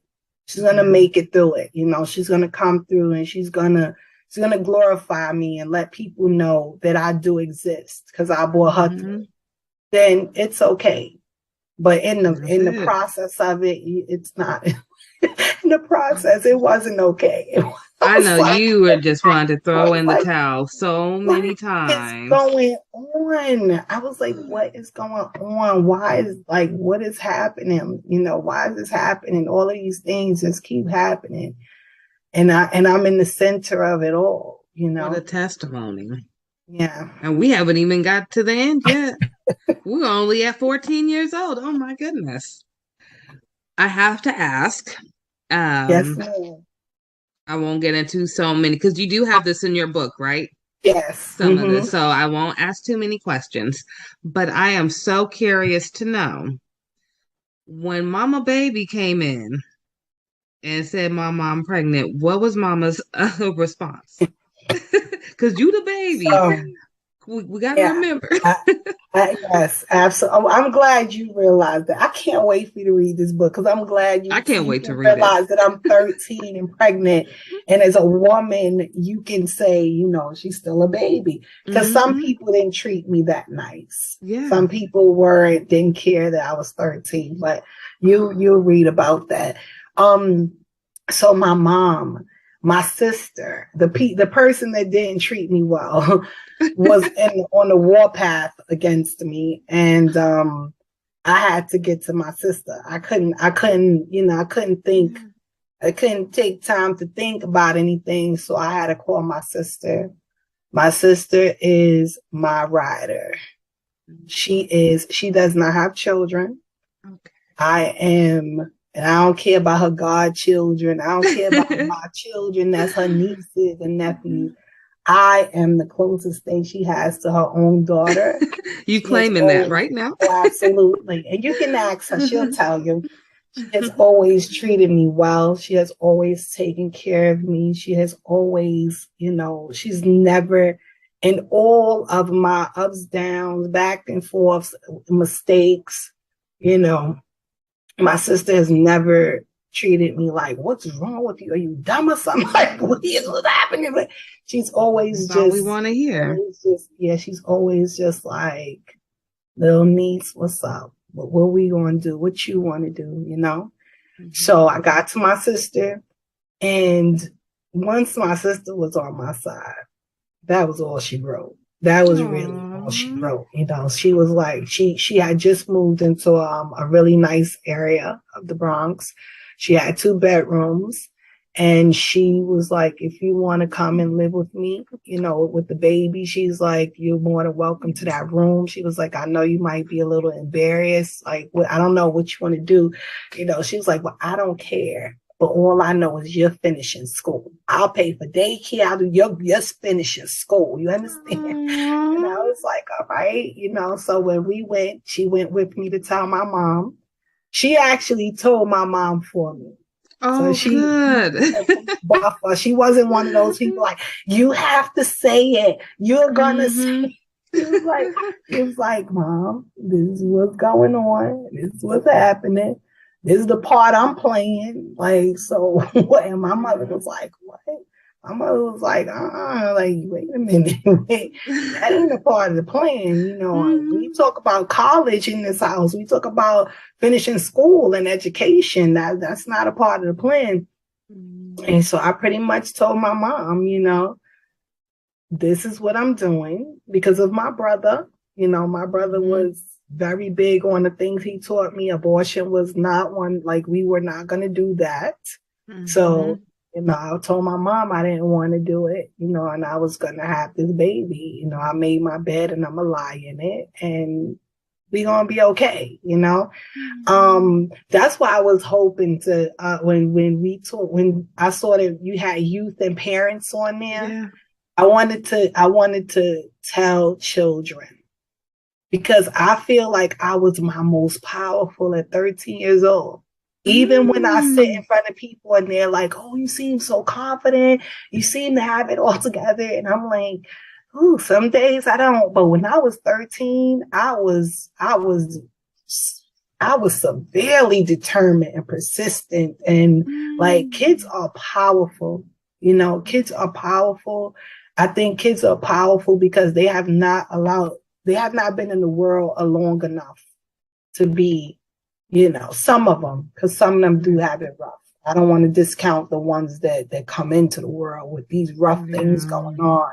But for the most part, kids have not like been tainted. They've not been like traumatized to their core, really hurt, you know.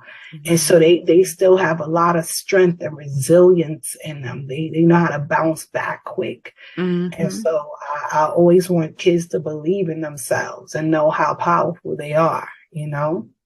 And so so at 13 I was like dynamic. I was just like, I was like, let me tell you something. I did this. This is my responsibility.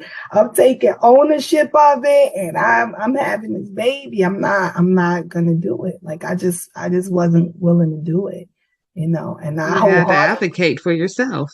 Yeah, and you are a really good advocate. It sounds like. Thank you. And you know what? I don't only advocate for me. Even when I was a kid, I advocated for others. You know, my mom, she used to work, she was a para for the New York City Department of Education, and she worked in the special ed department. And you would not want to make fun of those kids. You would not want to be on the side of, you know, talking down to people, or, you know, my mom, she was that person. She was not, she wouldn't allow it. And so if we did it as her kids, we would have something to pay once we got home. So, you know, we grew up looking at other people, you know, as equal to us, you know, not beneath us in no way, education wise, financially, anything of that nature. We had to respect people, you know, whatever station in life they were in. And so I think that's what made me a big advocate for kids even when I was younger. I don't like bullies. Yeah, I don't like clique mentality. I have a zero tolerance for it. And so I've always been willing to stand up for those that are like less fortunate and things like that. in my book, my mission, I have a mission in my book. And so for a Let's get to certain the amount, mission. yes. So for a certain amount of books sold, I do fully loaded backpacks for the homeless. I love it. It's like so cute, right? So New York has this thing called the Midnight Run, and what they do is they go out at night, and some of the homeless people might know where they can go to meet up with the Midnight Run, or they go around the city and they give out different stuff. And so I used to give out blankets like during the winter and things like that. COVID came, so it kind of threw me off my game, but I'm definitely gonna get back into it. Now I like to do little backpacks, right? Make them a survival kit. Put some blanket in there, socks, a hat, some gloves, because it gets cold out there in the wintertime. Some soup, some hot chocolate, some toiletries and stuff, toothbrush and different things. Let's give out some back. Me and my husband did it a couple of times. It was awesome. It was really, really good. It was really good. Keep me updated. When you guys are doing it, let me know if there's a way we can donate some items or funds. Maybe if we have some extra funds, we don't mind helping out for Definitely. the cause. Let me know. I know I've talked to you. You're still in the Bronx, right? Yes, ma'am. Okay, I think I talked to you before, but we work with a hospital really closely in that area. So we do have a lot of families in Glo Preemies who live in the Bronx. Okay. So I will be coming out there soon. We were supposed to come last year, but COVID. So we'll probably be there next year to take a little tour of the Bronx area. Yeah. But I would love to help meet you face to face. Yeah. I'd love to meet you face to face. I would love to meet you too. I got want one more to say, question. Hold on. But wait, I want to Okay, say go this ahead. to you. I want to thank you for doing that for people in the Bronx. The Bronx is a very low socioeconomic territory, and we don't have the greatest health care. We don't get, the Bronx in New York City, to me, gets treated like the little redheaded stepchild. And so we don't, And so there's not a lot of programs for our families here. And so I take my hat off for you for coming from somewhere else to help the people here. I really appreciate that. I will tell you, thank you so much. Let me start with that. I appreciate it. I'll tell you this much. My family is not involved at all with what I do. Okay. So if you ask them, hey, what does Ashley do? They'll probably tell you, I don't know. She works from home, I guess. They have no idea what Glo Preemies is. They have no idea what the Alliance is. They have no idea how many policies I have single-handedly helped change. For your area alone, I believe we have already sent maybe 6 breast pumps to new NICU moms, Black NICU moms. We are working on sending more right now as we speak. So that is just one of the little things that we do. So just to let you know that I am very appreciative for you acknowledging anything that I do, but I never do it for clout. That's what they say. I do it more because I was a NICU mom who had no family who came to see me when I was in the NICU with my baby. I'm a mom that never had a baby shower because I had preemies. I'm a mom who's been let go by a doctor because I was too sick. Just too many bad things. So I thank you for sharing your story, particularly the preemie story. But is there a way for those who just heard what you're doing with the mission to be able to help donate to you?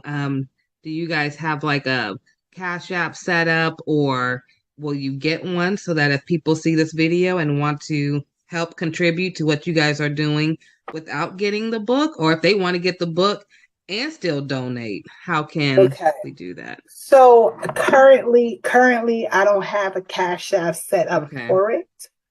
We'll but work on one. Yes, we will. Yes, we will, ma'am. Listen, you're gonna be right. You don't even know how much you're helping me right now by kind of giving me some tips and instruction. Like, hey, girl, get this together. Oh, good. We're gonna have you Yes. popping, okay? Don't worry about it, you guys. So you heard her. She is gonna get a Cash App or something to that Yes. caliber. And when she do, I will post it under this video.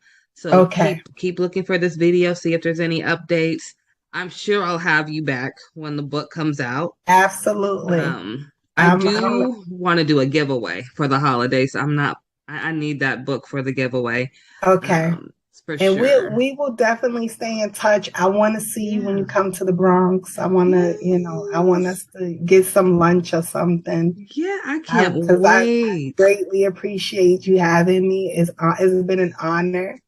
And to know what you're doing here in the Bronx is really, is very moving to me.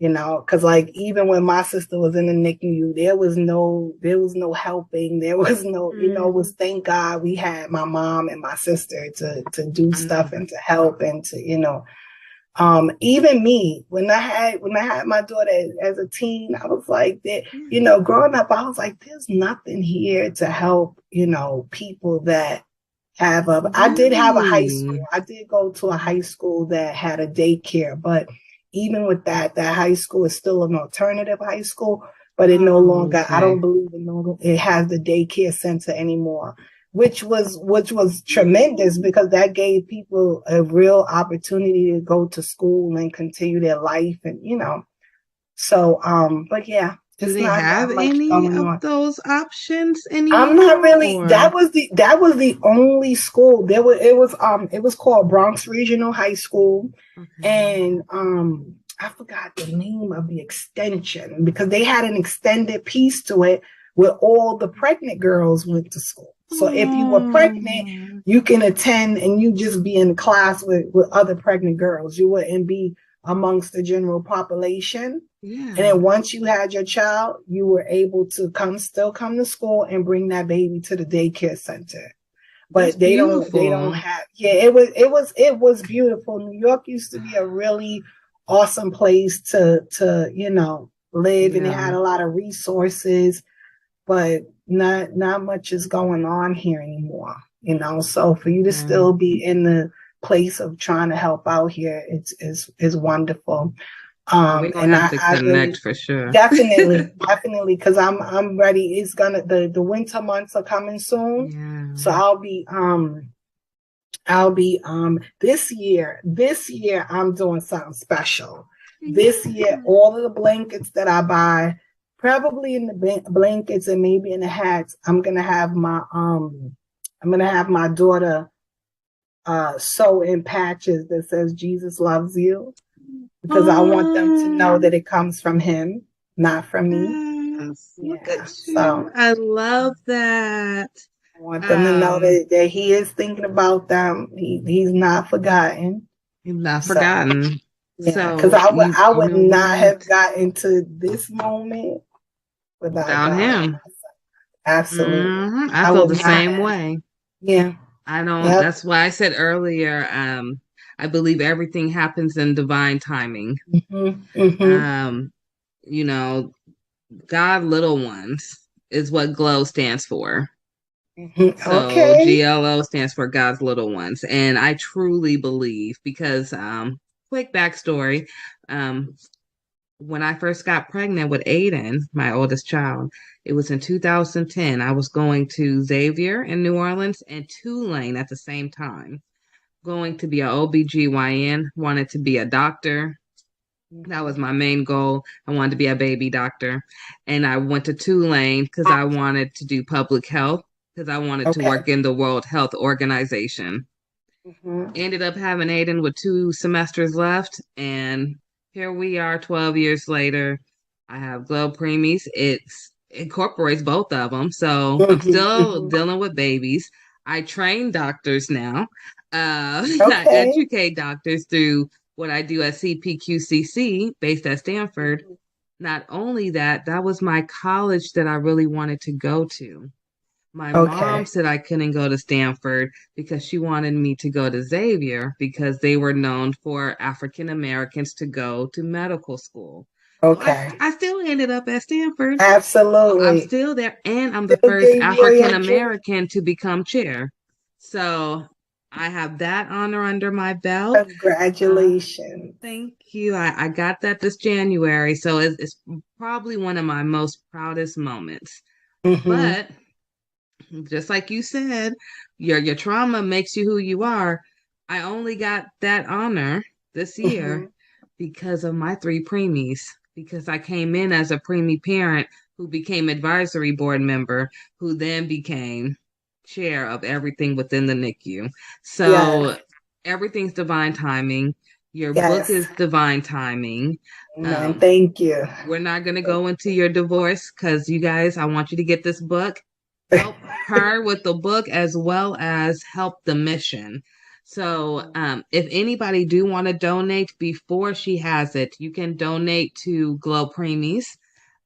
Please put the mission in the description so we know where to send the money to. If you're sending it to Glo Preemies, just put donation to Glo Preemies. If not, put the mission so we can send it directly to her. Thank you. Thank you. And then, we'll get that going. I'll put everything in the description. To everyone, we are now on iHeartRadio now. So we are on iHeartRadio, Anchor.fm, YouTube, as well as Roku TV and Spotify. So you can look up Glo Preemies or the Ashley Randolph podcast. If you have a question that you would like to give to Miss Marie to have her answer for you, maybe by email, you can do so at anchor.fm/Glo Preemies/message. And we will make sure she gets it. And we are just so grateful. Now, before I let you go, because it's amazing, and I am going to bring you back for part 2. Before I let you go, where can people find you? Because that's the most important thing. Is where can they find you? I am on Instagram at marie.d.mosley, Mosley. And I'm also on Facebook at Marie Mosley. And like you said, they can email the pretty divorce at gmail.com. And I'm also going to I'm going to set up a Cash App and send it to you. So if anybody wants to donate, I would greatly appreciate it. I will share photos so you can see that your money is going to good use, because I would like to do at least 50 backpacks this coming winter. I want to do more, but I'm saying my minimum is going to be 50 to give out to the homeless. So there's a lot going on out there right now, and people need our help, And let's not forget that it does snow, so it's very, very cold. So this would be going to a good cause. If everyone helps, even $5 adds up. I do hat, glove, scarf, and socks, and a blanket. And the blanket. So, I think it's wonderful. You have such a good heart to say everything you've been through. Your family sounds amazing. Thank you. So we know that you came from some kind of good background. We may not know them personally, but we know that they're tough, they're strong, and you're the baby. So you're gonna just take everything that you've seen from them. So you have to be a tough cookie. So we are so appreciative of you and thank your you, my work. dear. And I appreciate you. On behalf of all the millions of women who may be going through a divorce right now, thank you for writing this book on behalf of them, so that they can move forward like the women in my family. Hopefully I'll never have to go through that. I don't think I will, but you don't want to go through it, but it's those that have been through it, or those that feel like they're stuck, I definitely feel like my book would help them. Because I have a little bit in there about us divorcing ourselves, not only from men, but some other toxic behaviors. See what I'm saying? So Yeah. it's, it runs, it's a pretty, I'm proud of it. I'm very proud of it. And I can't wait for everyone to read it. I appreciate you. My husband appreciates you. My 4 babies and my 2 grandsons appreciate you. I could not get off the here without mentioning my kids. They are awesome. They are resilient. They went through this divorce with me. Yeah. They empowered me and I empowered them. And we built amazing bonds with each other behind it. And so, yeah, it's doable. It's okay. I got a question. Yes, ma'am. How comfortable is your husband and kids with being on TV? I don't think my kids would have any problem with it. Let me tell you something. First of all, not for an interview though. My son is Mr. Congeniality. He's so astute, and he's such an awesome young man. My girl, I have one daughter though. She's very much into her faith, and she's very modest. And so she might be like, "Mommy, I don't want to be on TV." But the oldest two would get ready for you. Like, here we are. I'm here. Yes. And hubby, like I said, hubby's an alpha. He's very confident.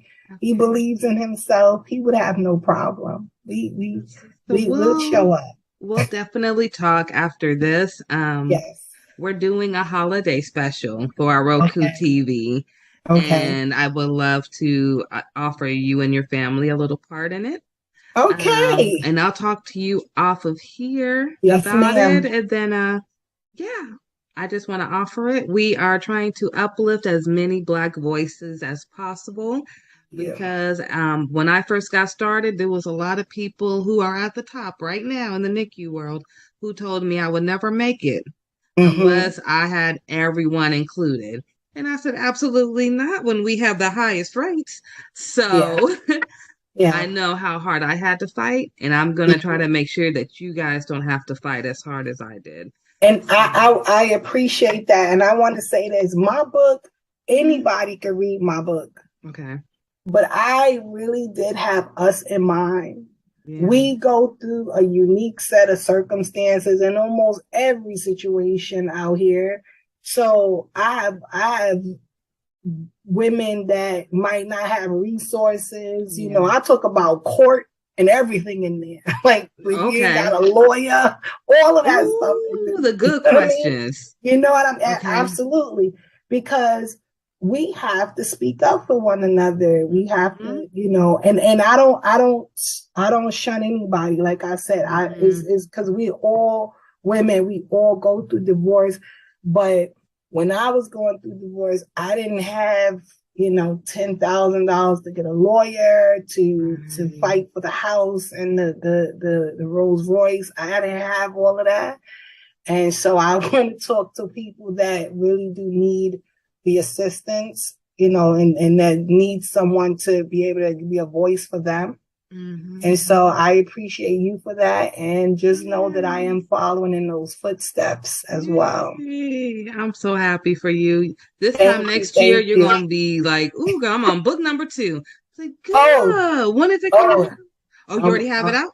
No, I don't have it out, but it'll be done in the next few weeks. Like, I'll be ready to send it off for editing.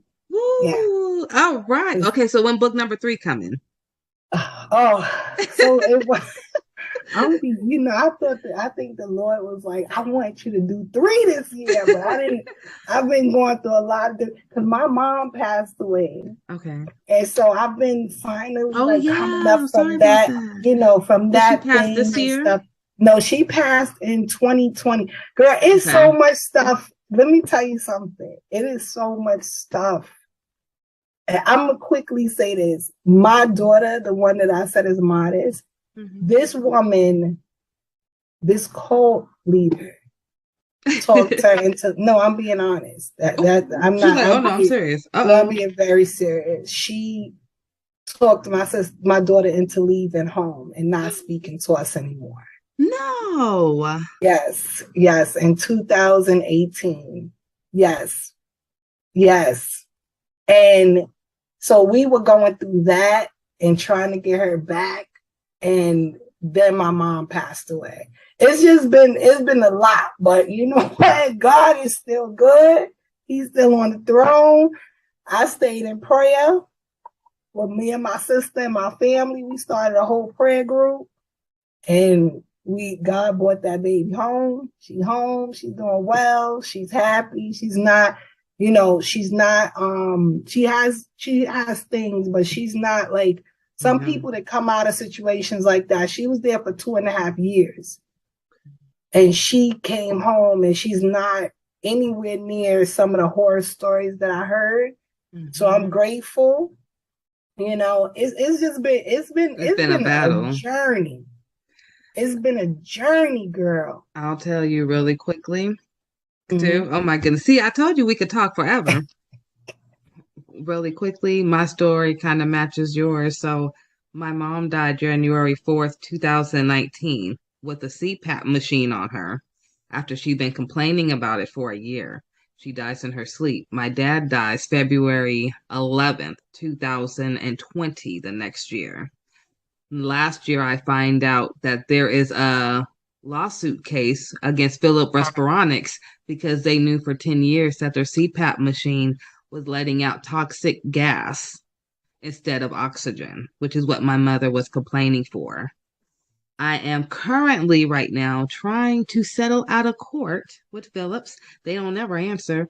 Because I really don't want to go through the whole lawsuit proceedings. Like I'm drained at this point. Yes. Okay. The whole situation, can I please just put it behind me now? Yes. I feel like I still have never grieved. So I'm just here, just like, come on, let's close this so I can move on. But all of that has happened really fast. And then my grandmother, my mom's mom, she had a stroke this year. She had a blood clot in her brain earlier this year. So she's still alive, but she's nowhere to where she used to be.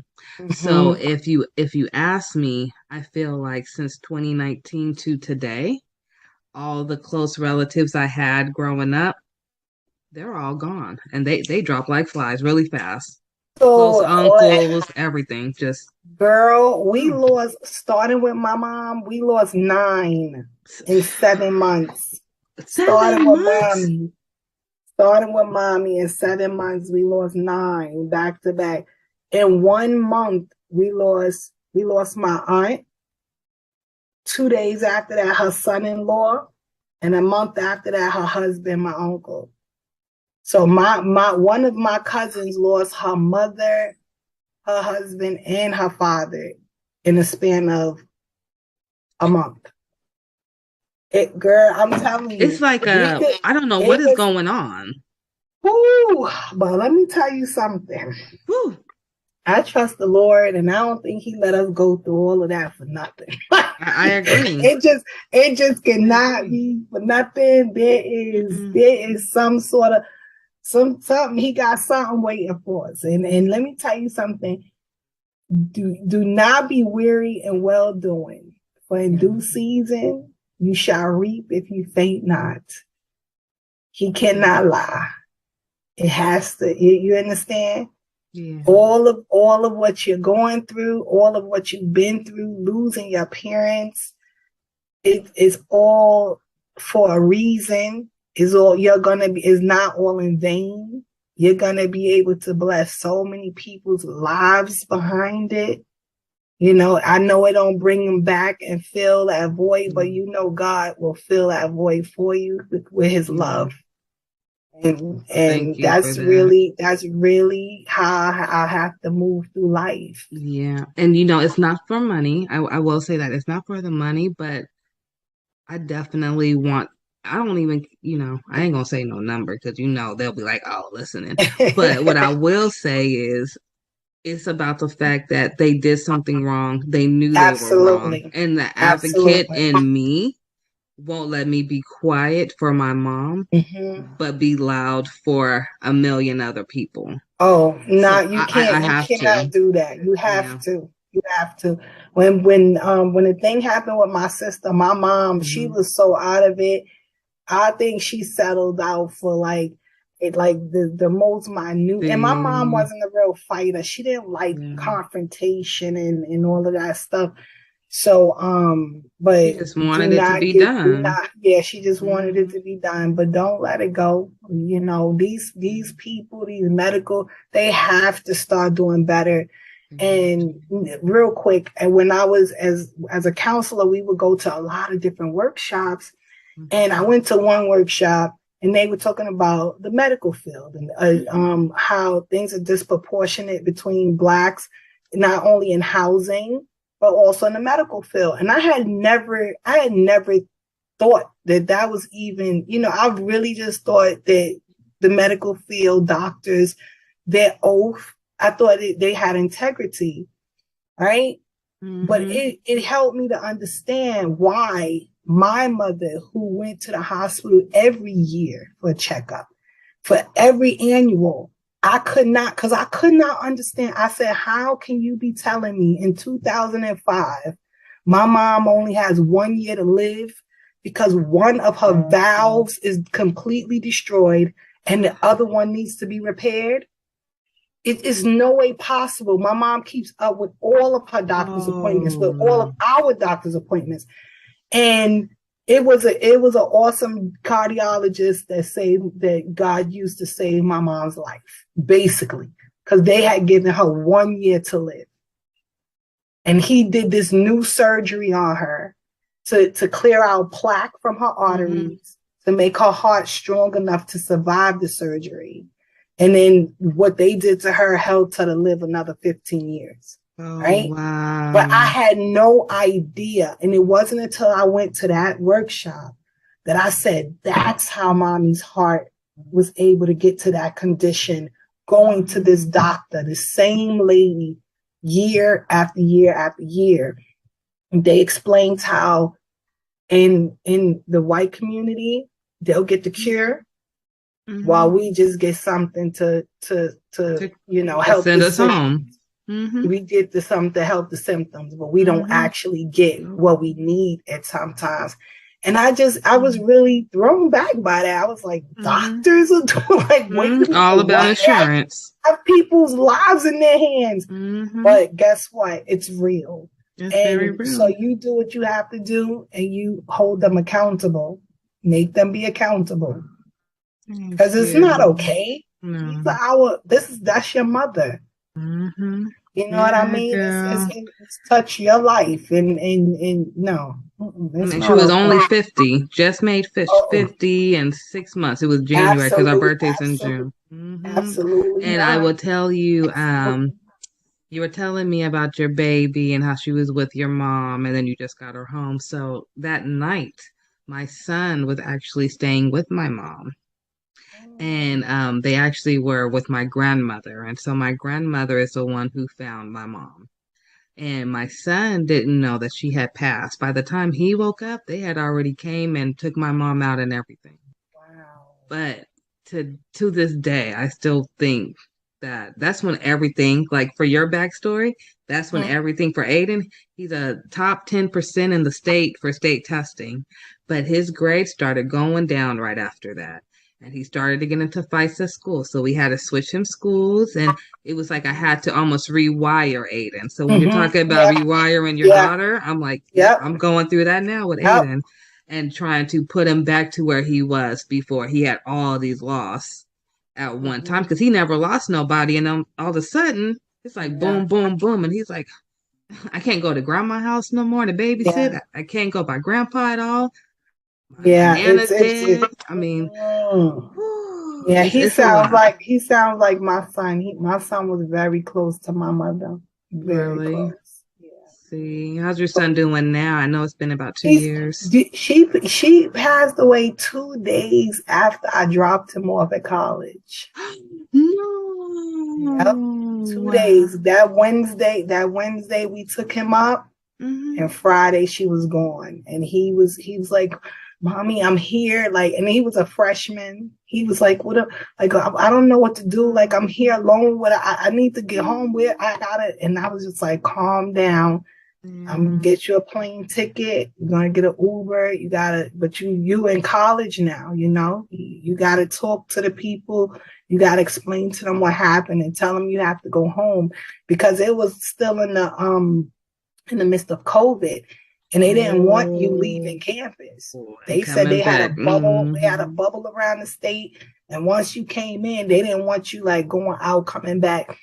But my son was like, I don't care if I can't be in school, then I was like, no, we're gonna talk to them first, and then we're gonna get you home. But I got like I'm terrified because you're there by yourself. I need you to calm down, and we'll figure it out. If I tell you, boy, let me tell you, my son, while my mom was sick, my son was washing her, helping her, like without me even knowing, because I had hurt my back. And I was like, what are you doing? You can't be changing, Grandma. He was like, but Mom, your back is messed up. Like, I have to help you. I have to help Grandma, you know. Them boys are something else. They're amazing. And that's why your son is going through that, because of the love he had for his grandmother, you know. And you just got to help him work through it. You got to just help him work through it and keep talking to him, you know. And it's difficult. It's difficult. Loss is difficult. It very is. I thank you for talking to me through that. And we were supposed to be talking about you, and we done ended up helping me out. Okay, that's how a good interview goes. It's okay.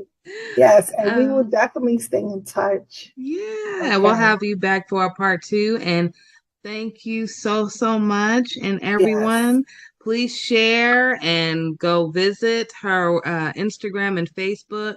Like, follow, subscribe, share, all that jazz. And look out for the mission. That's what we're going to call it now. So if you hear me say we're getting ready to do the mission, we're talking about them backpacks, okay? So thank you again, Marie, for talking to our families, and we will talk soon. Yes, ma'am. Take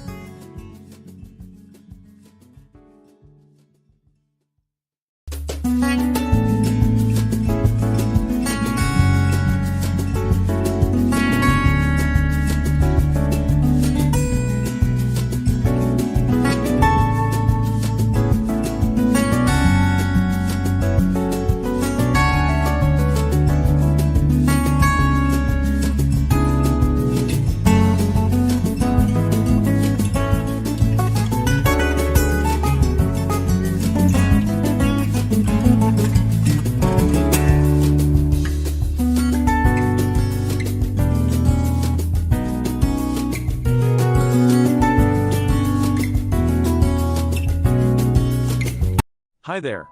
Have you ever wanted to publish your own story but didn't know where to start? In this video, we'll show you a step-by-step guide to self-publishing your own story. Step 1. Write your story. Whether it's a novel, a memoir, or a collection of short stories, make sure your work is completed and polished before moving on to the next step. Step 2. Choose a platform. There are several self-publishing platforms available such as Amazon Kindle Direct Publishing, Barnes & Noble Press, and Kobo Writing Life. Do your research and choose the platform that best fits your needs. Step 3. Format your book. Each platform has its own formatting guidelines, so be sure to read them carefully. You can hire a professional book formatter or use free templates to format your book. Step 4. Design a book cover. A book cover is the first thing that catches a reader's attention. You can design a cover yourself or hire a professional designer. Step 5. Publish your book. Upload your formatted book and book cover to your chosen platform, set your price, and hit publish.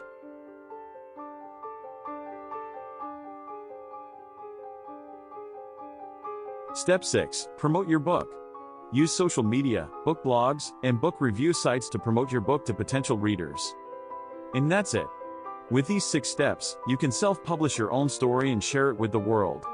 Thanks for watching this video, and don't forget to subscribe to our channel for more tips on writing, publishing, and marketing your books. Hey everyone, welcome back to our channel. With fall and Halloween just around the corner, we thought it would be fun to share our top 10 movie picks for teens and for some of you younger siblings also to watch during this spooky season. So grab some popcorn, turn off the lights, and let's get started. First up, we have Hocus Pocus. This classic Halloween movie is a must-watch for anyone who loves witches, magic, and a good laugh. It is perfect for a cozy night with friends or family.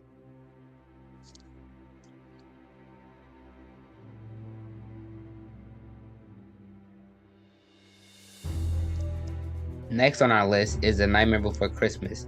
This Tim Burton classic is a great choice for those who love a mix of Halloween and Christmas. The music is catchy, the animation is stunning, and the story is heartwarming.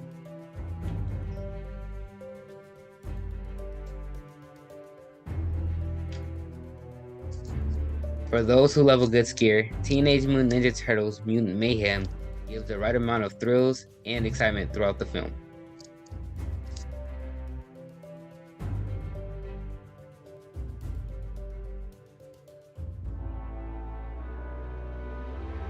If you're in the mood for a classic horror movie, The Monkey King: The Legend Begins is the reimagined version by Hollywood of the film The Monkey King: Havoc in Heavens, the origin and birthplace of the Monkey King story.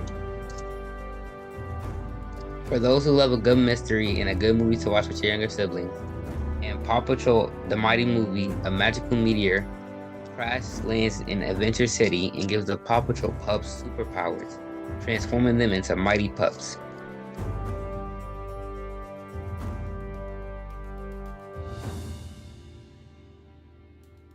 If you're in the mood for a comedy, Leo is a great film. A 74-year-old lizard named Leo and his turtle friend decide to escape from the terrarium of a Florida school classroom where they have been living for decades. For those who love a good coming-of-age story, The Witch is a great choice, and you can watch it with your sisters.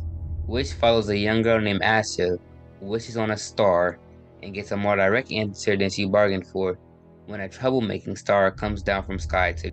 If you're in the mood for excitement, watch Wonka with your parents. They had Willy Wonka and We Got Wonka. The story will focus specifically on a young Willy Wonka and how he met the Oompa Loompas on one of his earliest adventures. For those who love a good film, Ghostbusters Afterlife is one everybody loves. Set 31 years after the events of Ghostbusters 2, it follows a single mother and her children who move to an Oklahoma farm they inherited from their estranged father, Egon Spengler, a member of the original Ghostbusters. The sequel will come out in December 2023. For the last film, but not my least favorite, we have Migration. Migration is a film about a family of ducks trying to convince their overprotective father to go on the vacation of a lifetime. A film for not just you, but for the entire family.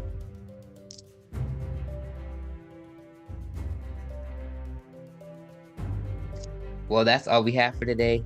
Leave a comment of your favorite fall movies and don't forget to like, share, subscribe to GLO Preemies. to never miss new content and to check us out at glopreemies.org. Thank you. Have a good Halloween.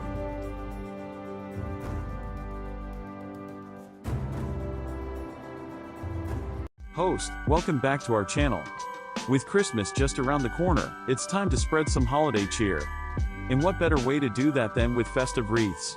Today, we'll show you some amazing DIY ideas to create your very own wreaths. The first step is to gather your materials. You'll need a wreath frame, some evergreen branches, pine cones, holly, ribbons, and anything else you'd like to add for a personalized touch. Start by attaching the evergreen branches to the wreath frame. Use floral wire or hot glue to secure them in place. Now, let's add some pine cones and holly. You can arrange them in clusters or evenly spread them out. Get creative and make each wreath unique. To give your wreath that finishing touch, tie a beautiful bow with a festive ribbon. You can choose traditional colors like red and green, or go for a more modern look with silver or gold. And there you have it, a stunning DIY wreath, ready to spread Christmas cheer. Don't forget, wreaths can be made in different shapes and sizes. Hang them on your front door, over the fireplace, or use them as centerpieces for your Christmas table. Deck the halls, top 3 Christmas wreath designs. Let's get started. Design number 1, the classic wreath. This timeless design features a lush green base adorned with vibrant red bows, golden baubles, and pine cones. It's a traditional choice that never goes out of style and will bring that festive spirit to your front door. Next up, design number 2, the whimsical wreath. This whimsical design takes a playful approach to holiday decor. It's filled with colorful ornaments, sparkling ribbons, and jingle bells. Hanging this wreath will surely bring joy and smiles to all who see it. And finally, design number 3, the rustic wreath.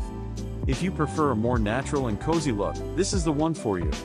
With its combination of fresh pine branches, pine cones, and burlap bows, it provides that warm and inviting touch to your home. There you have it, our top 3 Christmas wreath designs. Which one is your favorite? Let us know in the comments below. Don't forget to give this video a thumbs up and hit that subscribe button for more festive inspiration. Thanks for watching, and remember to have a joyful and magical holiday season.